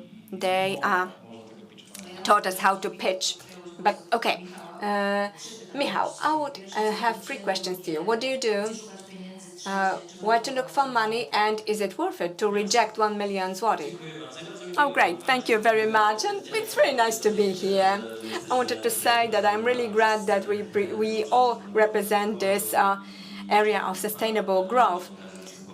And some years ago, we did not have an opportunity to have such a numerous audience at the conference and meet in such a circle, because we all know one another here among panelists. Okay, let's start with the question whether it's worth it to reject $1 million. Well, of course, it depends. Sometimes, if the terms are good, maybe it's worth it to take the $1 million. But Michał, you phrased it well. The investor is your partner at the end of the day, and if there is no chemistry, it can only get worse. But really, I have nothing else to add. Yes, you hit the nail on the head. So what we do as an accelerator, well, we've been in operation for 5 years. We had 35 companies go through our acceleration. So we are probably one of the biggest and oldest accelerators in terms of sustainable growth and development of food products in Poland and maybe in the region as well.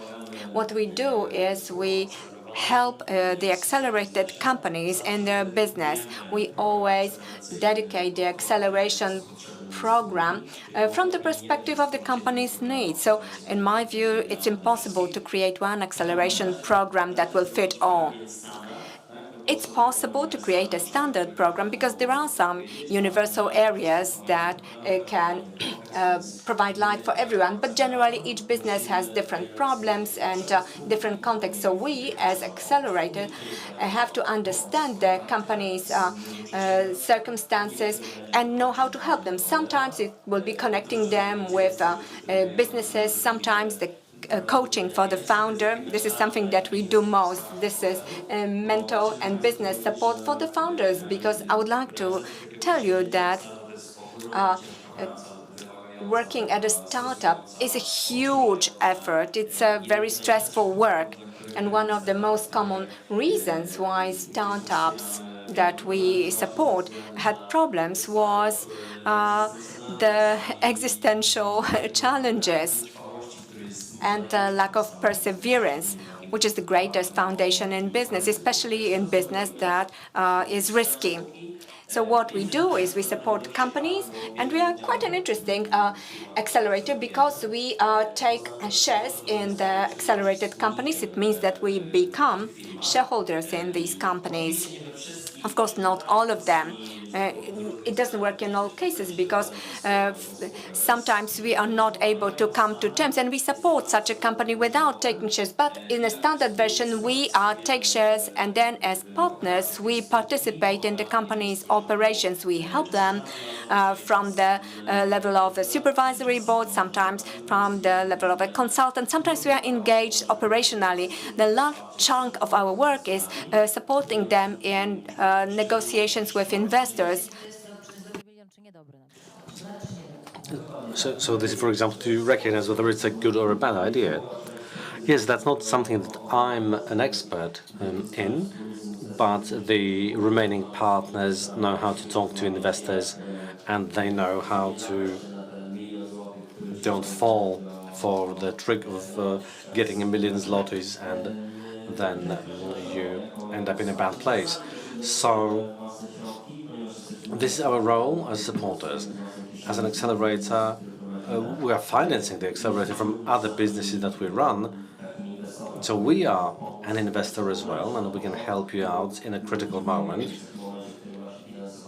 at the beginning or maybe later when financing from funds is problematic.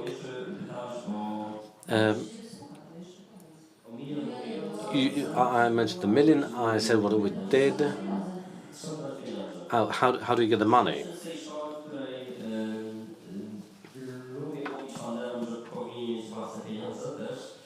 I prefer to tell the people that they should have their own money as well. It's like the money they save for holiday. What do they get the money from? Well, sometimes they start a business with zero money in the bank account, and no savings, no ability to get the capital to start with, and they begin by looking for finance. I think this is very difficult. It is possible, but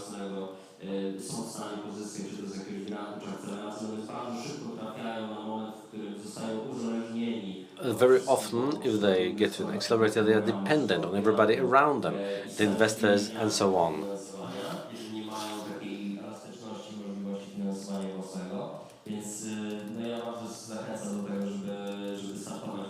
I would rather recommend starting a business when you do have some money saved up. So the second option is when you look for financing from clients.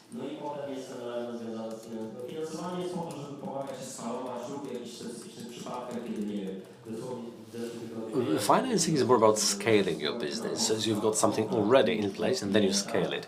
For example, one of our companies has a contract with the client. Now they need money to invest if they want to perform the contract. So this is a completely different conversation. If there is a contract in place that's been signed, then this is not just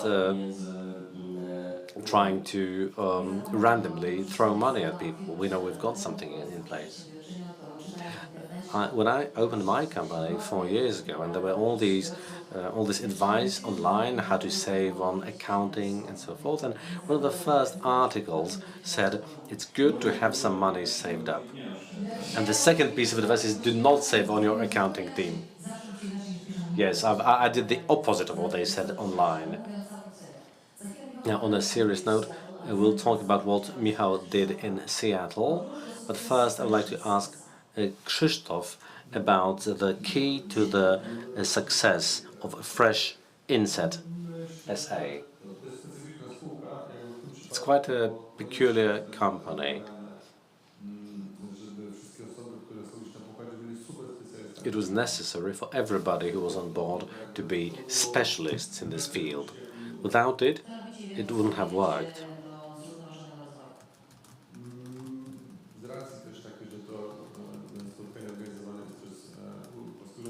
Now, this meeting is organized by the Polish Patent Office, and we're a tech company, and we have intellectual property at the heart of what we do.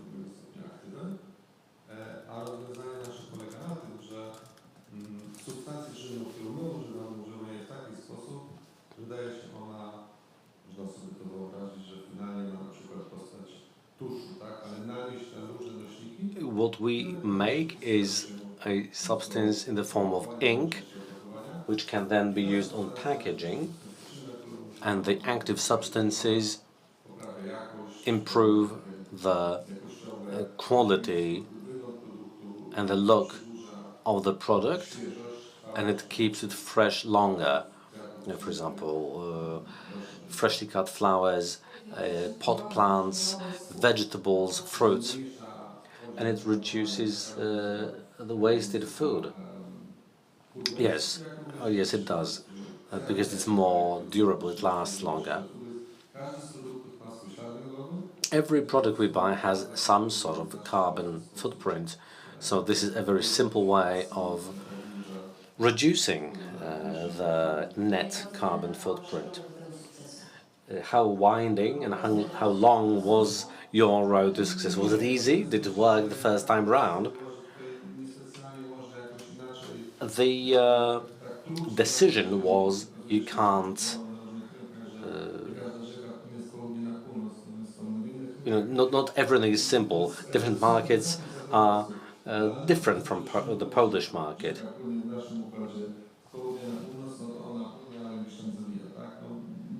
And there is never a straight line in business. There's always some problems, and the road to success is always winding. So it's always good to develop your personal network, for example, because that helps you be leaders in your respective fields. And if these people are operationally involved, that helps a lot. Someone might be a mentor or an advisor, but you need to focus on everything at the same time. If you have a good idea, the idea will always be a business success? Oh no. Every project is difficult to some extent.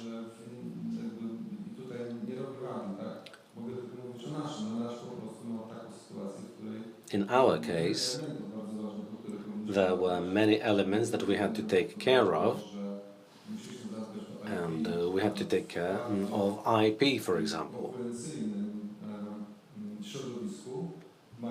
And the environment was very competitive, and there were other players who had all the money in the world. Johnson & Johnson, for example, companies that have huge amounts of money, and we don't, or we don't have enough. But the effect was, at the beginning of the process, that both in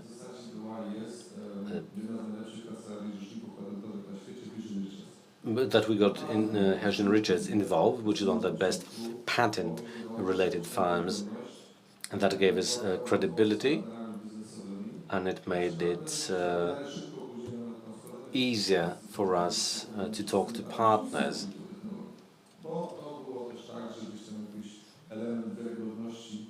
An element of credibility is something that we need. We will go back to Seattle in a moment, but in Dr. Weissman's presentation, this appeared that companies that invest in modern solutions also want to know whether it's protected. So, Monica, what is your take on this?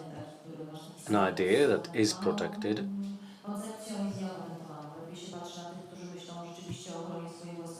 And patented. Is it easier? Is it more reliable? This is an asset. This is an asset for sure.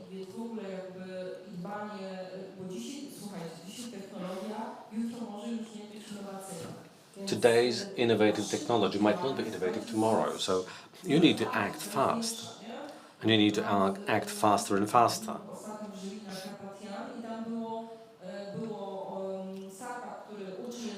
I was a member of the jury.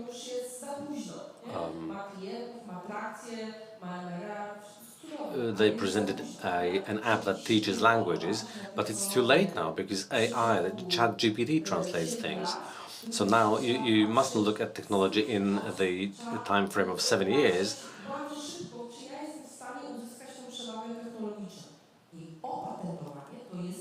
And having a patent gives you a technological edge. It gives you competitive edge. Because I have got something that others don't.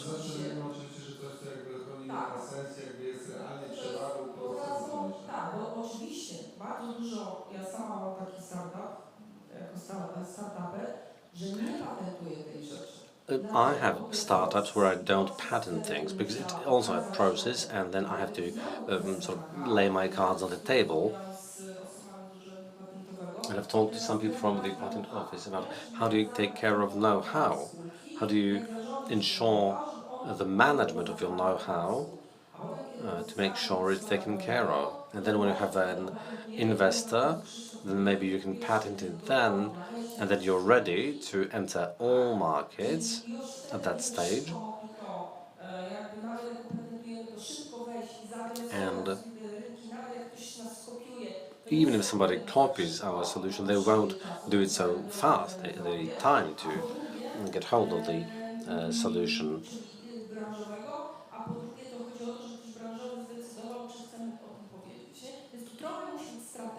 So you've got to have a strategy.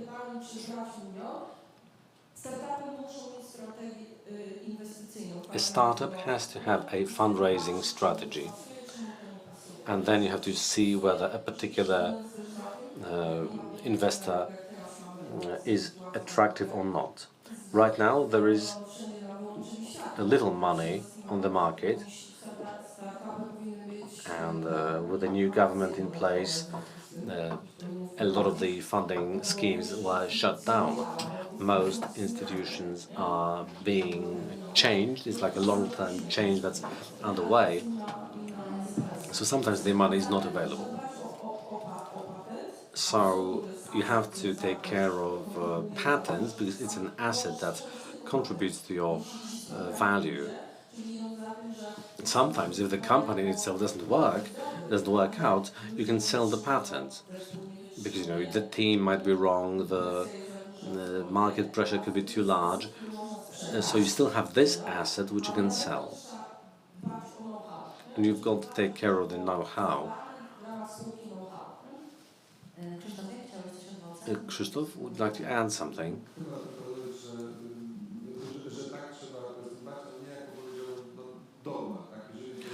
I would agree with that, but it's not dogmatic. If it's just a tool to achieve an objective, then yes, that's right. Protecting intellectual property isn't sufficient at all.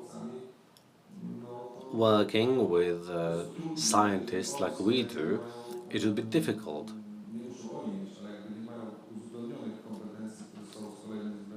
They need to add some competencies that make success more likely. We'll talk about competencies later. And now, after this conference with the patent office, I'll ask everybody if they have a patent.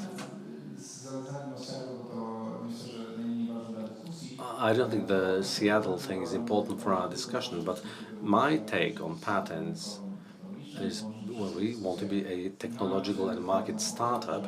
We had a similar approach to Michał's, that most startups shouldn't be getting money at the beginning, and technology startups have to get it in order to develop technology and see that it makes sense, and to patent it. It's a completely different thing. When developing a technology, a lot of things come to the surface. The technology has to work, and then it has to be economically feasible. We have not been patenting things.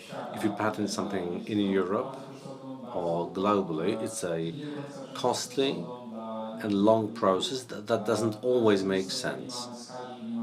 And if you don't have the scale of production, and if you don't have the money to get the patents quickly, you disclose everything, and you don't really know whether someone is doing a very similar thing in a cellar somewhere or in somebody's backyard shed. Now, Oikili is the name of the project that we did in Seattle, and it was for 50 best entrepreneurs from Europe, and we spent several weeks in the States learning about the American system. It's one of the most important and most interesting know-how and networking programs, and I've been looking for a combination of the financing of their own capital. I would like to take it up informally if details are needed. So just approach me during the break if you want to. It's one of the few programs that I believe was 100% thought over. And we talk about accelerators in Poland. It's nice for students. Maybe I have an idea, and maybe somebody can tell me that it's a good idea or a bad idea, or help me work on it. The problem is that we don't have too many entrepreneurs who would be able to share their time, able and willing. So the key areas are taught by people who have not done it themselves and haven't done it before. The moment I hear Canvas business model once again, I'll be up in arms, because we have seen this slide a million times. It's just not what you need. So a strategy has to be tailor-made for and the support system has to be tailor-made for a startup. You have an accelerator, you've got 50 different ideas and companies that are completely different from each other, and a single approach doesn't work. Sometimes it's more about mediation than acceleration. And then you don't have founders' agreements, and everybody's fighting over a 5% share. So the ecosystem in Poland still requires a lot of work. And we also have to know what we need acceleration for. This is an interesting point of view. I don't think this is common knowledge. This panel is called Young People for a Better Youth, and we're talking about supporting this sort of developments and where you can find the smart money for this sort of projects. Sometimes when we have a good idea, we're in the situation of the person who's asking for something. But Michał is saying, I should have a different approach because I have the strategy. I don't take anything they throw at me. And you know, if they throw at you a canvas business model workshop, maybe you need to refuse. So someone wants to have a startup, they want to get together a team and then market the solution. What skills do they need to have? That might not be very obvious.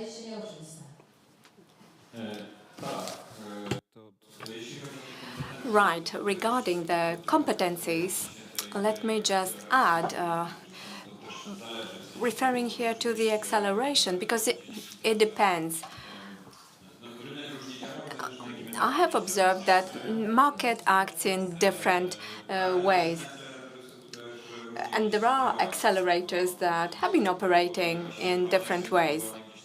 And of course, an individual approach is important, but it seems to me that focusing on different support forms, from mentoring, workshops, and other forms, I see a great added value for startups that are just at the beginning of their way. But now coming back to the competencies, well, they have to be diverse.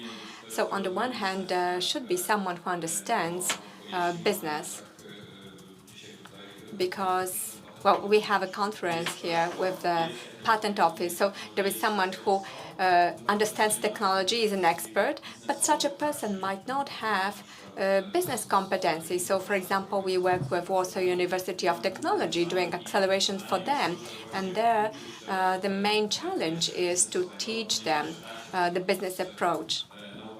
Well, often it's hard to do working with a scientist because they focus on scientific research or developing patents, and very often it's hard to scale a given solution outside of a given research institute.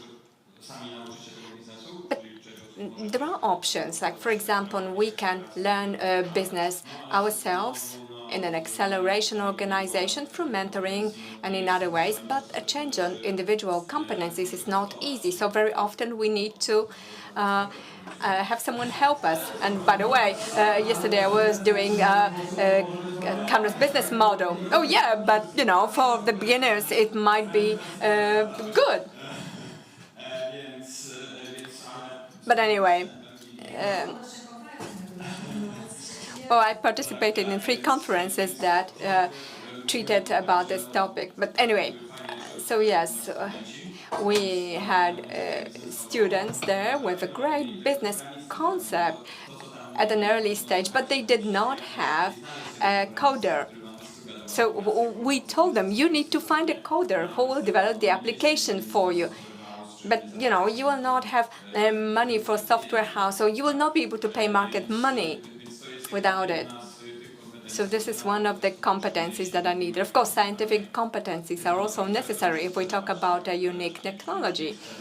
But somebody also has to sell. So building relationships or attending such conferences might be important. But I wasn't asking you about the team competencies, but about competencies of one person, let's say the founder. So it would have to be a Renaissance man.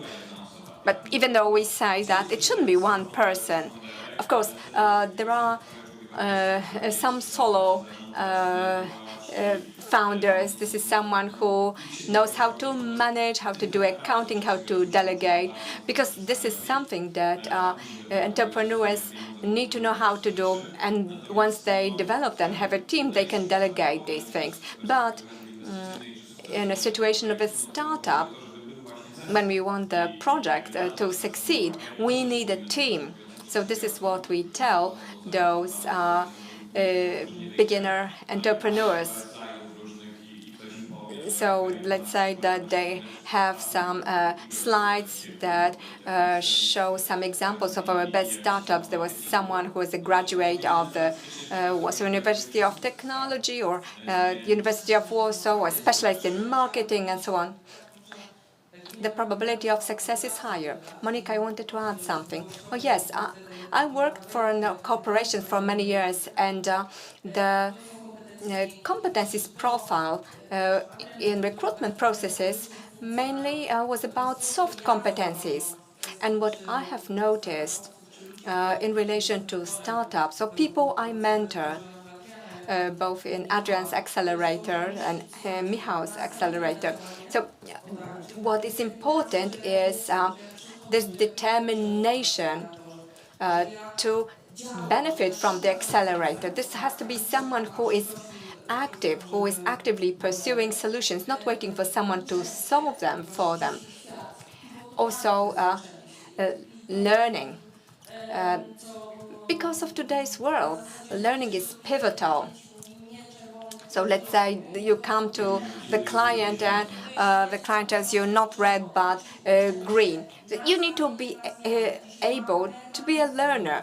You also need to be geared towards change, because change is constant, and also being able to adapt to changes fast. You also need an open mind. Like Adrian said, if I have a startup, at a given stage, I need to have different people for different tasks.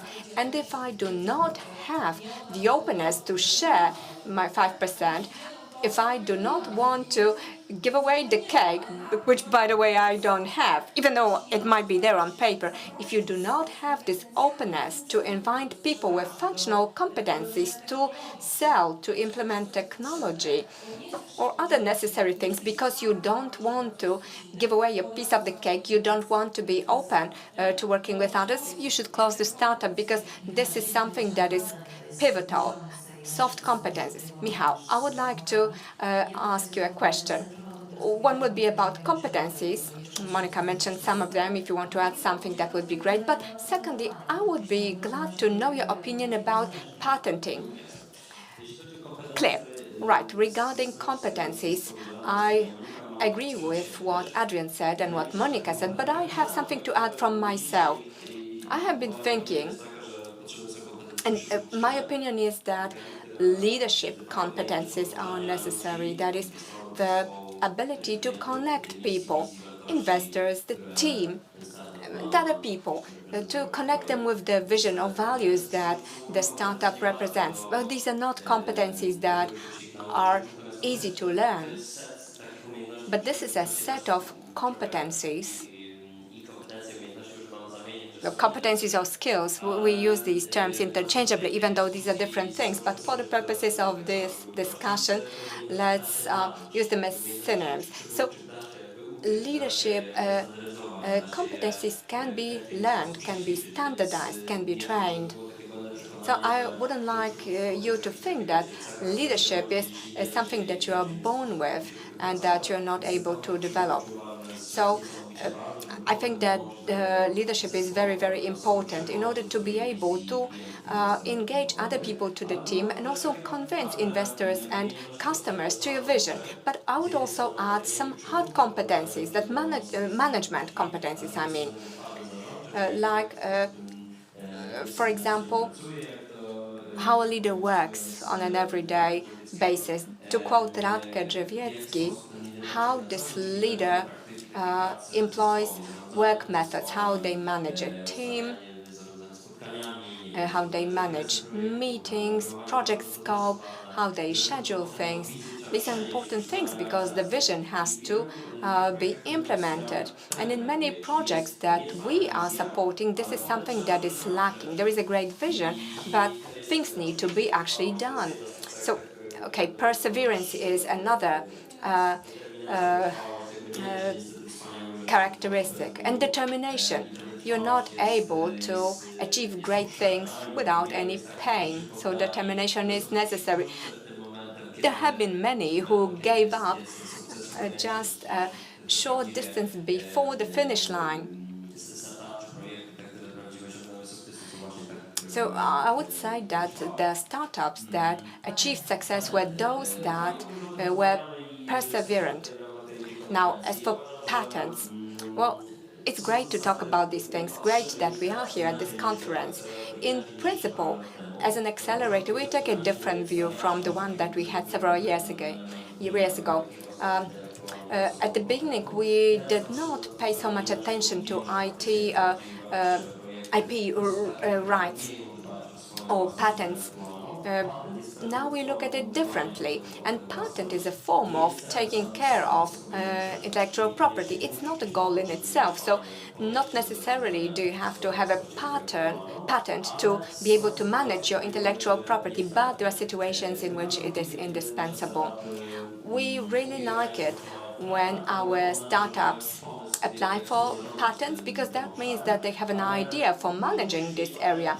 But it's not necessary to have a patent in order to be perceived as a startup that cares about these things. But I would like to encourage everyone to at least look at this area, and not just in terms of patent support. This is not my area of expertise.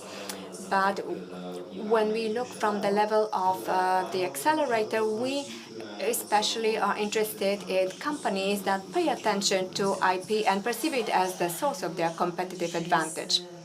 Now, regarding this term area, the area of sustainable development, I wanted to ask you, because you have great experience, you have been working with larger and smaller enterprises, you work as consultants, you have your own observations. From the perspective of a beginning entrepreneur, who has an idea? Okay, well, money is a different issue, but we have an idea, there is an innovation, there is an entrepreneur, and in the area of sustainable growth, what obstacles will such an entrepreneur encounter? How can these obstacles be overcome? And are these standard obstacles or just the same obstacles like everybody faces? Well, my previous conference was about innovation, but it seems that you have been busy. Well, anyway, the previous conference was about social innovation. So this was about businesses that bring some positive aspect to our everyday life. And there we were discussing the problem that often social innovators, that is, impact innovators, those who have a great idea to do something that's good for the world. For example, in the area of child mentality, because right now we have big problems with youth, people who are adolescents. They might feel isolated, they might be depressed. There are also the environmental issue, diversification of supply chains. There is a huge number of challenges, and very often people who have a great idea, they have an individual motivation to get something done, but they do not have business experience. So when we organize acceleration programs for such people, and by the way, we started doing that 6 or 7 years ago when the topic was not so popular. But we see that the need for business support is greater when people have internal motivation. So we have two groups of people applying to us. For example, there are great innovators who, for example, want to organize meetings for moms, or an application for the youth that will help them to solve their problems. And they don't know how to do these things. But there are also other people who see the business, for example, in energy optimization by 50% in the largest producers. Producers, for example, of greenhouse plants. So they are treated as a business, but they don't think of this being the best for the environment. So it would be great to make these two worlds meet, the social world with the startup business world.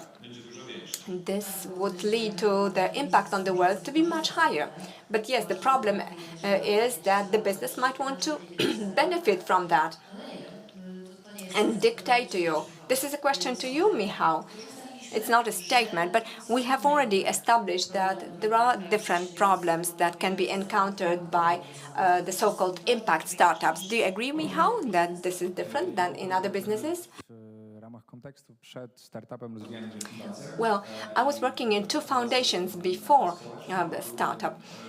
One was a social foundation and the other was in the area of sustainable growth. And both of these foundations were sustainable in terms of their goal, but not sustainable in the context of their business models.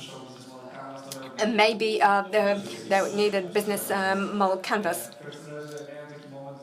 So anyway, there was a moment where I reached to the KPI of 15,000 people who receive an educational project from us. And for me, it was little because for me, it was 5 years of my life and I was 26 then. And I felt that we didn't achieve anything. So when I went to a startup, I thought that this was a place that could help me achieve a scale and promote a lot of solutions that would change the market, and that would allow me to achieve the scale that I was interested in.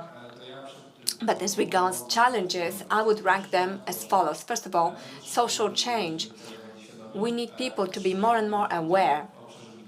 And by the way, I am active in B2B area, and no matter how much communication I get engaged in, the customer needs to understand. And if until we vote with our wallets, if we are not more educated as a society by the business, but by the way, the businesses do not find any interest in educating the society. But until that happens, there will be no change. The other part in our case was the legislation, and that is something that saddens me because we adopted the SVP directive in 2015. That was in the European Union, but in Poland it was adopted last year, and also PPWR has been processed and processed and processed. It took a long time. So from our perspective, we were thinking that the legislative trends would arrive much sooner, that the requirements would be stricter because we are in the situation of crisis and we discuss sustainable development experts here. So I can see a drama, from climate depression, I moved to the plastic depression. I think that we should move faster, but this is not how the economy works. So the legislation is delayed and not efficient. So we thought that we'd jump on the wave, but I think that the wave is not coming for the next 5 years. And the third thing is business awareness, because the business responds to the first two waves, and only when the first two waves gain some momentum, can we say that business is going to change. So, okay, let me just put it like this. Everybody wanted to talk with us. Small companies, large companies, they wanted to talk with us, to take a photo, to run the numbers. But the number of conversions after 100 emails, is a different matter. For example, once we got a nice order, and he thought that it would be a rising wave. But even though we expected the client to come back to us, they didn't.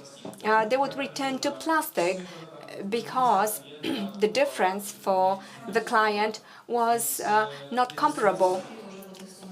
Okay, so what made you not to give up after such a low response after 100 emails? I think it was 1.5 million on the account. It kept me going. And let me refer shortly to what Michał said about perseverance. I think it's not always a good idea because sometimes, I work startups with pitches. I can see very perseverant founders that persevere with a very bad idea. I think that testing things quickly on a target group is something that is a great feature of a founder, and giving up on subjects that are not promising, because sometimes persevering means going in a wrong direction for too long. Krzysztof, how would you define the obstacles when we talk about the so-called impact startups that go towards sustainable growth, and how to cope with the difficulties that you will tell us about? all is great what Michał said. On the other hand, from my perspective, I can say that Europe in particular is overregulated. We can give many examples of what it means not to be overregulated. Some time ago, a developer would build a house, they would offer quality, everybody would want to live there. But today, the demand is there because it's a scarce good. And the prices grow. But Europe is overregulated. That's one thing. And the second thing is ESG. We are in this E part.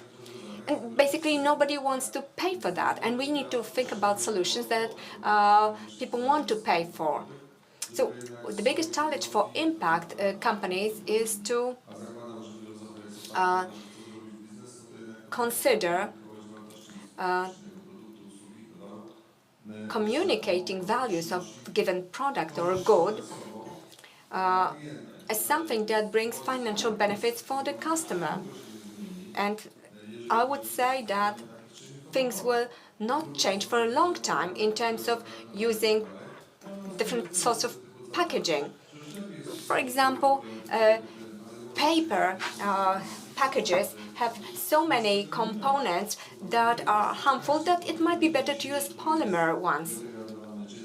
So I can guarantee to you that biodegradable packaging is so much more expensive than non-biodegradable packaging. And by the way, I need to tell you that if we have a product that is very cheap, that is 0.7, and the difference would be 0.06. Well, considering this scale, that would still mean it's too expensive. What's surprising is that panelistów, ale wcześniejszych i obecnych tutaj, jaką mają wiedzę w tym zakresie doskonałą i że to jest wtedy... So, we don't have perfect knowledge about this, and this awareness that I talked about before, if it is higher, then maybe there will be some change on the side of the businesses who, for example, would like to use the ESG technology that is a little bit more expensive. Right now, there is no expectation of that happening, and no standards will change that because we have wised up to it. We know that the world is not like that in Africa or Asia or in the USA and South America. Again, there's no interest in using that. So we have to look not just at Europe, but further away. So, you've been thinking about an answer to the question about the obstacles, but I'm going to ask you about something else. What are the most promising projects you support and you would like to support? I want to answer about the obstacles from the point of view of venture capital funds, because I'm a venture capital fund. We will not invest in impactful solutions too often because the business side doesn't work. I need to have a 5-fold or 3-fold return on the investment. I need to see and to have a business case to show that I will do it. And that's why these impactful startups shouldn't be hoping to get their money from standard venture capital funds. They should go to impact venture capital funds. They exist in Poland, more will be opened, and they exist abroad too. Maybe the regular venture capital fund should be thinking about a regular, but very soon they have nothing to invest in. The KPIs that I've got don't allow me to do it. I've got my hands tied. I am looking for value, and I'm looking for natural contributors to that. But there's a lot of the startups that work with the clothing, for example, and the margin very often isn't sufficient for the business to be making money. But there are solutions that provide this social value. So when we look at the values, we should vote with our wallet, as you said. But we say we like healthy food, but we buy food, cheap food, at Lidl. So some meat substitutes were available on the market for a while. Now it's disappearing because people go back to whatever is cheaper. When inflation is high, suddenly we reduce our expectations. If we make more money, then we buy better stuff. So our values change depending on the content of our wallet. And also double-checking if what we're getting is really green or if it's just greenwashing. And believe you me, there is a lot of greenwashing. So the ESG reporting are important. Envirely is one of the companies we have in our portfolio, and they prepare ESG reports for large companies that have over 250 employees. And this entails things like carbon footprint and ESG in general, because ESG is not just about CO2, but also, for example, about gender parity and that sort of stuff. And we have a lot of traction, we have a lot of clients. Another company in our portfolio is a Danish company that works on a logistics system for e-commerce to make sure that the packaging is reused. As a result, the same packaging might be used 7 times, not once, for example. So investing in this sort of solutions also impacts the ESG side of things. I still have to have my margin as a venture capital fund, but I will contribute to ESG through that. So these grassroots projects mean that there should be more and more impact targeted venture funds that are not looking for profit but for the ESG impact.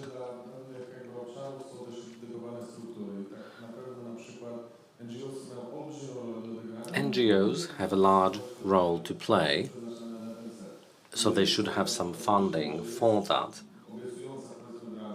If there is a promising sector, then it shouldn't be an investor that takes the risk, but maybe it should be the state. For example, if biomaterials have a lot of good potential, then a publicly funded infrastructure should be developed in order to allow these companies to operate, because no investor will pay a few 100 million zlotys to develop the infrastructure. If the infrastructure is there, and if it's a pioneering task, then that will help develop the whole sector of industry. Adrian? There's one more interesting thing. We have 3 minutes to go, so we shouldn't be adding new topics. What I think we need for those impact startups to be better supported is a support mechanism. We can help them, we can support them at early stages to help them develop, but they have to work in a market situation. And it's necessary if the investors are to be interested in them. Venture capital invests using money of the individual investors. So if 10 projects fail, at least one of them has to give a very good rate of return. It's not about charity, after all. What is missing from the Polish market, I think, is the programs that would support those companies early on. If a company is already getting traction on the market, then there's a long line of investors who are happy to invest once the idea has been tried and tested. But there aren't enough of them when the company is brand new. Among the companies that we supported on the market, we saw some projects that have a good impact, but these are not these potential financial unicorns.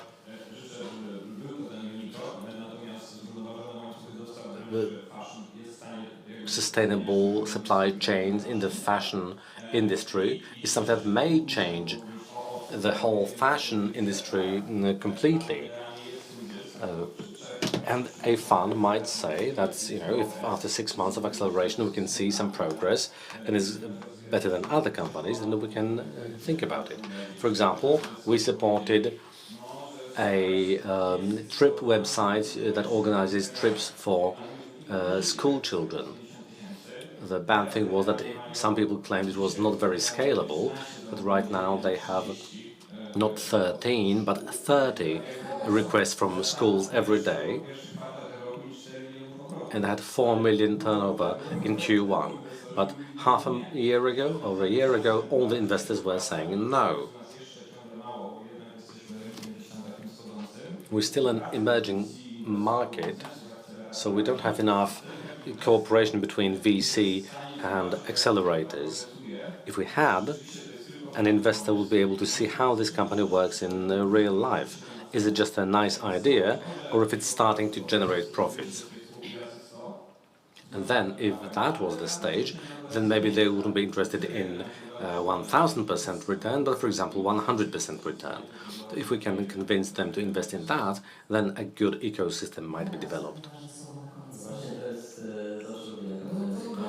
This is the last word from Michał at the very end.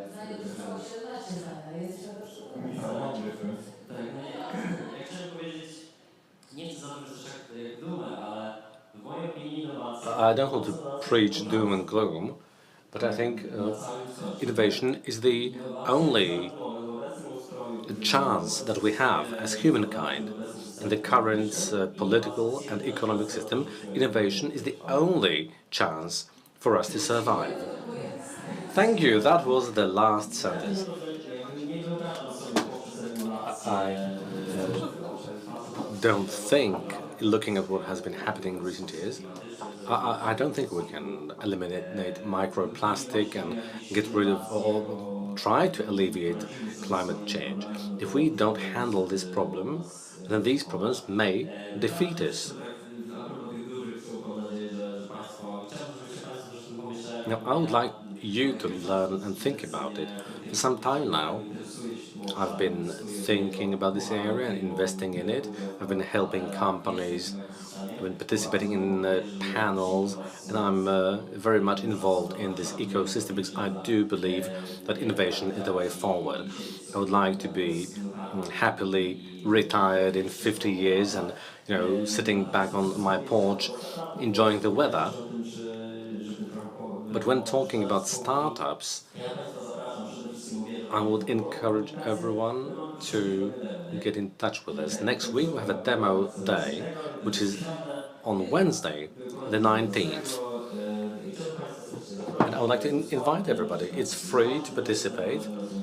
You can see what we've got in our accelerator and see some people on stage and talk to them. That's mostly in the food industry, so there's a lot of very good, very free food. Yes, so the ecosystem has to be developed. Well, we are the ecosystem. There are more and more people who are dealing with it. Food, tech, and other sustainable elements, but it's not a large ecosystem. So it's by no accident that when we meet here or at other conferences, we pretty much know each other. We know most of the people from this circle. And it's great that the Patent Office has organized this conference. It's something we do need very much. So hopefully the system will grow, and I would like to invite everybody to our conference next week. Right, so I think the correct words at the end are see you. Michał Mądry, Monika Borowiecka, Krzysztof Czaplicki, Michał Gruszyński, Adrian Mikoń. Thank you.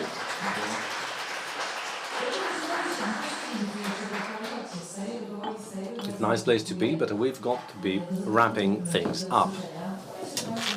Hope to see you soon. I know that people will stay behind, and it's a great opportunity to talk informally after the conference is over. Every conference has a beginning and it has an ending. And there's a person at the Patent Office who's very good with No, he's not coming to stage. The Deputy President of the Patent Office, Piotr Zakrzewski. He was taking notes throughout the conference, and now he'll give us a brief summary of the conference. Piotr, over to you.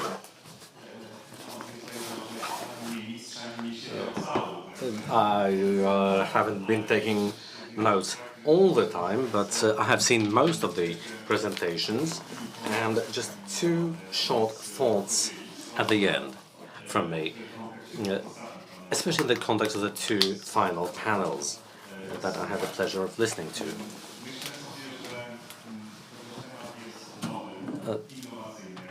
It's a very new and innovative topic, but the problems and the topics we discussed today seem to be very similar. It all starts with an idea, then there's the question of where to get the money from, how to protect your idea and how to commercialize it, and finally, what values do we live by? And this was very clear in the last discussion especially. I remember an article by an employee of the Institute of Political Sciences at the Polish Academy of Sciences, who researched voter behavior, and the title was Wallet or Rosary. So today we could say wallet or values, wallet or sustainable growth. These are the dilemmas that we are facing.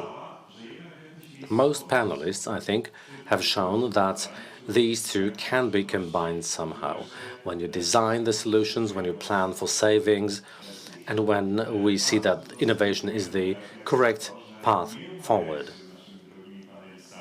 I'm very happy that without discussing it with the panelists before the conference, we heard from them, and they made it clear that it is very important to protect intellectual property, that patents are important. And this was not said by a representative of the Patent Office. So innovation and IP protection are key. During the penultimate panel, there was a question from the host on who you worked with,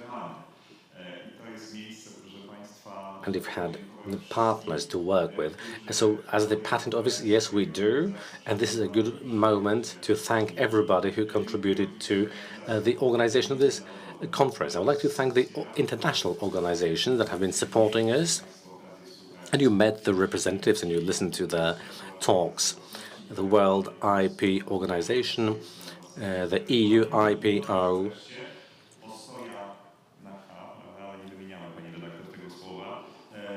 and Warsaw Stock Exchange, which is where we are holding this conference, not for the first time. So a big thank you to Warsaw Stock Exchange. The honorary patron is the Ministry of Development and Technology. Some of the panelists are still with us, and I would like to thank them for the very broad spectrum of topics that have been discussed. We had lots of different points of view, legal, business, financial, ethical. And I think that these talks, these discussions are necessary if we want to develop a common position. And in this uncertain, turbulent world, we want to chart the right course. This conference wouldn't have happened if we had no one to host it. And as always, Justyna Dźwig-Kluge did it perfectly. And I'm a big fan of Justyna, and whenever I can, I want to participate. I do participate in any event where Justyna is the host. He has nothing to do, nothing better to do, just walking around to conferences, following Justyna. So yeah, but what I mean that the fact that this content was so clearly enunciated is thanks to Justina.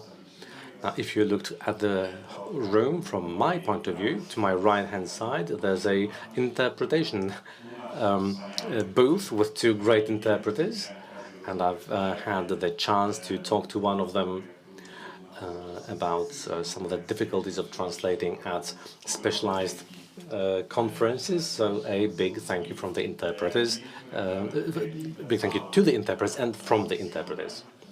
Then we had the experts dealing with online streaming. We had great catering, so if you just joined us online, well, that's a shame, but you should have been here to taste the catering that was provided. And finally, I want to thank people from the Patent Office. There are names behind this conference. You know, at the beginning, the president of the office normally starts it. The deputy president speaks at the end, but there is a whole host of people who have been working on organizing the conference for many months. And it's thanks to them that it all went so smoothly. So let me thank the representatives of the Department for Innovation and Communication, and a big round of applause is in order. Thank you very much. And since I mentioned that there are some specific people who have contributed to this success, I would like to thank Karolina Badzioch-Bryńska, the head of one of the department, and Agnieszka Malczak, who put their hearts in this conference and who really worked on it very, very hard for us to have the outcome as you have seen. So thank you very, very much.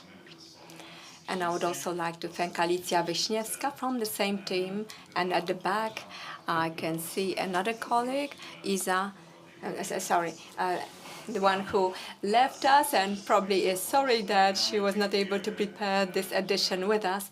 But we would like to give you all warm greetings. Thank you for your participation, whether here in person or online. And I would like to say that I am looking forward to the 18th edition of our conference. Thank you very much, Piotr Zakrzewski, Deputy CEO of the Patent Office of the Republic of Poland.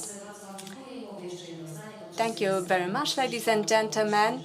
We've heard today that the system is guilty for everything. There is always a system that is blamed for things, but it so happens that we all create that system. And I have this sense that everyone who has been here today contributed to bettering the system, and thank you for that. And see you at next event. Have a good afternoon. Thank you.